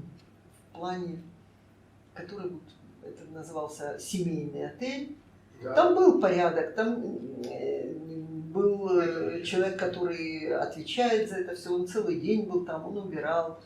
Тараканы, правда, были на кухне. Мелкие вот эти бегали там. Вот. Ну, это говорит мелкие, потому что у нас еще такие тараканы. Вот такие. Такие есть огромные. После дождя по улицам бегают, что их надо мухобойкой бить. Никто не убьешь. Никто, да, какой-то. Так вот, что меня удивило в этом, были люди, там жили, ну да, ты не помнишь, естественно, ты только родилась там, то ли из провинции приезжали, то ли вот из других вот как смежных. И вот родился ребенок, люди, с которыми я не контактировала, так, здрасте, и все. Вот эти лимитрофы и вот люди, которые жили. Ну, перуанцы всякие жили тогда очень. Они мне принесли панялисы, они мне еще что-то принесли. Оно им не надо. То есть я для них чужой человек. Меня это очень удивило. Думаю, вот когда говорят, что вот плохие... Нет. И меня это настолько удивило, вот знают, что родился ребенок, и чужие люди мне принесли. Вот. Это было, в принципе, удивительно. Потом, что можно сказать? Ну да, говорят, что они там фальшивые, что они врут. Да плевать мне на эту фальшь. Мне не надо ваша правда, что вы мне скажете в лицо. Ты старая кочерышка. Там еще что-то. Не надо, пусть они мне говорят, что я красивая. Зато приятно. Зато приятно. Зато приятно. И вот у меня был случай, когда я стала работать вот у этого ж мужчины, все у меня так вперемешку, конечно, получается. Вот. Я поняла, урок один я вынесла. У меня была одна бабулечка старенькая, вот она приходила накручивать бигудишечки, значит, и под секадором, под феном она сидела, и потом я ее причесывала. И ей было не знаю сколько, 75, 80, но она все время приходила. И пришла работать еще девочка молоденькая, ей лет 18 было. Так как я не целый день была, потому что ребенок же только родился. И вот сидит эта бабулечка, смотрит на себя в зеркало. Накрутила ее девочка, накрутила плохо. Не могу сказать, что совсем плохо. Не так, как вот учили, не так, как это должно быть. Неважно. И я стою, смотрю, и бабулечка смотрит на меня в зеркало и говорит: хорошо на меня накрутила? Я говорю, да. Что делает девочка? Она сзади нее так ей ставит руки на плечи. Богиня. Если бы я посмотрела в зеркало на глаза этой бабушки, они были такие счастливые. У нее было столько счастья в глазах, что она богиня. Думаю, да, наверное, так и надо. Я всегда думаю, Если я что-то сделаю и говорю, как у тебя красиво получилось, то это вроде как я сама себя говорю. Да. Но когда я увидела, как эта девочка сказала, богиня и бабушка расцвела от счастья, думаю, наверное, так и надо. Другая моя дочка Настя говорит, что не, я никогда не буду хвалить, если это не так. Я говорю, я буду. Я буду говорить, что они красавцы. Пусть они будут счастливы. Не так много у нас счастья в жизни. Вот. И особенно вот это бабулечки. Да и хорошо, когда им сделали красиво, когда они чувствуют себя. И, кстати, сейчас в парикмахерскую в основном приходят вот люди, у которых есть культура причесываться, краситься. Потому что новое поколение, оно все меньше и меньше. Гульку закрутили, все, на этом дело кончилось. Джинсы немножко порвали. А вот бабулечки, они себя приводят в порядок. Они вот. Ну, так, жизнь размеренная. Сейчас, конечно, меньше работы, инфляция, ну это везде так. И, честно говоря, если смотреть по новостям, что творится в Европе, что творится везде, я думаю, нет, я лучше буду в моей Аргентине. Когда мы только приехали сюда, вот было это ощущение вот свободы какой-то. Хотя вот 2 года назад, после того, как начался карантин, такое было ощущение, что всю твою свободу растоптали, раздавили. Хотим, мы тебя не пустим на работу, хотим, пустим. Ну, посмотрим, что будет дальше. Вот, ну, теперь остался вот ребенок у меня. Рассказать, как твое. Скажи нам немножко про молодежь. Ну, там же тоже молодежь есть. Ты, конечно, не можешь сразу, потому что ты там не жила и не знаешь. Но ты нам об этом расскажи, что здесь.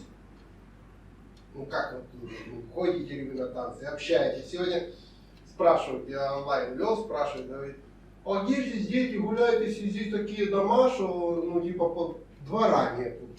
Ну, вот как строение. Знаешь, я говорю, где в парках гуляют, на дискотеках гуляют, в ресторанах гуляют, в клубах гуляют, где дети гуляют.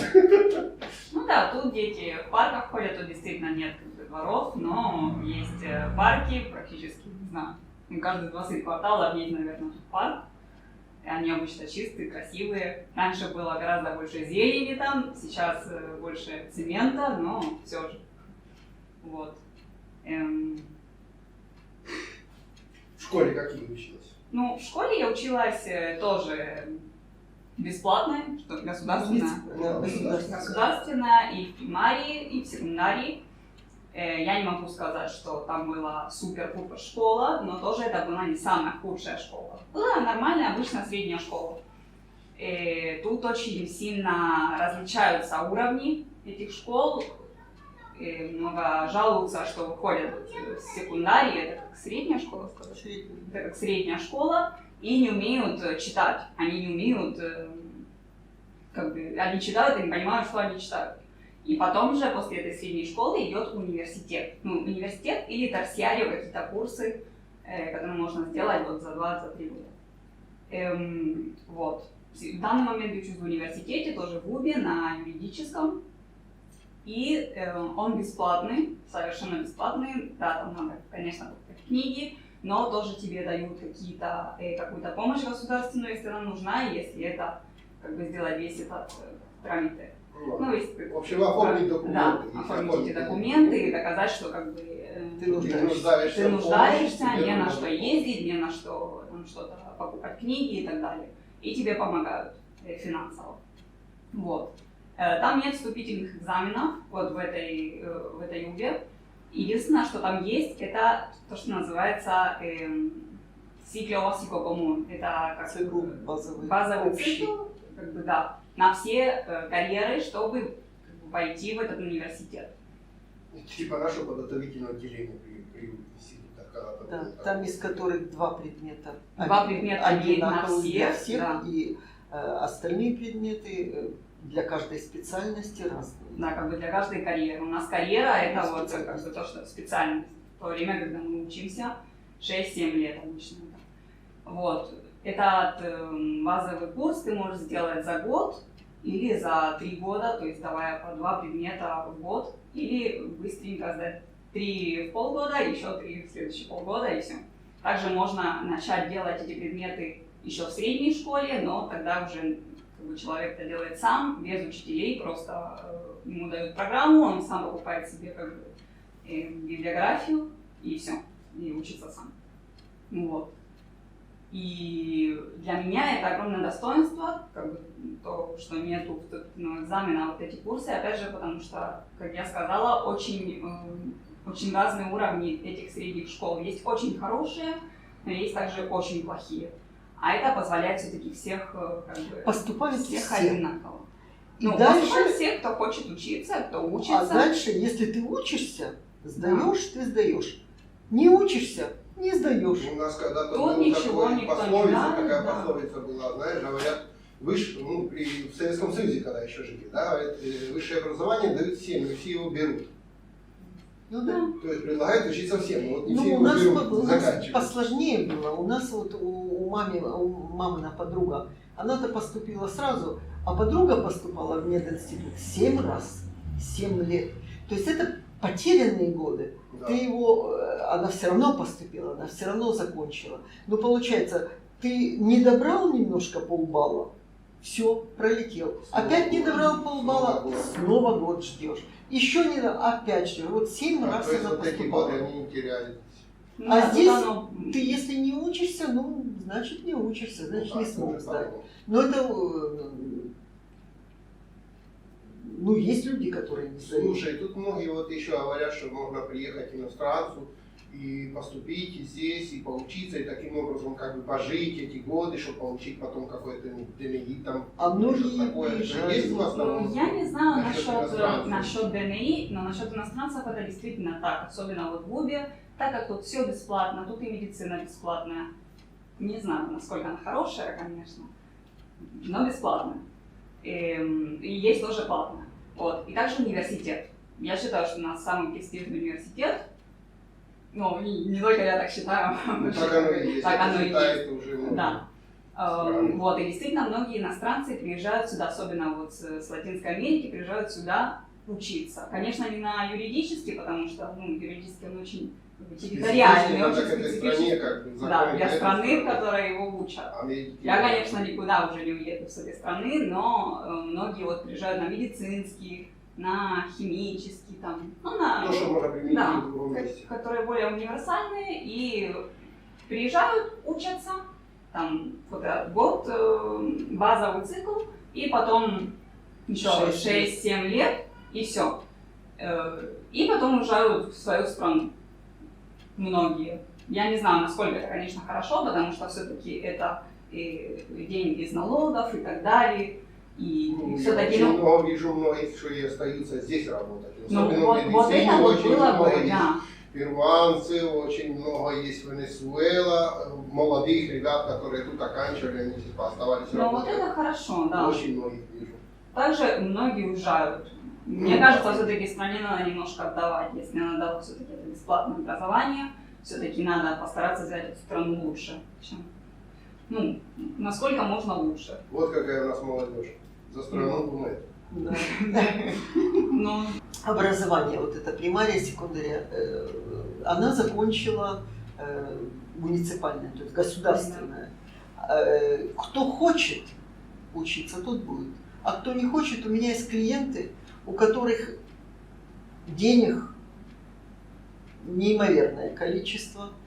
И девочки ходили, внучки ходили в частную школу, в супердорогую, и не закончили ее, и побросали, и с этими предметами. Вот еле-еле, не знаю, не секундарию, потом уже вечернюю какую-то заканчивали. Так что, если не хочет ребенок, ты его не заставишь. И старшая закончила нормально, обычную, и она закончила. У нас 10-бальная система по оценкам. Десятки, то есть это выше балл. Здесь Но все равно, все-таки оценка, ну... Здесь никто не дарит оценки. Здесь нету такого, что ты пошел, договорился с преподавателем, поднес конфетки там, или еще что-то, и вот как-то сдал. Здесь такого нет. Здесь столько преподавателей, столько факультетов, что это просто невозможно, нереально. То есть вот как ты учишься, так оно и есть. Я что хочу сказать, если бы была такая отвратная секундария, что ты вот такой оттуда вышел, то университет ты просто не потянешь. Это зависит от того, насколько хочет человек учиться. Расскажи, как здесь молодежь? Ты идешь по улице, мальчики хамят или делают комплименты? Подожди, я хочу сначала закончить с этим. Насчет государственной школы и платной. Не всегда платная это самое лучшее, потому что, опять же, я с государственной, и очень многие, которые учатся со мной, и также много, которые с платной. И, в принципе, у нас уровни одинаковые. Это действительно так, как бы тот, кто хочет, тот учится, и все. И, опять же, этот базовый цикл, он реально очень-очень сильно помогает. Если бы меня впустили в университет с тем, что я знала со средней школы, я бы провалила, наверное, если бы я сдавала какой-то экзамен. Но мне было очень сложно. А вот это все-таки это было как подготовка на все-таки на свободное плавание, скажем так. И в УБе тоже вот это вот то, что важно.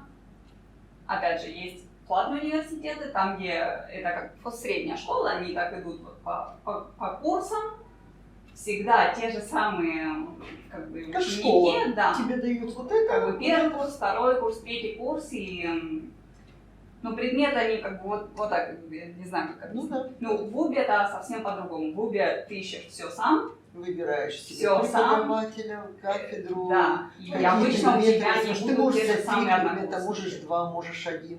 Можешь с кем-то договориться, что давай запишемся к этому преподавателю попасть. Но это классно все-таки, потому что это тебе позволяет больше стать автономным, что ли, искать, больше многие не выдерживают, тоже мои многие клиенты говорят, нет, мы в ОГУ не хотим, потому что там очень сложно. Учиться надо. Учиться надо, и потом это сложно, что надо искать, надо этот. А тут они как вошли, вот и говорят, вот эти предметы, вот вам книги, вот отсюда до сюда, и как в школе. И каждый раз тебя, вот ты все время в одном и том же классе. Потому здесь что они должны бегать. больше и ценятся, чем эти. Потому что чем платные, такие вот прямо точные. Эти больше учатся искать. Но в жизни пригодится. Самостоятельно. Но я не могу сказать, как бы, тут очень много, по крайней мере, в моем факультете, очень много разных кафедр. Да. Вот. То есть очень много вариантов, очень много опций. И, конечно, есть попроще, есть посложнее. Очень многие как бы так проползают на легких, в итоге тоже такие же и профессионалы, как бы специалисты, и все-таки этого не надо делать. Есть какие-то базовые предметы, которые нельзя не знать, поэтому это тоже важно. Все-таки, конечно, есть тоже легкие пути в этой же УБе, но надо все-таки стараться учиться нормально. Для тебя. Для себя же. Вот. И все. Теперь как тут молодежь? По поводу... я просто, знаешь, есть молодежь, ты часто что же дома, обращала внимание, что если молодежь довольно хамски себя ведет, в смысле, проходит женщина, проходит девушка. Я здесь такого не замечал в нашем городе, во всяком случае, чтобы кто-то там хамил девушке или там оскорблял, наоборот, ой, красавица прошла, то есть не позволяю себе такого простого хамства на улицах. Это имел в виду это, и мне кажется, это так и есть. И даже пропускают в автобус. Да, и даже пропускают в автобус. Да, а меня земляки вообще бесплатно возят. Раскрываешь секреты. Я говорю, я не знаю, как они меня вычисляют, но есть наши земляки, которые работают на автобусе, на этой линии. Что-то в последнее время их мало стало. На 68-м много. И они говорят, проходи. Тоже захожу, там то говорит, проходи. Земляк? Несколько лет назад было по-другому все-таки, потому что с этими феминизмами все очень изменилось. Сейчас парни совсем другие. Раньше действительно, могли там что-то сказать, но тоже смотрели, как одет. Это действительно всегда так. Все-таки если счет поддержки, и если ты оденешь что-то очень короткое, что-то очень вызывающее, конечно, что-то будут кричать, что-то будут говорить. Но это было раньше, сейчас уже не так много. Сейчас уже не кричат, уже Сейчас уже вот так вот. Они собой заняты. Нет, сейчас они боятся еще грязного. Да, сейчас очень жестко, потому что денунцию сразу привлекут к ответственности. Сразу. Еще не так. У нас же ДНИ теперь разные есть. То есть мальчик, девочка, или кем ты себя чувствуешь, или вообще бесполый. Вообще без пола. Да, или вообще ты без пола, так что тут можешь сегодня с утра так себя чувствовать, после обеда по-другому. Ну, сейчас нет. Сейчас, по крайней мере, мне не особо говорят. Я тоже не... Все-таки поменялось все это. И... даже иногда вот боятся чуть ли не тронуть плечо в автобусе, потому что, конечно, уже если девушка тут скажет, что это акосо, все, это акосо. Тут очень вот популярно стало, как тут называется, escracho social, redes sociales, то есть это фотку прикрепить вот в Инстаграме или в социальных сетях и написать, как бы, что там он... Типа тебя рукой трогает. Ну да, что он как бы, не абьюзер, насильник, что он насильник, вот, да. И, конечно, я с этим совершенно не согласна, потому что, мало чего девушка может сказать, я, конечно, все понимаю, но все-таки без доказательств это испортит жизнь парню, и тоже было много случаев, там, где эти же парни, вот, которых обвиняли в насильстве, они в итоге были совершенно невиновны, и в итоге они кончали собой, потому что им испортили жизнь, это на всю жизнь. Поэтому это очень сейчас жестко, и я бы не хотела в данный момент быть парнем в этой стране. Да не только в этой, это сейчас везде.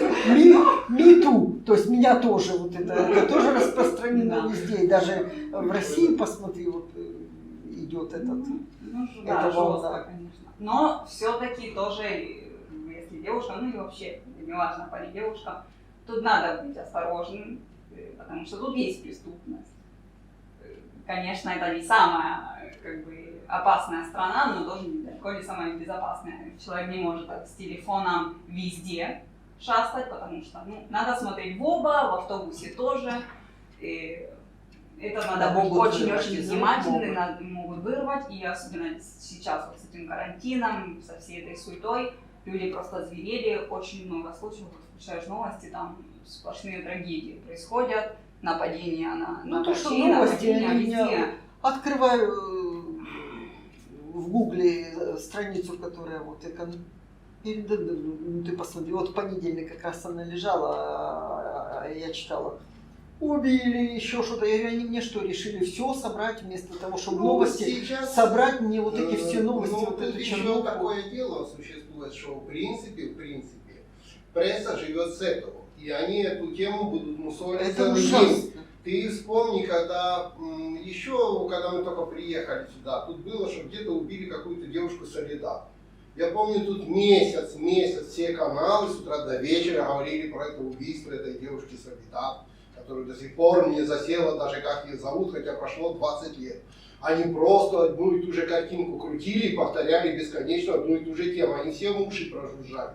То есть никто не жужжал о том, что где-то в каком-то районе безопасно. Именно если нашли вот эту тему, она людей пугает, она людей захватывает. Если ты будешь смотреть новости, ты будешь бояться выйти на улицу. Ну да. Ты будешь выходить и оглядываться из подъезда вот так, потому что ты сегодня услышал новости. Это правда, и это разве во всех странах. Если почитаешь новости украинские, ты будешь бояться ехать на Украину. Если почитаешь русские, ты скажешь, да нафиг оно мне надо. Лучше я уеду в Африку. Это такое. Тут еще такой бизнес вот этих медиасетей. Конечно, он на этом построен. Что люди хотят. Так кто-то пишет, не только в капитале, а в какой-то провинции, в Кордобе, еще да, где-то. это будет мусолить. Да, но это будут мусолить с утра до вечера, повторяя. Даже если картинки другой нет, они будут повторять на телевидении одну и ту же самую картинку и обсуждать одну и ту же самую тему теми же словами, переставляя фразы. Потому что у них другой новости нет, и показывать что-то. Ну хорошо, вот там открылось что-то где-то, кому это интересно, а вот это вот зашуривание, оно вот, знаешь, это как с коронавирусом было, нам бесконечно показывали о том, как ездят скорые, нам показывали бесконечно, как трактора где не умещаются трупы, где лежат они в каких-то холодильниках, потом вот сейчас заболеваний в 100 раз больше. И никто что-то нам не показывает эти скорые, никто не роет кладбища, понимаешь, никто в холодильниках не лежит. То есть нагнетали, потому что это было интересно нагнетать эту тему. Прошли годы, спрос упал, как говорят. Ну да, прививки делаем, ходим, ограничений. Раньше из-за 1500 заболевших нас закрыли, тут год сидели. Никто не работал, чуть ли не бизнес закрывали. Мы самые ранние закрыли. 100 человек. Да, из-за 100 человек. А сейчас заболевших сколько там? 130 тысяч и ничего. Езжайте в отпуск. А 100 человек, да, посадили на 5 месяцев. Да, вот я же об этом и говорю, что вообще носа не показывали. Вокруг парка походить нельзя было без собаки. Да, надо было брать пакетик с собой, как будто ты в магазин, намордники, все, и в магазин. Потому что стояли полицейские. А по телевизору что показывали? Тоже показывали? Ну да, никто не останавливал, если с пакетиком. Да, вот я про то, что по телевизору много чего, ужастиков показывают, потому что это их не бизнес. Да. Я вот сегодня, к примеру, взял стабилизатор, установил на него телефон и специально на русском языке включился онлайн. И шел себе от Хосе Эрнандеса и пришел сюда. И никто, все только наоборот, о, привет, Оля, всем привет, там, кто там в этом.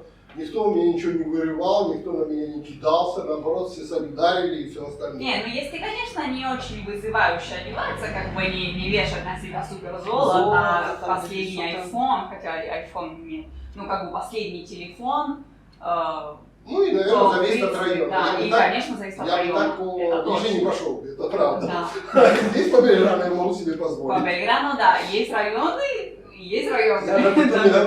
одном и том же городе можно иметь районы. Надо просто как бы смотреть, где, как ездил когда-то мой племянник в Кейптаун, и говорит, вот в Кейптауне прекрасно, говорит, но ты видишь за него. Во всех странах. Да, вот. Также, по-моему, и когда посмотришь Голливуд, там тоже, по-моему, 4 квартала оттуда такая бомжатня. Да. Понимаешь, что туда лучше не заходить. Так и у нас. Есть районы, которые ты можешь хоть и на улице переспать, и никто тебя не тронет за ночь, а есть, которые ты и днем, может, не захочешь туда идти. Да. Так что, думаю, так. Где-то приблизительно. Но все равно мне нравятся здесь люди. Мне нравятся люди, они... Может, где-то кто-то скажет фальшивые, не знаю, но они не злые. Вот люди, которые так ВКонтакте, они тебе могут подсказать, что-то советовать. То есть, знаешь, как говорят, в семье не без урода, везде есть плохие люди, ну да. Но основная масса, здесь нет вот этого преследования по национальности, там, примерно, знаешь, что ты не той национальности, соответственно, тебя просто из-за национальности игнорируют. Нет, если ты, конечно, идиот, тебя будут игнорировать или что-то такое, но не по национальности. По твоим поступкам, по твоему поведению, может быть, но не по национальности. Это уж точно. По-моему, одинаково, что ты из Перу, что в Боливии, что с Украины, что с России. Да, в этом смысле дискриминации нету, и тоже нету дискриминации вот насчет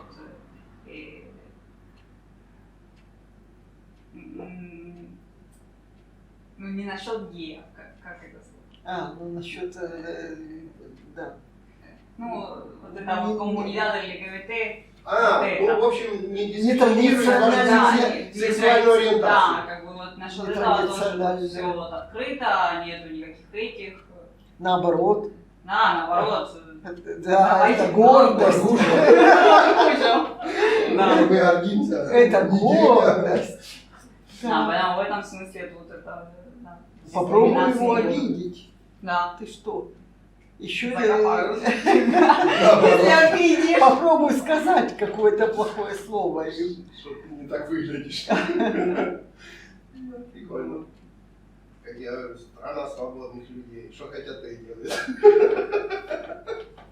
Ну да. Ну, вроде все. Хорошо. Ну, в общей сложности вам нравится Аргентина? Ну, я ей вообще тут должно нравиться, как моему Нику. Она говорит, я тут родился, куда я отсюда. Мне вообще Буэнос Айрес нравится, я даже в отпуск на море ехать не хочу, я хочу в Буэнос Айресе ходить. Он привык. Просто когда начинаешь думать, вот, допустим, да, в Европу, Думаю, если бы я была в Европе, я бы еще в своей квартире не жила. Это ясно. Когда посмотришь, а какая зарплата в Европе, на что это хватит, то получится, что мы бы жили бы еще хуже, чем живем здесь. И вряд ли бы я сидела в своей парикмахерской. Не знаю, я не хочу никуда уезжать, потому что уже все, уже осели. Уже 23 года здесь. И уже у меня есть клиенты, которых я обслуживаю уже 17 лет, 18 лет. Они уже даже как семья. Да, здесь уже привыкаешь к району, идешь, каждый инкаргатор с тобой здоровается, в каждом магазине тебя знает. Я захожу в супермаркет, надо сказать номер документа, он называет мои 6 цифр. Я попутал, у кого из вас 9, а у кого 6 заканчивается. Он знает и Свет, номер документа, и мой номер документа, продавец в супермаркете уже. То есть, соответственно, я уже не знаю, не чувствую я себя, ну, как бы, чужим в городе. На всяком случае, как минимум в своем районе. Ну да, папа тоже говорит, я люблю эту страну. Да. Что он очень благодарен Аргентине и что это очень хорошая страна. Конечно, есть свои недостатки, но в принципе во всех странах есть свои недостатки. Каждому свое. Ну да, наш папа любит Аргентину, он говорит, спасибо Аргентине. Прямо как я. Я тоже. Только мне начинает, я говорю, выезжайте куда хотите, оставьте меня в покое здесь. Мне здесь нравится все. Нет, я не хочу никуда уезжать на Украину. Во-первых, я здесь живу, здесь люди все-таки как фриолентос, то есть они боятся холода. И я им рассказываю, что я здесь зимой, Вика тоже ко мне заглядывает, ой, у тебя холодильник, я закрываю ко мне в спальню дверь, там у них не так холодно. А я с открытым окном сплю зимой, у меня холодильник, я укрылась хорошо. Спится отлично, прекрасно. То есть я живу без отопления.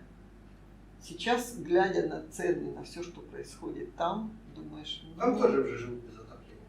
Ну так, просто просто проживи без отопления при минус 15, и здесь несколько дней. Вот в том-то и дело, что думаю, здесь мне не надо шубу, мне не надо сапоги, мне не надо отапливаться. Я одела, еще один свитер, халатик одела сверху, когда пришла, мне прохладно. И нормально, дома, когда, допустим, пришел прохладно, оделся потеплее, 2 свитерка одел, халатик сверху, тепленько, носочки и ничего страшного. То есть я могу избежать вот этих вот трат, чего я на Украине не смогу себе позволить. Там не просто замерзну, задубею. Вот, поэтому... с питанием пока здесь, если нас не заставят, вот как в Европе уже тебе предлагают кушать кузнечиков, там, червячков, еще что-то, уже начинают об этом говорить депутаты, ты не слышал? Наши? Нет, в Испании. Слава Богу, это за океаном. Не здесь, в Испании. Поэтому скачут, там эти Карпинчо ходят с котами под ручку. Нет, поэтому я когда послушала, что предлагают начинают в Испании говорить, что вы слишком много потребляете мяса, килограмм мяса на неделю, это очень много, надо потреблять 250 грамм. Вот. А другая депутат, вот ее эти речи, что вот надо переходить, как китайцы, на червячков, кузнечиков. Я люблю мясо. Поэтому думаю, нет, лучше мы вот здесь. Цены, конечно, сейчас подскочили, понятно. А где они не подскочили? Но в любом случае мы всегда привыкали. Нету, значит, приготовим что-то из другого. Значит, что-то экономней, значит, что-то дома сделаем, значит, налеплю пельмешков, загружу в морозилку, еще что-то. Голодать, вот чтобы я сказала, что мы голодали, никогда такого не было. Да, может быть, были моменты, когда когда-то ели хорошо, даже вот когда 60 человек обслуживали, тогда у меня хватало вообще на все. Сейчас другое время, но все равно не голодаем, все равно работа есть и работаем. По крайней мере, когда есть свои за, свои против. Когда работаешь сам на себя, тебя никто не выгонит. Единственное, что могут вот как закрыть, закрыть типа вот как карантин. Но что хорошо в Аргентине... Так не будет, как бы, я думаю, что это уже не будет. Раз такое, А поэтому я шторочки повесила. Потому что когда они второй раз закрыли, думаю, сейчас я закроюсь и не буду работать.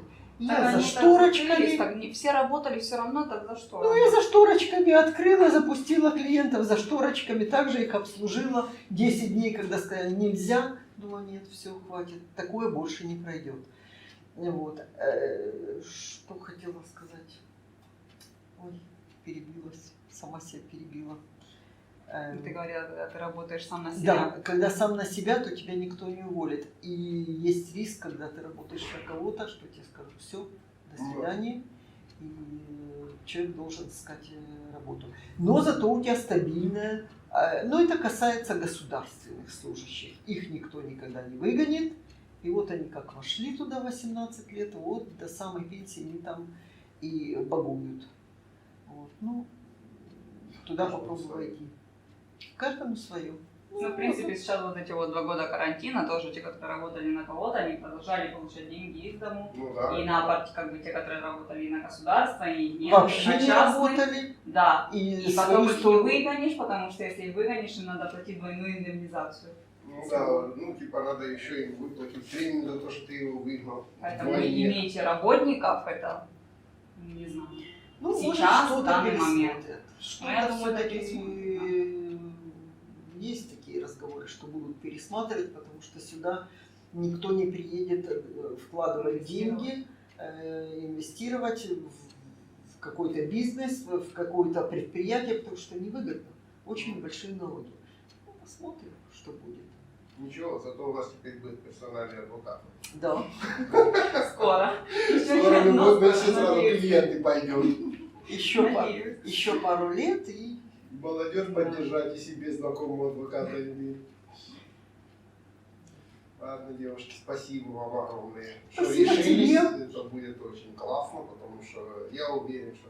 Видишь, на моем канале я как бы сам говорю, сам хожу, сам пою, сам гуляю, сам стелюсь, сам лягаю. Я посмотрела, кстати, пару видео, очень интересно. То и болтаю. А мне бы было интересно, чтобы кто-то еще и по бинарию, может, у него и другой взгляд на это. Так вот, потому я и не прибываю, не вылезаю, я наоборот даже приглашаю всех, говорю, кто хочет, хоть из других стран, высказать свое мнение, я даже организую по интернету такую встречу и снимем это все.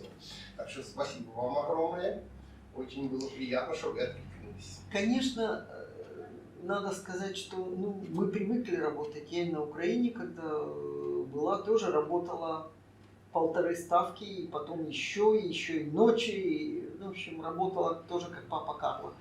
Когда сюда приехали вот эти 3 года, ну да, если так представить, я не знаю, кто, думаю, из аргентинцев выдержал. Я вставала, варила, потому муж мой до сих пор кофе возит. Ему нравится, он говорит, я ничего другого не хочу. Мне нравится. Я прошел, я продал, меня все знают, и все, и я свободен. Он как свою территорию обошел, знаешь, да, как бы со всеми поздоровался, со всеми переговорил. Он знает людей, он спросит, как твои дела. Он уже 22 года там ходит. Он на свежем воздухе, с тачечкой, как бы, свой бизнес, хоть и маленький, но свой. Тоже спорт в каком-то смысле. Да, я же правильно. И он не хочет, ну пойди куда-то, не хочет. Да, тут еще вот такое есть, что мы приехали, как бы у всех было чуть-чуть круто, в смысле скрутно с деньгами, и нам пришлось сразу кидаться в омут с головой, чтобы заработать эти деньги, и не останавливаясь, потом, чтобы хоть что-то отложить, чтобы выйти, не думать, что ты вот от зарплаты до зарплаты, да. Те, кто устроился на работу, им было проще, они точно знают, что такого-то числа им столько-то заплатят. Ну, есть риск, что могут выгнать. А потом он остается вообще никак. А те, кто сам, он ищет, то если не там, значит там надо. Если не там, значит там надо. Мне Света тоже говорит, если бы ты, говорит, столько работал дома, сколько ты здесь начал работать, а не сидел бы там, играл в игрушки в компьютере, я говорю, ты бы там дворец купил бы. Чтобы столько ты, говорит, работал дома, как так, как сейчас. Ну не сейчас, но когда мы приехали в Аргентину без передыха. тоже и панчесы продавал, и воду на перекрестке продавал, и вендедором амбулантом работал, мафией меня тут обзывали, панчесный. И на стройках работал, строил, и плитку ложил, и электрику, так что все, и компьютеры. Но это тоже ненормально, я опять Конечно, возвращаюсь нормально, к Украине. Когда у меня мама моей невестки, сын же там остался, он так сюда и не приехал. Думали, он приедет попозже, а потом он женился, уже так и остался. Мама невестки, отработав 42 года стажа, получать пенсию 2400 в гривнах. Не долларов. И за отопление, естественно, в гривнах. И отопление стоит ее двухкомнатной квартиры что-то 2200 или что-то такое. И дальше что? Она не может на пенсию уйти. Она уже говорит, ну что, я больше не могу ходить, у меня ноги болят. Она моя ровесница, она с палочкой ходит, говорит, я не могу больше ходить, такие боли. Вот. Говорит, ну будете вы мне оплачивать это отопление, я уж как-то на питание буду там за эти 2400. Но это тоже ненормально. Человек 42 года отработал, кем бы он ни работал, как бы, на какой бы низкой зарплате, ну не может быть такого, что тебе дают зарплату, что тебе не хватает на отопление. Даже отопление, не говоря просто о жизни какой-то. А потом же туда еще включается потом вода, вывоз мусора, газ и все прочее. Поэтому я когда вот подумаю об этом, думаю, куда? Куда возвращаться вот это вот? А люди думают, что они все будут миллионерами там, и все на иномарках, что кто-то же ездит на этих иномарках. Так у нас тоже кто-то есть и на иномарках. Так я же про Украину говорят, они думают, что там, ну да, есть, кто-то ездит на иномарках, а сколько не хватает на кусок хлеба. Как моя мама рассказывала, она врач и работала там, ну, в разных, и она говорит, профессор, который работал в университете, видно, потом остался старый, один. Но это было, вот, сейчас уже моей мамочки нету в живых, это было вот где-то в 2000 какой-то второй, или я не знаю. Я прохожу, и я вижу профессор, он в баке мусорном роется, ищет еду. Это что? А когда-то это профессор. Ну, хорошо, у кого есть действительно дети, которые могут помочь, а если нету, вот одинокий, и ему не за что. Нет, это ужасно. Хотя иногда мне говорят, ну здесь то же самое. Не знаю. Ну смотри, тут тоже насчет пенсии, например. Но здесь хоть есть, что ты можешь пойти хоть в столовой поесть. Бурду, не бурду, но хоть тебе это есть где-то адрес, вот ты пойдешь с миской, здесь дело в том, что есть определенные люди, которые они с детства в этих мусорках роются, скажем так, и они даже не прогрессируют. Вот он ездит тут с тачкой по этим мусоркам роется, и вот ребенок сидит в этой тачке, он потом подрос, уже теперь этот ездит с этой тачкой и своего ребенка возит. Они даже не пробуют прогрессировать. А есть наоборот, я видел одного, он приехал, сначала был на Кураменто и Кавидо, он там в парке около Кота был бомжом. Потом я увидел, он уже как бы где-то мылся. Потом я увидел, он уже чистил сапоги, сидел. И уже прилично. И снял комнату. И теперь я смотрю, там рассказывают про него, что он уже какой-то себе киоск открыл. То есть человек прогрессирует, понимаешь? А есть, которые нет, он по жизни. А знаю одну, ну не будем по национальности, но все равно, ну, молдаванка была одна. Она вот сидела все время попрошайничала около этого самого, на Кабидо. Вот уже даже и молдаване все разъехались. Она там сидит и попрошайничает все время. И я помню ее дочку, когда она ее на руках держала. Теперь сидит ее дочка на том же, под тем же самым банком и держит своих детей на руках. Это их не бизнес, они так живут. Может, у нее дома вилла стоит. Но она сидит на этом перекрестке, там выросли ее дети. Уже мухи ее там сидят на этом, под этим самым банком. Так как ходишь каждый день по этому месту, ты видишь, они растут на твоих глазах. Поколение меняется. Так что, ну как, вот, есть некоторые, которые ездят на этих тачках с целыми поколениями, одно и то же. А есть, которые вот под банком поколения сменились. А есть наоборот. Ну да. Кто уперся, кто достял. Я что-то не вижу ни одного бомжа-китайца, к примеру, здесь. Да. Вон, китайцы все приезжают, они все пашут где-то, все. Я не вижу ни одного еврея-бомжа.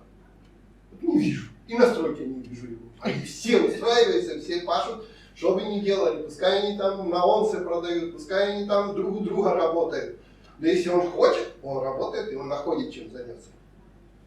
Ну, эта страна... Ты много видела китайцев на стройке или бомжей? Нет. Каждый китаец, блин, шурует, пока университет не закончит, не остановится. Спать будет в магазине, будет есть то, что в магазине остается, но он, блин, и его дети университет закончат. Ну, эта страна открыта вот на всех. И вот как мои родители приехали, у них не было абсолютно ничего, кроме $4000 и 0 языка с 2 детьми, они были в отелях. Очень сложно было поначалу, но в любом случае они всего этого достигли сами, без никакой помощи. И также есть люди, которые переезжают сюда, вот тоже со стран Латинской Америки, это лимитрофы. Не все, но очень многие приезжают и вот хотят остаться, просто жить за счет государства. И они ничего не делают. У них есть язык, и выбивают эти пособия какие-то. Да, полно пособий, тархету, вот, алиментар, там, где тебе как бы государство кидает деньги на карточку, чтобы ты покупал еду. И они не что стараются найти ни работу, ни развиваться. Да? Максимум Потому пойдут, почистят на гуманитарная вот эта работа, почистят таблички на столбах или сходят на демонстрацию с плакатиками. Да.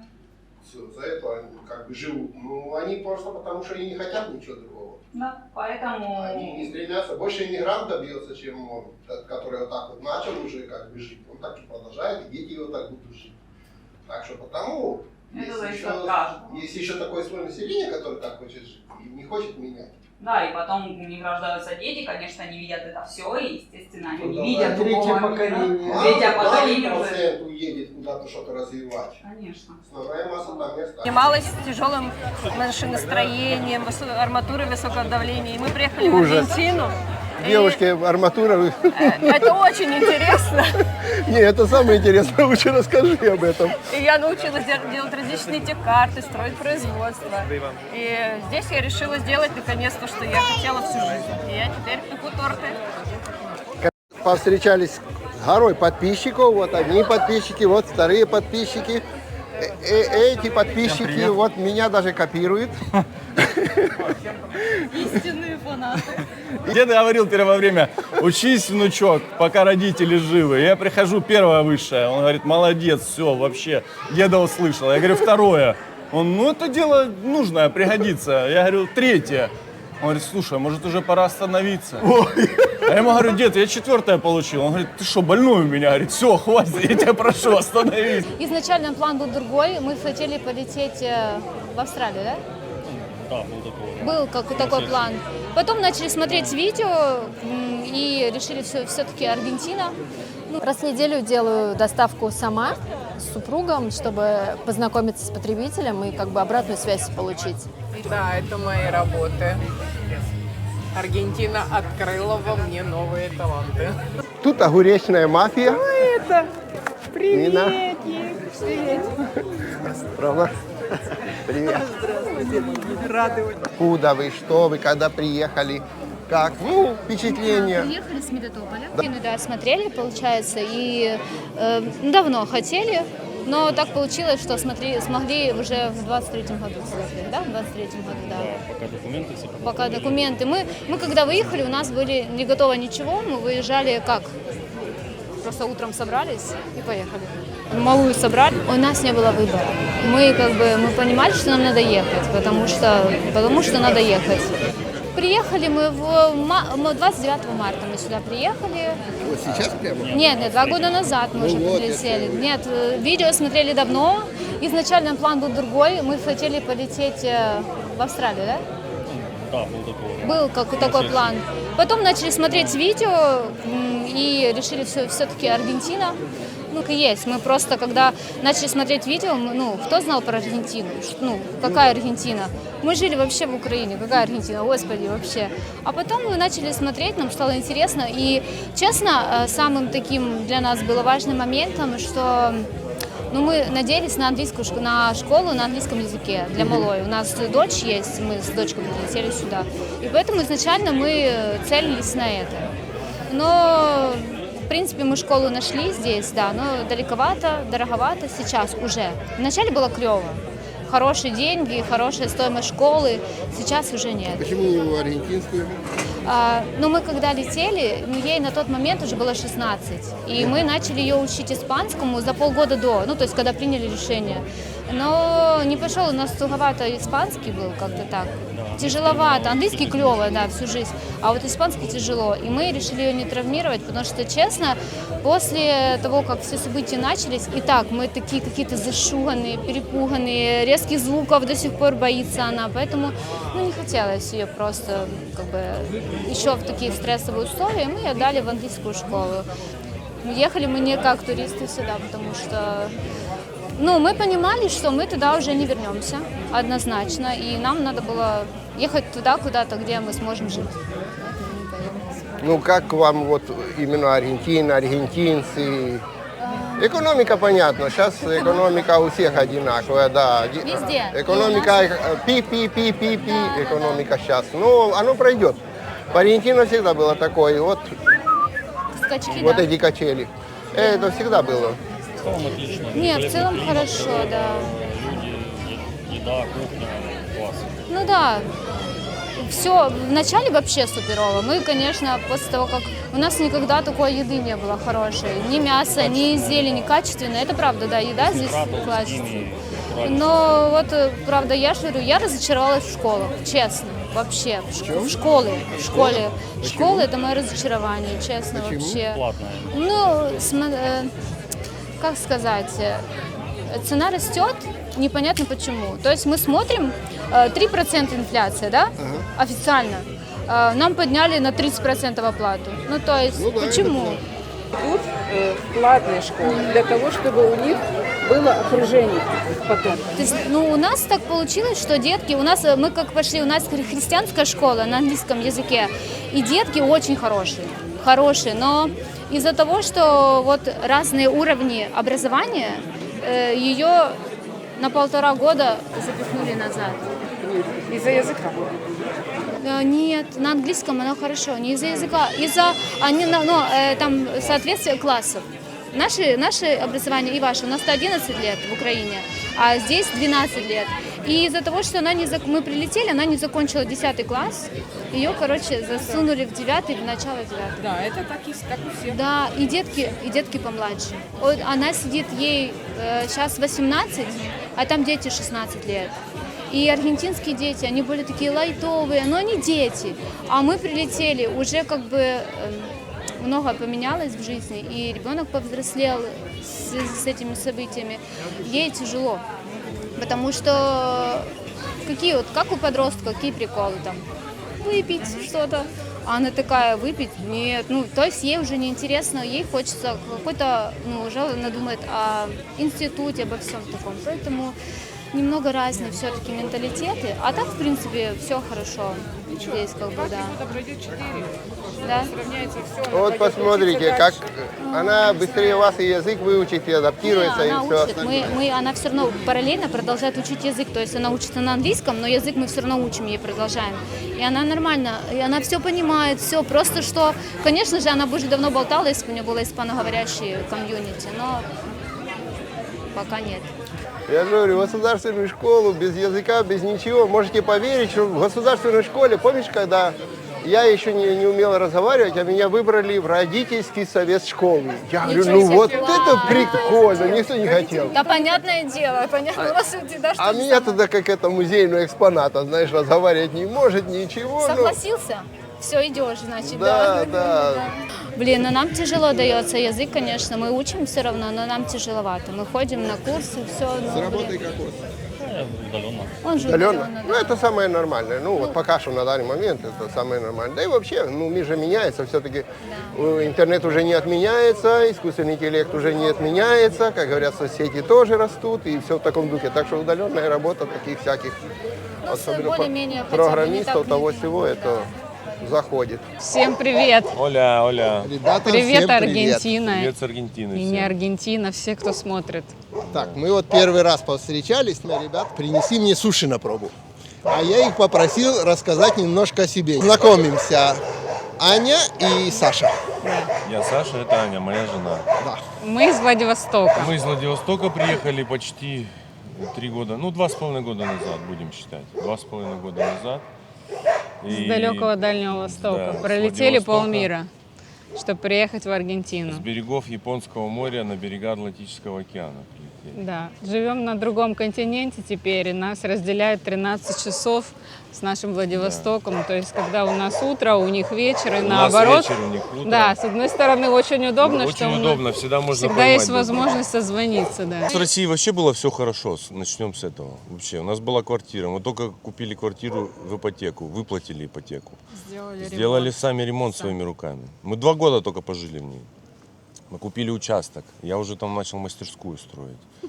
У нас было 2 По дереву. машины. У меня были станки, рейсмус, фуганок, рубанок, фрезеры, циркулярные пилы с протяжкой, без протяжки, ручной инструмент, рубанки ручные. Ну, то есть все, что по дереву, там, поделка кое-какие делал. Ну, то есть, как бы мы хотели жить в России, но, блядь, случился в 22 году, и, ну, и как бы я... Ну, как-то решение было принято быстро, скомканно. Да не быстро, Мы тяжело за месяц перед отъездом зарегистрировались, хотя мы с Сашей уже 8 лет, да, вместе 8 жили. лет жили вместе, 7 лет. Да. Не расписаны.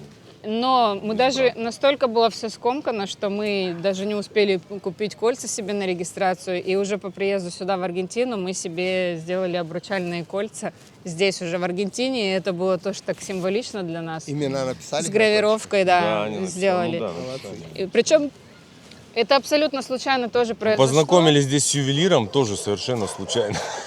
Армян. Да. Как его я уже не помню. Стыдно, не Я забыла. Ну, здесь много армян, и все время, вот, сколько я себя помню, они микроцентре, занимаются, да, вот золотом, вот там вот.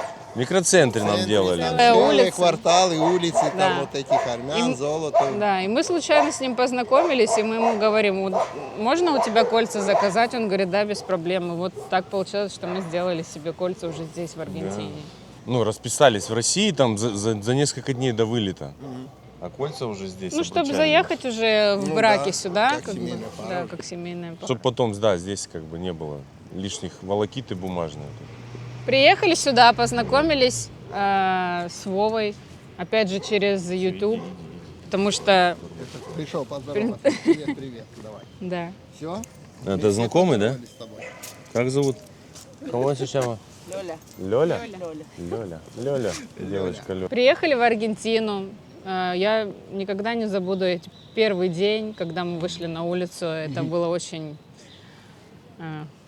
было странно, страшно, потому что мы вернулись в квартиру ни с чем обратно, вот через Airbnb, которую сняли.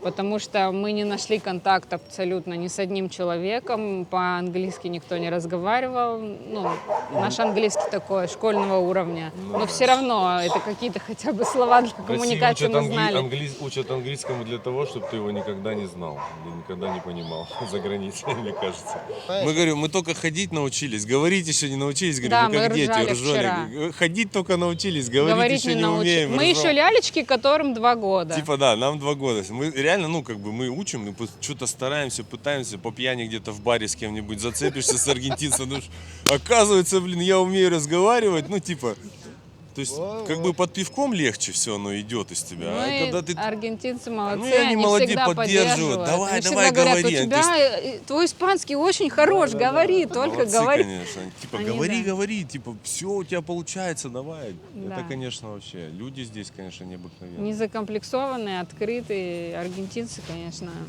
Ну и что, вот мы заехали в хату, в Airbnb-шную, 2 недели, мы за нее оплатили, нам друг оплатил с московской карты, что мы даже не С могли хату грузинской, оплатить с да. грузинской. И на 3-й день, ну, сначала мясо, пиво, конечно, бесподобное. Да, рядом мясо. был кота, и мы 2 ходили. недели мы ели каждый день Я стейки, нюхала ели это сельдерей и мясо. говорю, господи, какой он Овощи ароматный. как пахнут, фрукты. То есть мы вообще, конечно, обалдели, Кока-кола наслаждались. здесь даже другого вкуса. Она такая День на вкусная. 3-й мы, короче, такие, ну, начинаем Спрос- переживать. Искать Спросили у квартиру начинаем хозяйки, дальше. спросили у хозяйки, а где там деньги разменять, куда идти? Она нам сказала, Ходили вот на идите вот так Флориду. прямо, Мы же понимали, что мы выйдем из квартиры, и Wi-Fi уже не будет, у нас нету местных карт. Сим-карт. И мы будем без связи, и как бы вообще куда, собственно, идти. Да, Она нам нашла какой-то буклетик. Бумажную карту. Бумажную карту. И вот так нам на нарисовал дорогу, говорит, идите на Флориду, адрес такой-то, там поменяете деньги, и там же на Флориде где-нибудь симки купите себе.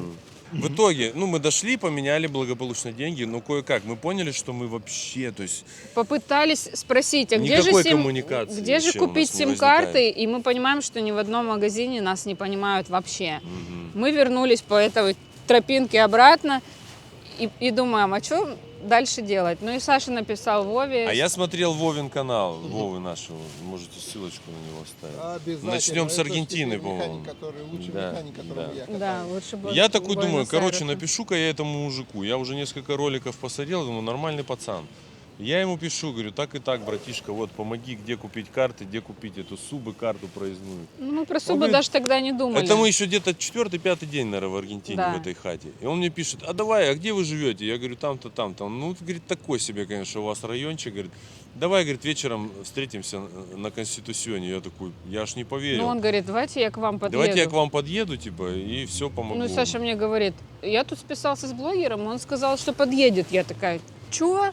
Какой-то парень левый чувак приедет русский нам помогать. подъедет к нам, ну, типа, а зачем, да, это ну, что, я в ж не- его я ж, интересах? как-то, Какой у него интерес Подвох к нам, сразу он такой у блогер. меня. Ну, что ему, может, ему что-то надо? Он думал, блин, а какой у нас выбор? Выбора нет другого. Естественно, русский свой пацан. Все, мы приехали, сидим такие там на этом Конституционе, а там реально такие маргиналы ходят туда-сюда. Вован такой подходит, говорит, ну да, Вова с конечно, ваш Вероникой Снежков идет. видно издалека, говорит. Такой походкой свободной Такой подходит сразу и транквила, говорит, расслабься. говорит. ребята, вы в Аргентине, расслабьтесь, вас видно за километр. Что вы только приехали? Ну и, короче, он нас за ручку отвел в этот в Клара. Мы купили 2 чипа, 2 симки. Купили тут же субы, хотя субы тогда не было. Какой-то был момент, что нигде. А Да. именно в Конституционе тогда на конечной мы купили 2, да, проездных? Или 2, да, Гриша потом. Ну и он нас в курс дела вел, показал, нас, да, какие примерно. местные приложения, как доехать, куда идти, что, как. Ну, то есть какие Помог, такие короче, нам, общие реально, то моменты. есть И он нам объяснил. как-то поддержал И самое даже. главное, что он нам дал понять, что типа, Ребята, ребята, не нормально, беспокойтесь, расслабьтесь, если всё что, чётко. звоните мне, я вам все подскажу. И мы вот как бы с того времени И общаемся, дружим. и дружим, да. как-то Да, вот. вместе ездим отдыхать. То есть эти люди, ну, кажется, с которыми мы, наверное, будем всегда общаться. Да, они нас поддерживают, мы их поддерживаем. Как-то вот так сложилось. Ну, Ну и нормально дети у вообще. нас сдружились, поэтому Ну, как у нас Гриша мальчик, у них Вероничка. Да. Вот. А потом что было, Саш? Ну, что потом? Потом мы в микроцентре сняли хату. Аня пошла учиться швеей. Да, прошло 3 недели, Я и без работы сидел, наверное, месяц, 2 точно. 2 Как- месяца без работы сидел. как раз вот мы Даже встретились инженерова с такая Вовой, и потом через несколько дней встретились с его женой Мариной, и Марина мне говорит, что ты умеешь делать, шить умеешь? Я говорю, ну шить умею. Она говорит, ну вот иди в Реглю, работай, просто для того, чтобы войти как бы в коммуникацию, где-то подучить испанский, слышать испанскую речь. Ну, то есть нужно как-то, как это, не синхронизироваться, а это ассимилироваться, да? Ну, вот, поэтому как бы так вот через цепочку каких-то людей я пришла в локаль Регля де Ропа, то есть ремонт одежды, к Валентине. Она тоже с Украины приехала, ну вот как вы, да, ваша иммиграция была. Очень хорошая женщина. Я ей бескрайне благодарна, потому что я просто пришла к ней и говорю, вот я вот только приехала с России, если у вас есть какая-то работа для меня. Она мне говорит, завтра приходи туда, во сколько хочешь, во сколько. И мы, говорит, с 9 работаем, хочешь к 10 приходи. Я говорю, ну хорошо, приду. Я пришла, и все. И это просто человек, который, вот она меня научила шить, ну, хотя я чуть-чуть умела, у меня дома была бытовая машинка, но она меня научила шить на промышленной. Делать определенные операции, да, как правильно ремонтировать. В ремонте одежды я могу сделать все, и я делаю очень хорошо благодаря этому человеку. Вот. И получилось так, что у нас потом сын пошел в школу, и мне Валентина говорит, ты себе машинки-то покупай промышленные домой, чтобы потом ребенка придется тебе забирать, потому что здесь в Аргентине как бы очень трепетно так относятся к детям, в плане того, что детей обязательно нужно забрать, прийти лично, да. Ну и так получилось, что Купили мы, короче, 2 новые мы машинки купили, промышленные. да, оверлок и Ректу простую, и оверлок. прямострочку, да. И Аня начала дома. Я начала готовить дома. А Саша... готовить, да. Шить дома. А брать я эту сидел без работу работы домой. 2 месяца, и как-то случайно в телеграм-каналах же ищешь работу, ну, любую там. У армяна там 2-3 раза выходил, стены красил там за 5000 песо в день. Потом мы с Вовкой были на разгрузке каких-то ковров, там, упахались так за 4000 песо просто. Но такие довольные были. Потом их же тут же пропили на пиво, на бургеры какие-то там. Довольные, капец. И потом я случайно там чаты же это, ресерчишь эти чаты, телеграм-каналы. И кто-то что-то, или кто-то блинов там сказал, где купить блинов русских. Или что-то кто-то, или кефир кто-то захотел. Я думаю, блин, типа, что-то надо попробовать. Потому что нет, Саша... я, короче, свое объявление в телеграм-канал, да, я увидел что-то, запрос какой-то, и подал объявление. Долго-долго сомневался, но в итоге думаю, да, короче, чем черт не шутит. Типа, мол, повар, оказываю услуги, могу выйти к вам приготовить. Такое-сякое, там, что хотите, пюрешки, котлеты, борщи, мощи. Вообще, неважно, пофигу. Любой вид блюда, который захотите. И женщина написала, я раз сходил к ней, 2. Ну, ей что-то не понравилось, дорого, как оказалось, ей. Для нее было дорого. Потом еще один написал, я уже так думаю, ну, то есть как-то стал более уверенно. Начальная цена у тебя была $5 в час. Ну и, короче, люди начали писать, как бы я так приободрился, все уже, и начал где-то раз по чуть-чуть цену начал поднимать, и как бы, ну, я смотрю, люди не отказываются, клиентов все больше. У меня была загруженность, у меня 2 клиента в день, 6 дней в неделю, даже и в воскресенье я работал. Ну, то есть тотальная загруженность была. Ну, Потом Саша, начали получается, запросы выезжал появляться. к ним домой, ты это не сказал. То есть он, да, я выезжал к ним домой, как готовил у них. частный личный Закупал повар. продукты. Приезжал, готовил все. То есть они со мной расплачивались по чеку и за работу. Криптой за работу, по чеку в песо. Потом начали появляться запросы типа на доставку. Кто-то захотел доставку там, или начали люди лично обращаться. А вы можете нам приготовить то-то, то-то, там, котлеты, пельмени, там, перцы фаршированные, голубцы, ну что обычно люди там. Что там, рыбу там вяленую я начал, говорю, делать тогда на Пошел балконе. запрос прям на молочку, а Да, можете ли вы начали сделать кефир, творог, сметану кефир. делать, что еще, творог. Да. И прям как-то так все пошло. Аня готовила, И Аня в этот шила момент время. получилось так, что я стала работать уже дома на швейных машинках, и она меня поддерживала, помогала. И Саша говорит, давай, пока я на выезде, ты будешь дома делать молочку, ну вот эти вот запросы, да, то есть он же все рецепты знает, я как бы тоже, что любая русская женщина умеет готовить, условно. И я начала тоже дома параллельно. Тут же шью, там что-то отшила или вечером полночи шью, например, днем готовлю под запрос, там, ко времени определенному. Блины, не блины. Ну да, блины наши полюбились очень. Видишь, определенное меню появилось на доставку, в котором люди могли зайти, посмотреть самими и заказать. людьми выработалось, не да, нами. То есть это был запрос от клиентов непосредственно. То есть, ну и как бы все само собой. И появился свой костяк клиентов, то есть они постоянно, регулярно стали заказывать. У нас мы даже уже немножко планировать начали свои какие-то действия, средства какие-то там. Ну, то есть это довольно-таки хорошее достижение, как мы считаем. Ну да, и плюс Саша профессиональный повар, у него высшее образование, то есть именно связано с... Ну и опыт у меня 15 лет. Технолог продуктов питания, или как правильно называется? Вообще. И очень большой опыт работы в разных ресторанах. То есть он реально умеет готовить любую кухню абсолютно. Технология продуктов питания, да. Да, у меня опыт, я работал в итальянском, в китайском, в корейском, в японском много работал. В русской кухне. И суши, да? Да. Смотрите, теперь они делают суши. Мы сейчас их распаковывать не будем. Не будем. Будем пробовать. Ну вот смотрите. Разработали логотип. Да, молодцы. Это все Аня делала. Аня у нас за техническую часть отвечала. Да, я, получается, еще хотела рассказать именно внутреннюю трансформацию, которая произошла, и мы ее осознали очень...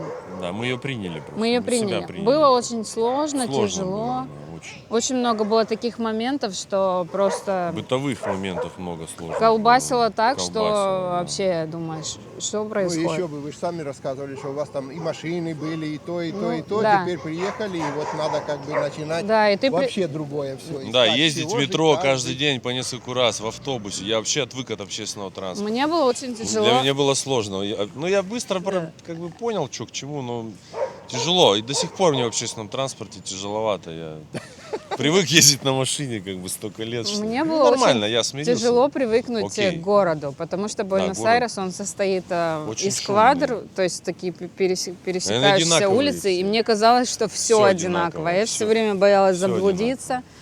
И все напугали, что телефон доставать нельзя, у тебя его сразу же выхватят. Ну, как бы. Да, конечно, Пугали. бывают такие ситуации, но не до такой степени, что это прям... Так, что-то Почему мне было тяжело? Я в какой-то момент это поняла. Я помню тот момент, когда мы с тобой шли. Ну, Саша иногда, он меня как бы очень чувствует, он понимает, когда меня сильно колбасит, нужно что-то сделать с этим. Сейчас уже так вот эти колебания, можно сказать, Более редкие сходят стали. на нет, да, потому что появилась цель и Амплитуда уменьшилась. направление появилось, наконец-то. Мы к этому шли 2 с лишним года. Ну да, у нас появился вектор. То есть Вектор, когда есть цель... родился чопстик, он реально родился как будто. То есть мы не думали об этом, реально. То есть мы не планировали делать суши тут. А сейчас мы прям, я как будто оно вот так раз и всплыло вот это. И название, ты помнишь, мы в этом были? В Пуэрто-Мадеро и в Экологика, резервада Экологика.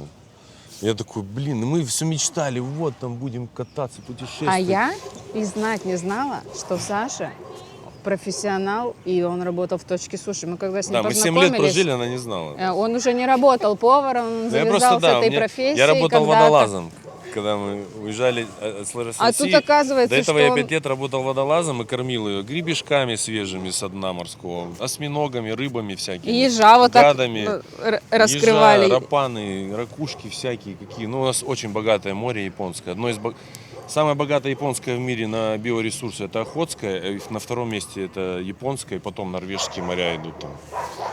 Ну, реально самое богатое. Там именно в Охотском море находится какой-то котел, в котором столько рыбы, которые там и селедки, там камбала, палтус, крабы, гребешки. Ну, реально очень богатое море. У нас очень богатый край. И, конечно, нам здесь не хватает очень сильно моря, просторов вот этих, воздуха соленого вот этого, да, вонючей этой капусты морской. Да. А поселиться в Мар-дель-Плате? Нет там запаха такого. Океан не пахнет. Не пахнет. Мы были, только приехали с... А море у нас оно прямо с запахом. А такой дезодорант морской. купить морской? Ну, нет, все клево. Вот это Да да. все И клево. океан не такой соленый Но это здесь, важно. потому Это что важно. река Мы же жили рядом. даже, мы квартиру, когда купили, у нас с квартиры море было видно вдалеке, но его было видно. Залив Амурского. Амурский залив было видно. Как бы мы жили, вот оно, с 3 сторон. Этот город омывает со всех его 3 сторон.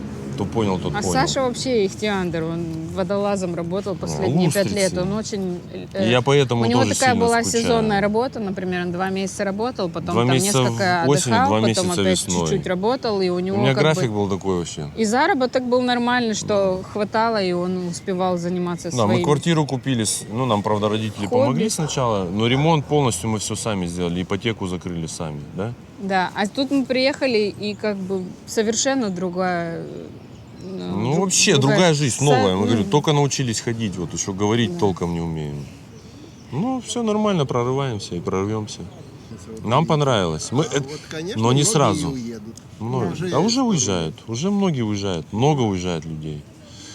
У меня много клиентов же и в Испанию, в Португалию люди уезжают. Ну, те, кто с достатком, с хорошей работой удаленной, они покупают недвижку в Европе и едут в Европу, в Америку, некоторые в Россию. Ну, в России что, деньги зарабатывают, это как на вахту. В России на вахте, как на вахте, особенно... Я хотела еще сказать, что иммиграция, она очень сильно Не меняет каждому тебя дается. изнутри. Да, ты проходишь через все тернии. Мгм. Ну, во-первых, это внутренние твои переживания, Да. принятие вот этого всего нового. У тебя меняется полностью окружение, меняется все вокруг. Люди Полностью. вокруг разговаривают на другом языке. Ну, абсолютно все другое, в общем. И Да, ты учитывая, начинаешь мыслить по-другому. Ну, то есть ты, допустим, раньше жил, у тебя уже все была устаканившаяся жизнь, Зона комфорта. устаканившийся график, у тебя была стабильная работа, у тебя была машина, ты знал, куда ты Отпуск завтра раз в будешь, год. да, что у тебя как, кто где, Мама кто тут вокруг. живет, папа Так, там, вот братья это вот тут. мои друзья, все. Да, друзья Тут здесь. ты приезжаешь, все, ничего этого нет, и ты думаешь, так, что делать будем? При всех этих обстоятельствах ты понимаешь, что там твоя подушка денег, она не бесконечная, а аренду плати, а то, а сё. Это учитывая, И ты что мы еще начинаешь застали как-то- дешевые цены. Как та лягушка, которая... И ты думаешь, либо ты та лягушка, которая сейчас ко дну пойдет, или ты надо масло плыть. будешь Надо сбивать. плыть, да, чтобы вылезти. Вот. И получается, что я в России работала в администрации по заключению муниципальных контрактов. То есть моя работа была связана с документами, я сидела за компьютером в За хорошим комфортном компьютером, офисе. за самым дорогим Приезжала последним туда компьютером. на машине, а приехала сюда, и ну ничего нет. И дохода нет, удаленного дохода нет.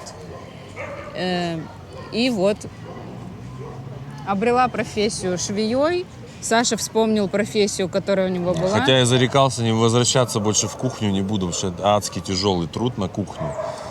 Вот. Ну, И в какой-то момент, я не знаю, я вообще не люблю всяких, как сказать, вот этих инфо-цыган, там, которые говорят там,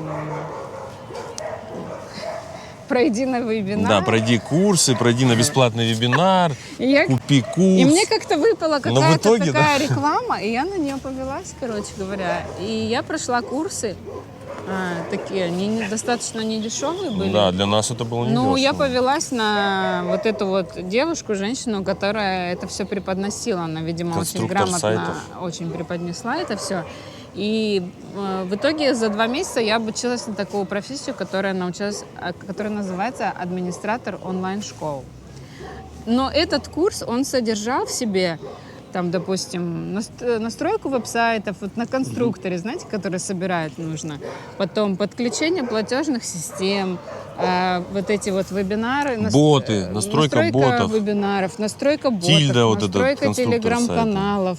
Потом вот этот вот, как не графический дизайн, Canva, это программа, Для которая сайтов. дизайны Дизайн типа сайта. делает. Вот в итоге я вот эти вот все такие небольшие навыки прошла, но из этих курсов я поняла, что любой сервис ты можешь изучить сам. Тем более сейчас есть GPT-чат, При и желании. ты ему говоришь, подскажи мне, через какой сервис мне сделать то-то, то-то, то-то, и он тебе прям инструкцию дает. И это так офигенно, и я поняла, что я это все могу. И из этого всего, можно сказать, и выросла. Тогда ты не пользовалась то- GPT еще. Ну, тогда не было, но я, к примеру, говорю, Ну, сейчас да. что сейчас, да, мы сейчас им активно начали пользоваться. Да. Почему у нас как бы все дело так хорошо пошло? Потому что я сделала красивое меню, я сделала телеграм-канал, куда мы начали выкладывать какие-то Инстаграм-канал у Сашины нас рецепты, что-то там по нашему меню, интересно все это прописывать, посты. Ну, то есть как бы канал был такой очень живой. И потом, условно, когда все эти навыки уже знала, когда у нас родился Чопстик, да, я проработала логотип, я проработала меню. Ну да, Аня все Очень сама это сложно делала. мне Ну, мы было- советовались, естественно. Очень но сложно мне было на начальном этапе Она это всё делала фотографировать сама. эти роллы, потому что они мне не получались, Да, мне не да. нравились эти фотографии абсолютно. Но и мы долбили в одну точку. Вот сейчас мы решили, что мы бьем только в одну точку. Да, мы делаем решили... только роллы. Мы продали машинки вот позавчера, позавчера. Да, промышленные Даже машинки мы дали, продаем. как говорится, в рассрочку, в пользование девочке одной. Вот здесь Аня познакомилась по своей швейной профессии с очень хорошей девочкой. Она разработчик, дизайнер одежды. Она тоже уехала, она уехала, правда, из Чечни. И у нее была там полностью своя фирма, работали люди. Короче, она делает Большой очень цех. крутые вещи, крутые шьет. Бренд у нее был свой одежды. И... Да, я умею делать боты и много еще чего. И если нужно будет, я и сайт сделаю. Но мы решили, что мы занимаемся только доставкой роллов. И я уверена в том, что если ты делаешь что-то одно, сконцентрирован на чем-то одном, то неизбежно Успех тебя ждет в этом неизбежен. успех. Потому что именно вот сейчас мы это поняли, а до этого мы хватались за все. За все подряд, да. И ты, и швец, и жнец, и на дуде, и грец. Утром готовила, вставала в 7 утра, там, пока я спал подольше, я просыпался, шел на работу к клиентам, приходила, она еще там, грубо говоря, с кухни не выходила, потом там вечером я что-то на кухне, какие-то заготовки делаю на завтра в заморозку, там, Аня идет шить.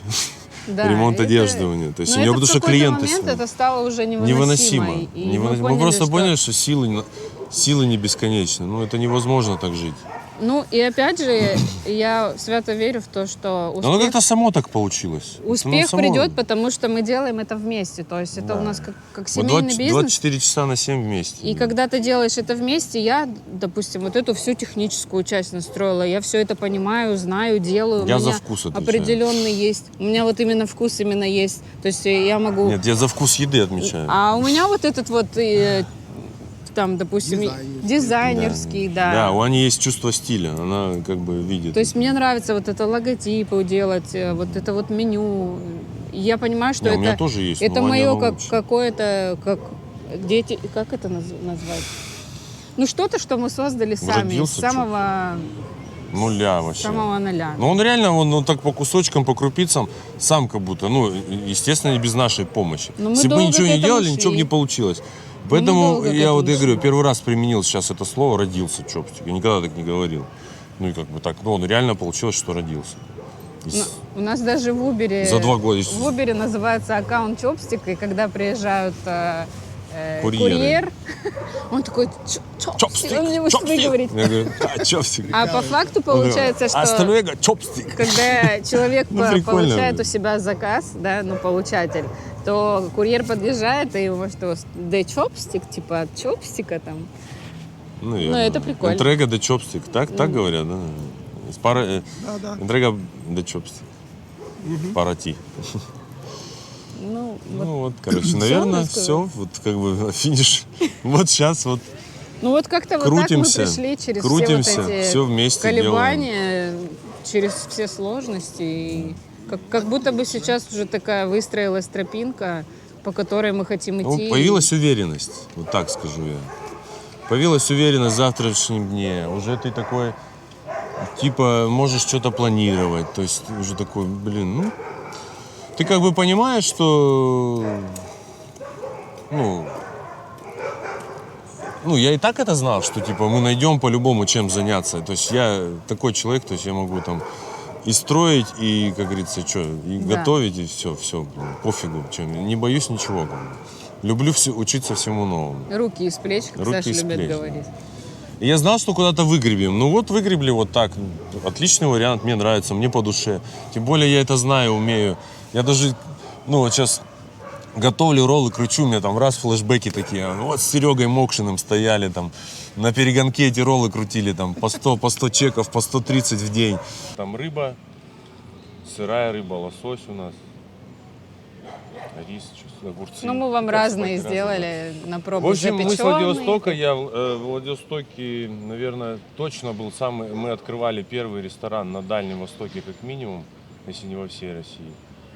Первая очень дорогой, очень суши. хороший, очень крутой ресторан был. И я учился у японца. Меня учил японец сенсей Осама. Вот я вспомнил, первый раз вспомнил. Вот. И вообще у меня опыта 9 лет. И вот сюда мы привезли все рецепты, которые я знаю. Вот аутентичные японские рецепты. Мы сами готовим соуса, мы все абсолютно полностью делаем сами. Мы покупаем только изначальные ингредиенты. Рис, лосось, рыбу я беру целиком, разделываю тоже сам. Огромные рябины по 7 килограмм. Ну и опять же целая работа была проделана, чтобы... Да, техническая часть у нас Аня отвечает за техническую часть. Чтобы Саша адаптировал к местным ингредиентам то есть, все, и воссоздал все вкусы по памяти. Я подбирал это, мне кажется, 1.5 года я готовился к этому, чтобы запустить наши суши. Мы запустили где-то чуть больше 2 месяцев назад. Ну, были пробные версии людям, там просто на вечеринке где-то делали.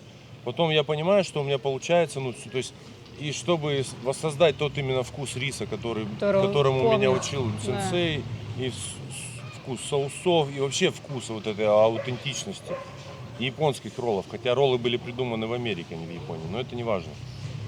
То есть я как будто готовился к этому 1.5 года, подбирал вкусы. Там соус куплю, там рис куплю, там уксус куплю. И вот по чуть-чуть, по крупице. Ну, в общем, попыток 7-10 было сделано, чтобы именно добиться того нужного вкуса, который был, который я помню. То есть вкусовая память осталась, как оказалось. Хотя это было, в 2002 я пошел, нет, вру, в 2000 году я начал работать, и в 2009-2010 я закончил с поварской деятельностью именно в японской кухне. Ну, а потом дальше жизнь там начала бросать в разные стороны. Я очень щепетильно отношусь к качеству продуктов, потому что я знаю, как оно должно быть, какое качество продуктов должно быть. Мы работали только с высочайшим качеством продуктов. И здесь почему, я говорю, подготовка шла почти полтора, наверное, года минимум. То есть я подбирал тщательно поставщиков. Я брал одного, проверял рыбу. Я брал сначала форель, мы ее вялили, продавали, вакуумировали, там, малосольную делали, сювид варим. Ну, мы до сих пор еще делаем. Ты умеешь то, что ты 15 лет делал. Ага. А я просто Прохладненько стало, да? И то есть я вот так цеплялась за все. Я понимаю, что я тоже умею все, я талантлива во всем. Я идеально шью. Ну да. Я вкусно готовлю точно так же. Я умею в компьютер сесть и разобраться в любых настройках. Сегодня то, что мы любим. Разговор о жизни с эмигрантами, с ребятами, которые приехали сюда, я так понимаю, 2,5 года назад в Аргентину, чтобы никто не путался, это Аргентина. Александр и Оля, да? Да. Вот, мы пообщались немножко и решили, что они смогут нам рассказать немножко о своей жизни, о том, нравится ли им Аргентина, собираются они здесь оставаться или нет, или просто приехали пережить определенные события, потому что многие так тоже приезжают переждать. Если нравится, то чем они здесь занимаются, как общение с аргентинцами, обижают, не обижают. И все, в общем, об этом. Можете хоть немножко о себе рассказать? Да, в общем, приехали примерно 2,5 года назад, в феврале 23 года. Вот, без знания языка, без плана, что здесь делать, потому что решили сюда приехать, можно сказать, экспромтом.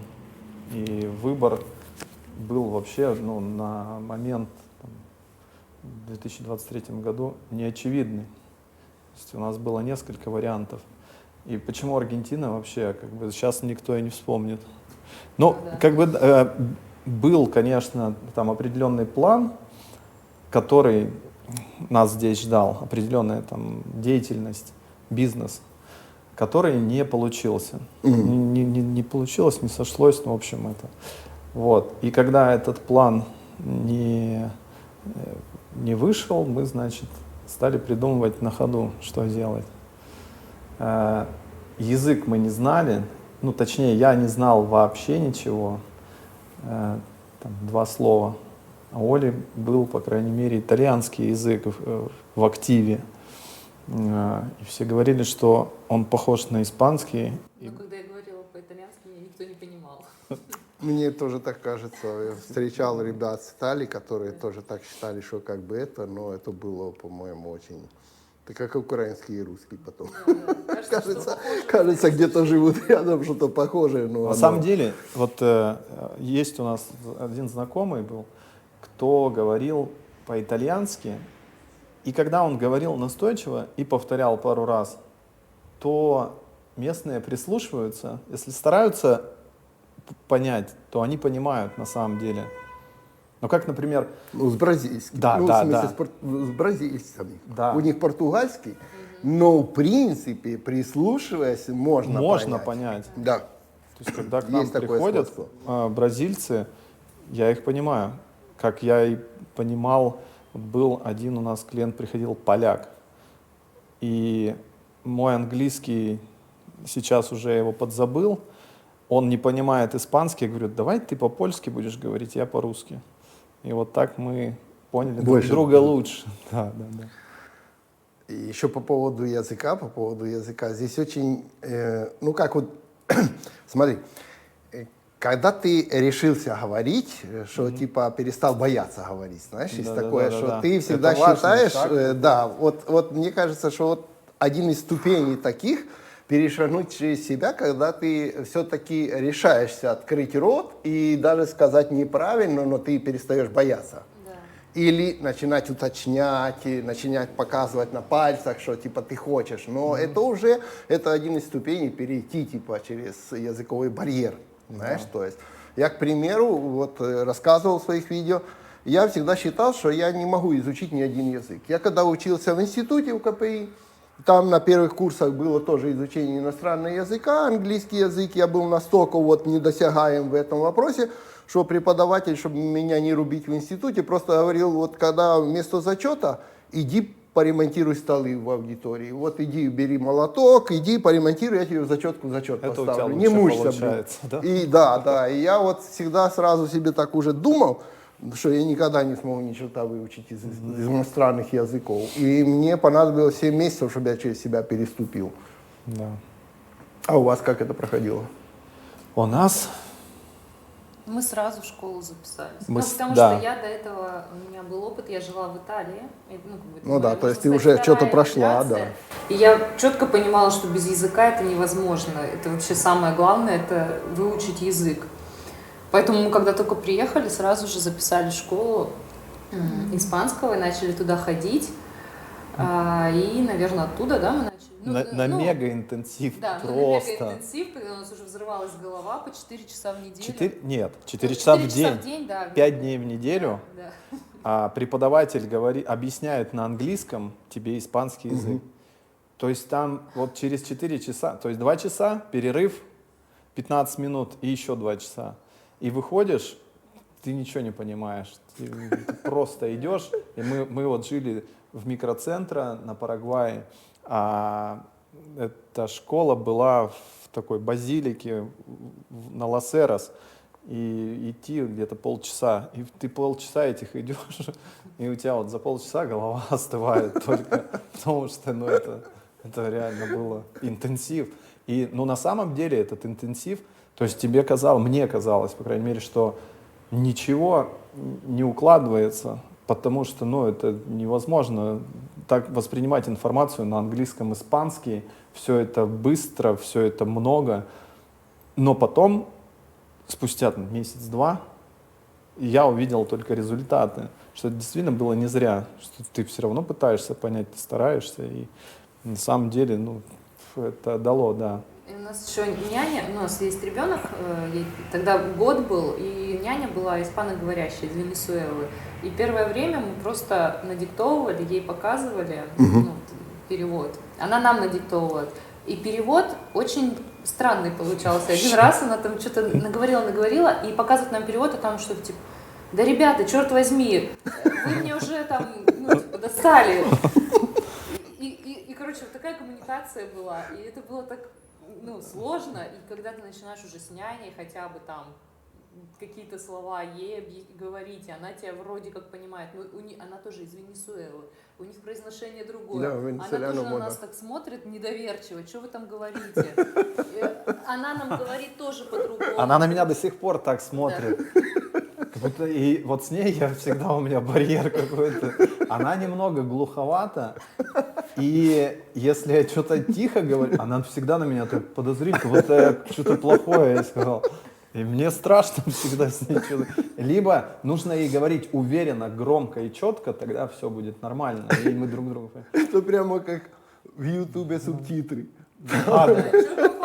Вот этот Google переводчик или какие переводчики были, все приложения, они криво переводят. Сейчас чат GPT, да, он переводит по смыслу и под ситуацию. Это как в Ютубе субтитры. Да, как переведет, думаешь, господи, лучше бы я не включал.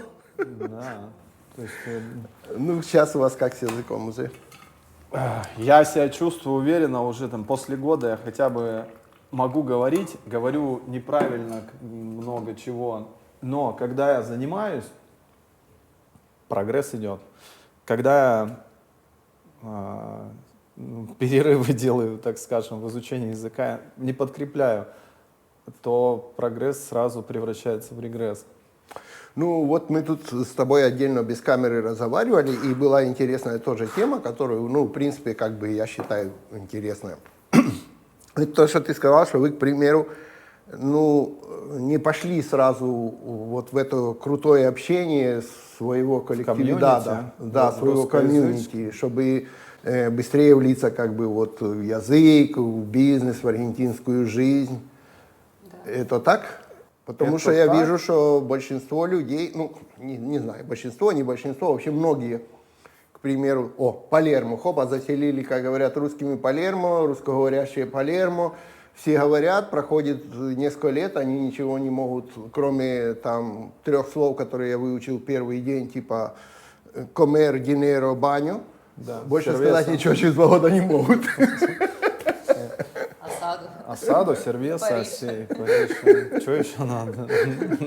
Это как я говорю, когда едете в Аргентину, выучите первые 3 слова. Comer, dinero, baño. Ну, в принципе, да. С открытостью аргентинцев, на самом деле, там минимального запаса достаточно. Они сами говорят, им не нужно даже, чтобы ты говорил. Они нормально как бы себя чувствуют, когда просто их слушают. Поэтому... Ну, я же смотрю, вот у тебя есть там бизнес. Ну, в общем, у ребят есть несколько бизнесов, мы попросим их еще рассказать об этом бизнесе и показать. Но я смотрю, что люди заходят, и ты с ними общаешься. Да. Потому я говорю, как могу, вот... общаюсь. То есть нет предела совершенству, но суть в том, что самый главный шаг — это вот этот шаг начать говорить. Вот. И не бояться и не анализировать, что ты скажешь. Хотя это неплохо. Да, то есть, да, у всех, я думаю, у всех есть такое, что ты хочешь сказать, как ты говоришь на своем родном языке, сказать красиво, нормально, чтобы тебя поняли, и донести свою мысль четко, что ты вот прям как хочешь, чтобы она была. Но так не получается. Так не получается. Вот, но с помощью жестов и там, да, мимики ты можешь, в принципе, говорить свои там 10 слов, и все нормально. Ну, остальное можно пальцами показать. Да, да. Quiero и показать шоу. Да. Потому что, да, тут туристы, велопрокат заходят со всего мира. Ну, в основном это США, ну, европейские страны, ну, европейские все, но в основном США. Много туристов из США. Да, вот, кстати, насчет этого. У Саши есть один из бизнесов, это велопрокат, правильно? Да. Но факт в том, что я сразу спросил, говорю, а что, зачем велопрокат? Почему велопрокат? Потому что, ну, как бы в Буэнос-Айресе везде есть велосипеды, которые, ну, вот стоят прямо на улицах, их подходят, там, с карточкой взял себе велосипед, поехал, покатался, думаю, ну, типа, как бы, а зачем еще, как бы, велопрокат, если куча велосипедов? Ответ простой. Во-первых, туристу достаточно будет сложно разобраться в приложении и зарегистрироваться в городские велосипеды. Это первая сложность, которая ждет на пути. Ну, даже если он зарегистрируется, возможно, он не привяжет карту. Такое тоже. Ну, я, по крайней мере, пытался. Но тут даже дело не в этом. Тут в классе велосипедов, там обычные велосипеды, которые я тоже использую как транспортное средство, когда я не хочу, ну, точнее, я без своего велосипеда оказался в центре города, без автомобиля, без своего. Я предпочту взять тот велосипед и доехать, потому что это удобно, есть по всему городу парковки. То есть я доеду лучше не в общественном транспорте, вот на этом коллективе, который как сумасшедшие прям ездят, а на велосипеде спокойно в своем ритме по одной из множества велодорожек. Вот. Мы взяли велосипеды другого класса с переключением скоростей, они обслуженные. Ну и, собственно, сделали цену такую, чтобы устраивала и местных. Ну и взять, наверное, можно на любой срок. Ну, на типа, любой срок. Там же как на бы месяц если... у нас снимают, на неделю, вот, на 10 дней. Сейчас какие-то вот длительные ребята приходят, кто здесь проводит там, То я неделю, смотрю, 10 заходят дней. на английском, разговаривают там Да, языке да, многие. да. То есть туристов хватает. Да, вот. Но нам еще повезло, что мы, не думая даже об этом, но открылись в таком очень туристическом месте в Палермо, где не только русских много, но и всех иностранцев. Не, ну да, очень конечно. много. Хостелов тут Здесь очень вот много. прям вот где мы, да, открыто, тут очень вокруг много гостиниц, хостелов, и поэтому это тоже нам очень помогает. разные, да, форматы, да, гостиниц. Ну и вообще такой он тусовочный район. Тут много просто туристов, даже видя наш велосипед, который стоит на улице, там, с табличкой Bike Rental. Кстати, интересная штука. Я так заходил, сильных больших таких реклам у вас нету, да. А люди ходят. Каким образом вы их отлавливаете? Я думаю, что отлов происходит в основном через Google карты, через Google рекламу контекстную, рекламу на YouTube, рекламу в соцсетях.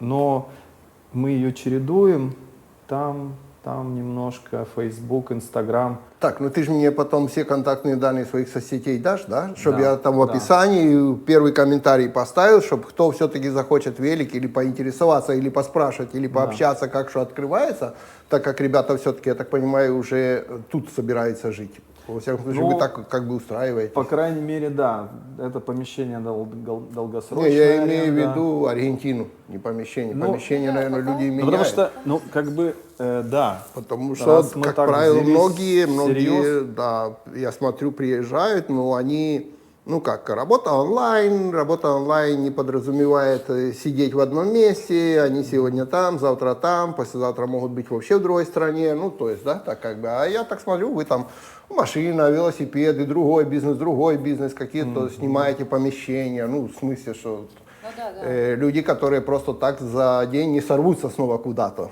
Да, тут я и говорю, что мы корни пустили достаточно глубоко уже, и долгосрочной аренды, и изучение языка, и там легализация, и вливание в эту культуру, знакомство с местными жителями, друзья уже есть. Как вам вообще вот местные жители, как люди для общения, для жизни? Отдельная приятная составляющая Аргентины — это ее жители. Очень открытые, очень отзывчивые. Не знаю, вот у нас есть друзья, с которыми мы общались сначала на английском языке, когда нам было очень трудно на испанском чего-то там сказать. А они с нами как с детьми, то есть простыми словами, медленно. Тут какое-то время мы общались на английском. Потом, все, ребят, хватит. Вы тут уже, ну, там, не знаю, год. Вот, хватит. Теперь переходим только на испанский. Ну, хорошо. И вот так же сейчас на испанском. Все медленно, все понятно, никаких там витиеватых слов. Ну, то есть у вас... Адаптация прям, я не знаю, очень комфортная. То есть у вас нет такой обиды на аргентинцев, как у некоторых, что мы уже здесь 2,5 года, они до сих пор не выучили русский язык. Ну это, конечно, да. Зря они так. Так было. Но в целом, да. Они, кстати, знают пару слов, да, выучили. Перестройка, Горбачев, вот у нас друг. Водка, икра. Вот все. что самое такое, что некоторые слова они знают не те, которые надо знать. Ну, какие ты первые как слова? Как послать, типа. Да.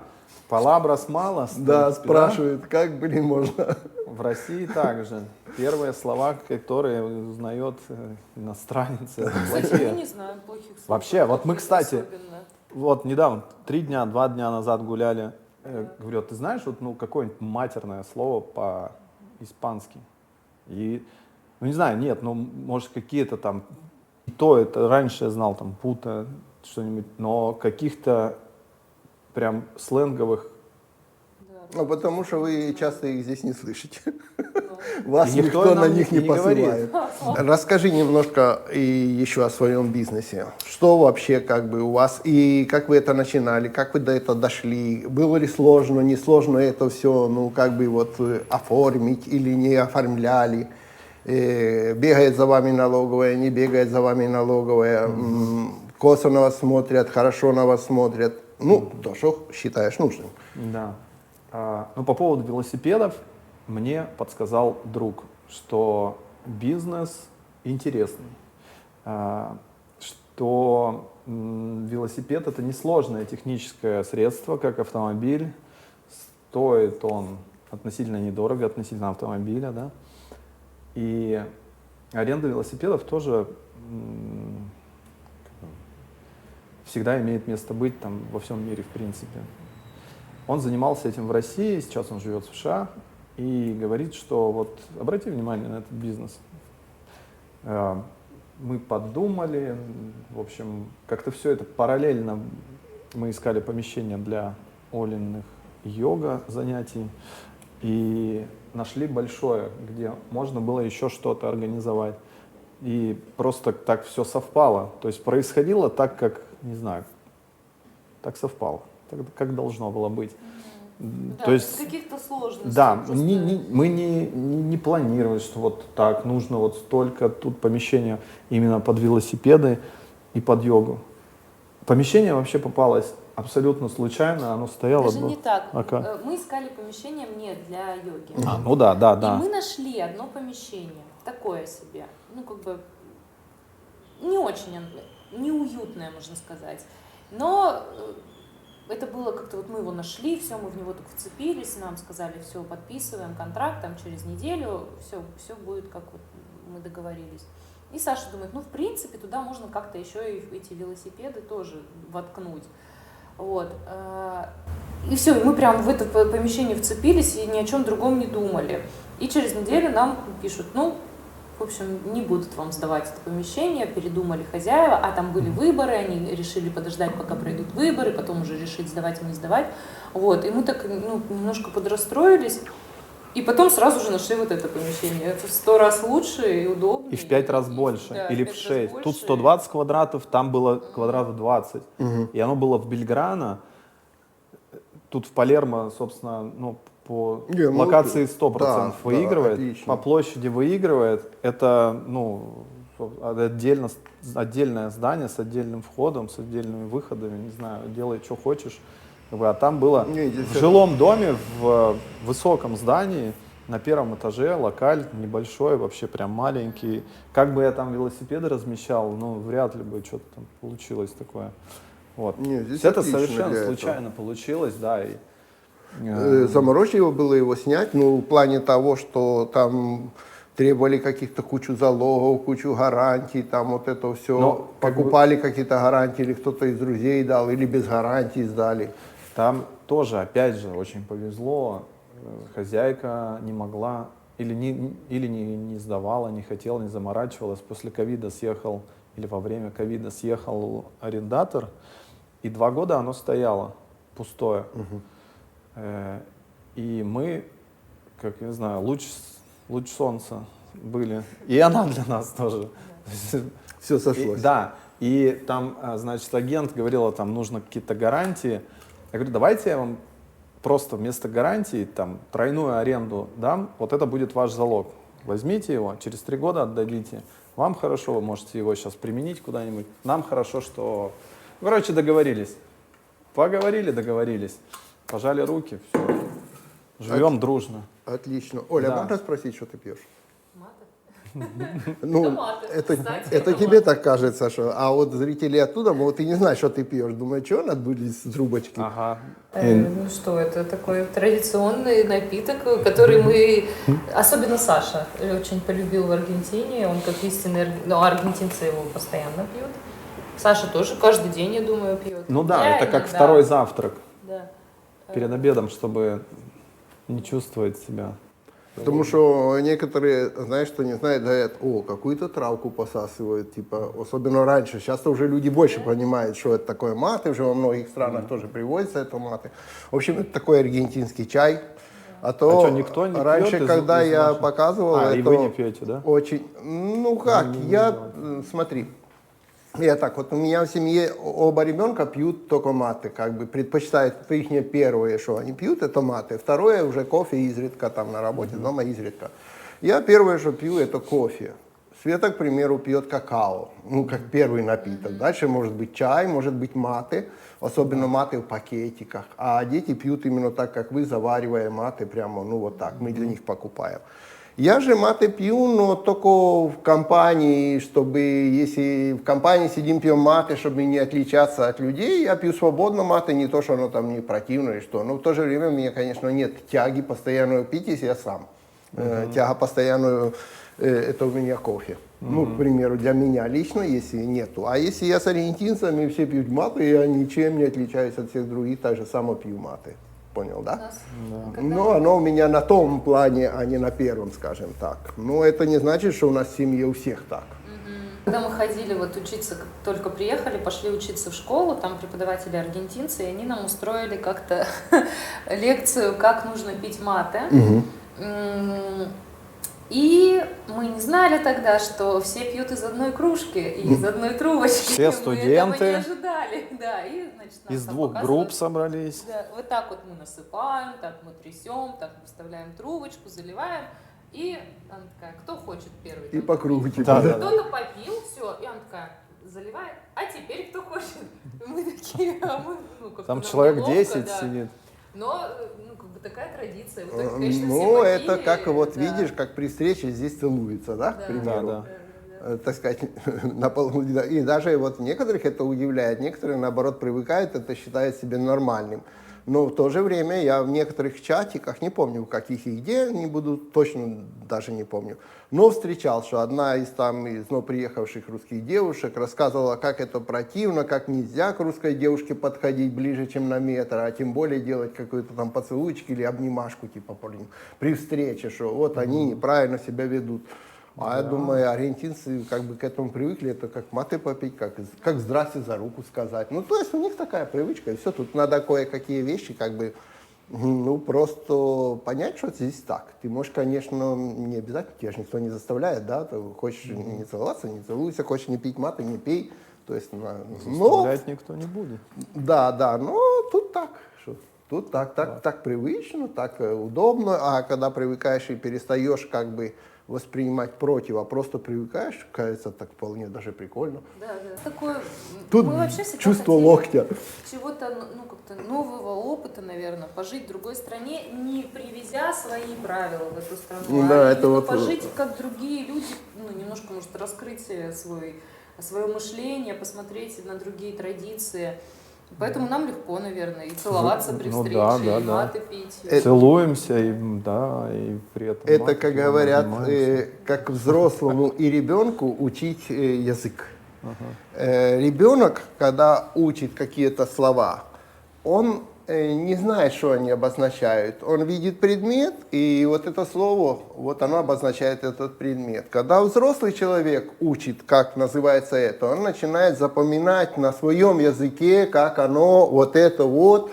И вот это все очень сильно сбивает, ну как бы, да, и потому дети быстро учат язык, и взрослые плохо учат язык, то есть намного дольше. Так само, вот, как ты говоришь, если мы не будем вставлять свой груз в эту жизнь, а просто будем привыкать к тому, что здесь есть так, гораздо быстрее, ну, как бы ты входишь. Без сопротивления. Да, да, ты Конечно, входишь. не всегда получается. Не, ну понятно, но всегда. я просто к тому, что быстрее воспринимаешь эту жизнь, быстрее под нее подстраиваешься, быстрее адаптируешься, хотел сказать, да, чем сравнивая с тем, что было там, и как это было, стоит ли это того, не стоит ли. В общем, много дурной траты времени. Это вот абсолютно верно, но да, иногда бывает, что ты себя так одергиваешь, даже когда ты начинаешь возмущаться.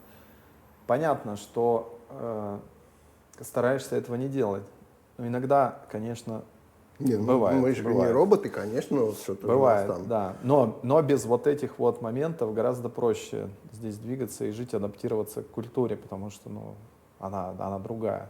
То есть, несмотря на то, что это европейская культура, она абсолютно вообще другая. Вот. Но я имею в виду, что традиции, как там, не знаю, по договоренностям, какие-то бизнес-договоренности, их обязательности, необязательности или там, не знаю. Ну, и причем ты можешь делать выводы, что либо они необязательные там почему-то, но на самом деле они не почему-то, они просто, ну, вот так. Ну, один из таких примеров, это для того, чтобы просто понимать немножко жизнь, да. Ну, к примеру, все считают, что я пришел, вот с тобой поговорил, все, мы договорились, все по рукам, все сделано, блин, типа, не, Валентин скажет, ну, приди завтра, там, типа, маняна. И это просто привычка такая. Ты не знаешь, что он тебе... Может, да, кто-то этим будет тебе маняна до тех пор, пока ты просто от него не отстанешь. Он не хочет тебе нагрубить, сказать, что я не хочу с тобой это делать. Там сам устанешь ходить. Ну, то есть он вообще не скажет, 100% Да, не или скажет. так. А есть еще другое, к примеру, тут собираются на какую-то, не знаю, вечеринку аргентинцы и говорят, там, встречаемся там в 4 вечера или в 5 вечера, да? И если ты такой правильный, придешь в 5 вечера, ты там сам и будешь сидеть, блин. Да, на самом деле это через 3 часа после этого. А кто такой, типа, я такой пунктуальный, как прямо это, пунктуальность, это, вежливость королей, прибежишь, а потом скажешь, а что тут никого нету? Да они, блин, какие-то неправильные. Да они правильные, просто не знают об этом, что надо сказать на 4, то подходит к 8. А вот это вот время, которое, когда говорят, что да, сделаю, но это не значит, что да, сделаю 100%. Ага. Или прямо сейчас. Не прямо сейчас, нет. Вот ты обсуждала с кем-то о том, что у них есть такое или время, или слово. Да, что вообще в структуре языка есть субхунтив, который очень такой гипотетический. Нам просто говорили такую теорию, что в России, ну, в русском языке сделаю, это четко сделаю. А здесь это будущее, непонятно когда, непонятно во сколько, может да, может нет. И это вот... Что оно подразумевает вариативность, что может да, может нет. То есть сделаю, это не значит Не делаю. 100%. Сейчас побегу и Если ты сделаю. сказал, что сделаю, это вообще ничего не значит. Да, это поедем на рыбалку. Да, поедем, но когда неизвестно. И если будет возможность. Ну, типа такое. То есть тоже настолько это нормально для их мышления, что даже отдельное время для этого есть, для вот этого выражения чего-то возможного, но не факт, что это вообще когда-то произойдет. Вот. А можешь теперь ты рассказать, просто чем ты занимаешься здесь? Да, я занимаюсь, я преподаватель йоги критического выравнивания, это йога. Короче, кроме меня никто ее здесь не преподает, никто об этом направлении из аргентинцев не знал, и сейчас очень маленькое количество людей об этом знает. В общем, это йога, которая помогает избавиться от боли в спине, если так в общем сказать, и выровнять позвоночник, вернуть ему его правильное положение и структуру. Вот. И когда я начала, у меня, конечно же, я преподавала только на русском, у меня были только русские, но со временем я начала делать группы на испанском, и вот сейчас у меня есть одна группа на испанском, куда ходят аргентинцы, чему я очень рада, потому что я долго их набирала. Было такое, что приходили, занятия, все говорили, что все хорошо, все классно, но не возвращались. Вот. Но сейчас у меня есть такие мои ученики, которые прям приходят четко, стабильно, почти не опаздывают. Вот, этим я и занимаюсь. Честно, немножко сложно вот именно выйти на аргентинский рынок. Не знаю, с чем это связано, то есть я там даю рекламу, даю рекламу, что еще могу делать? Они приводят, кто ко мне ходит, кто-то приводит своих знакомых, детей даже приводят. Ну вот потихонечку, да, как-то приходят новые люди, но русских мне было намного проще набрать. Может быть, не знаю. Многие интересуются, но не доходят. Может, вы знаете, почему так происходит? Тут знаешь, как, вот что я на себе заметил, вот когда-то я начал, я занимаюсь компьютерами, ремонтом компьютеров, серверами, там, сетями, безопасностью компьютерной, в общем, все, что связано с компьютерами. Я этим официально занимаюсь, плачу налоги с этого сервиса уже, около 15 лет. И вот в начале, когда надо было искать клиентов для компьютеров, да, кстати, свои ссылочки тоже оставлю на своей страничке. Одна из них я специально сделал на русском языке, потому что кто еще не выучил испанский, думаю, сделай компьютерный сервис Буэнос-Айреса на русском языке. Значит, мы пробовали давать всевозможные объявления.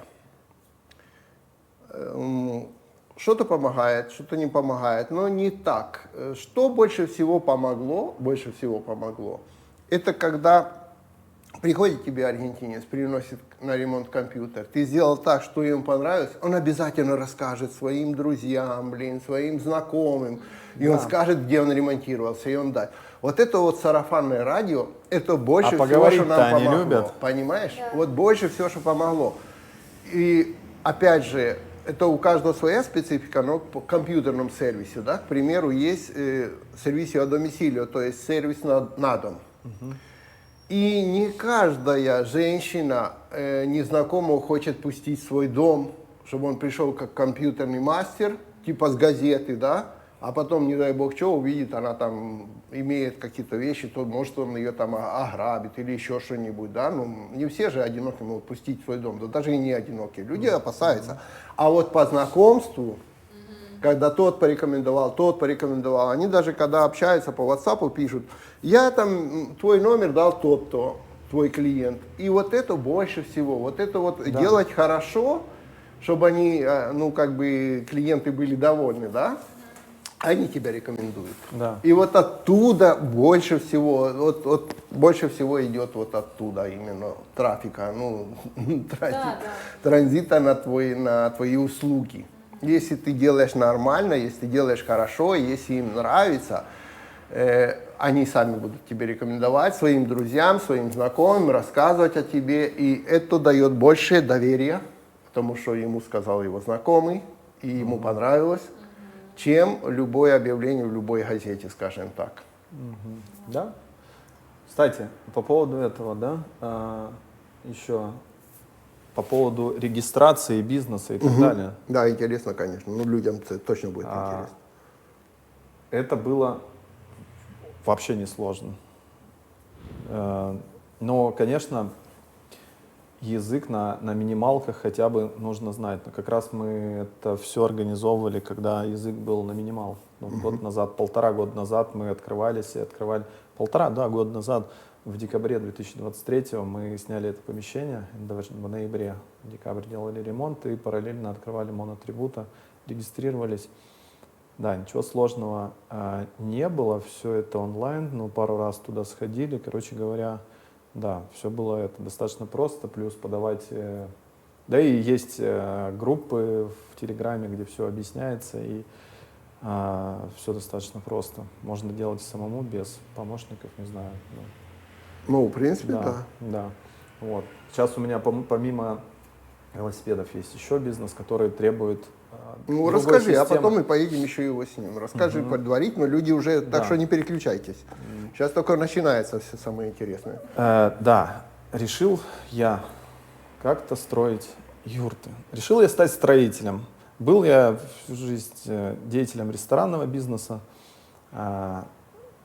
Всегда занимался ресторанами. Пошли. Да, ресторанами, фастфудом. Мне все нравилось, всегда занимался тем, что нравится. Но хотелось строить. И решил я строить юрты. Юрты в Аргентине. Прекрасно. Прекрасная, подумал я, идея. Потому что здесь никто не знает про юрты. Прям самое то, что нужно делать здесь, это юрты строить. И примерно год назад я решил это сделать. И спустя примерно год, чуть меньше, у меня вот получилась первая продажа. Ну, собственно, по налогообложению, вот было это, я монотрибута открыл, то есть это упрощенная система налогообложения, но для юрт она не подходит, поэтому мне пришлось на общую переключиться. Как аутонома. Почему для юрт не подходит? Просто интересно. Потому что там стоимость продаж, ну, то есть сумма чека...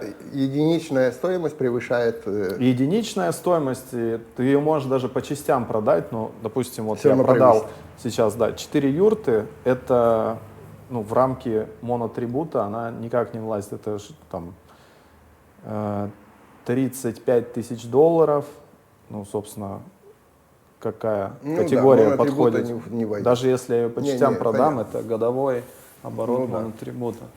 Вот, ну, тут надо по гвоздям продавать, и то не выйдет. Да. Общая система, ничего сложного. Тоже ничего сложного. Собственно, у меня есть бухгалтер, с которым мы общаемся только онлайн. Я ему отправляю накладные за месяц, расходы. Он видит мои доходы, которые я выписываю в Арка. Ну, дебет, кредит. Нормально, это хорошо, это нормально. Да, НДС к вычету, общая система налогообложения, ничего сложного, такая же, как в России. НДС, налог на прибыль. Отлично. Да, налоги платим, и спокойно работаем. И спим спокойно. Да. Теперь нам надо показать все ваши бизнеса, потому что люди точно заинтересуются, что это за юрт, и начнут писать там. Ну, в общем, данные его юрт и Олины мы все поставляем. Так что пишите в комментариях, обсуждайте. Не забывайте, что всех, кто конкретно друг друга оскорбляет, я там постоянно блокирую. Так что даже если хотите оскорбить, ласково. Шучу, я просто обсуждаем нормально, да и все. Как люди. Это интересно еще почему? Потому что многие хотят приехать, мне пишут в комментариях: ой, как хорошо, что начало что-то меняться, мы там типа рассматриваем Аргентину к концу года, там другие тому-то. Многие уже приехали, но еще не знают ни чем заняться, ни как другие живут, правда? То есть такие простые жизненные вопросы, да. Они многим зрителям заходят. Смотрите, какое прекрасное патио у ребят. И даже пальмы в горшках посидеть. Так что хорошо здесь оборудовали они свой бизнес. И вот даже тут есть рисунки. И эти рисунки, по-моему, делала Олина мама. Это твоя мама, ты разрисовала? Да, это разрисовала моя мама, эту стену. Когда мы сняли это помещение, здесь все было просто белое, здесь не было ни растений, ничего, белые стены. Вот, мы решили, что нужно красиво такого, покрасивее сделать. И когда мама была здесь в отпуске, в общем-то, она нам помогла. А она с вами не живет? Нет, она с нами не живет, она приезжала к нам в отпуск. Ну вот, какая память осталась. Теперь она сможет посмотреть по видео, как сохранились ее рисунки в Южной Америке. Кстати, вот эта стена, мы вдохновились, точнее, моя мама вдохновилась, когда мы были в музее, который в Сан-Тельмо современного искусства. Ага. Там вот была стена, там временная была эта экспозиция, стена была сильно так красиво разрисована, и что-то мы взяли оттуда, если честно. Какие-то элементы мы взяли оттуда. Ну, прикольно, честно.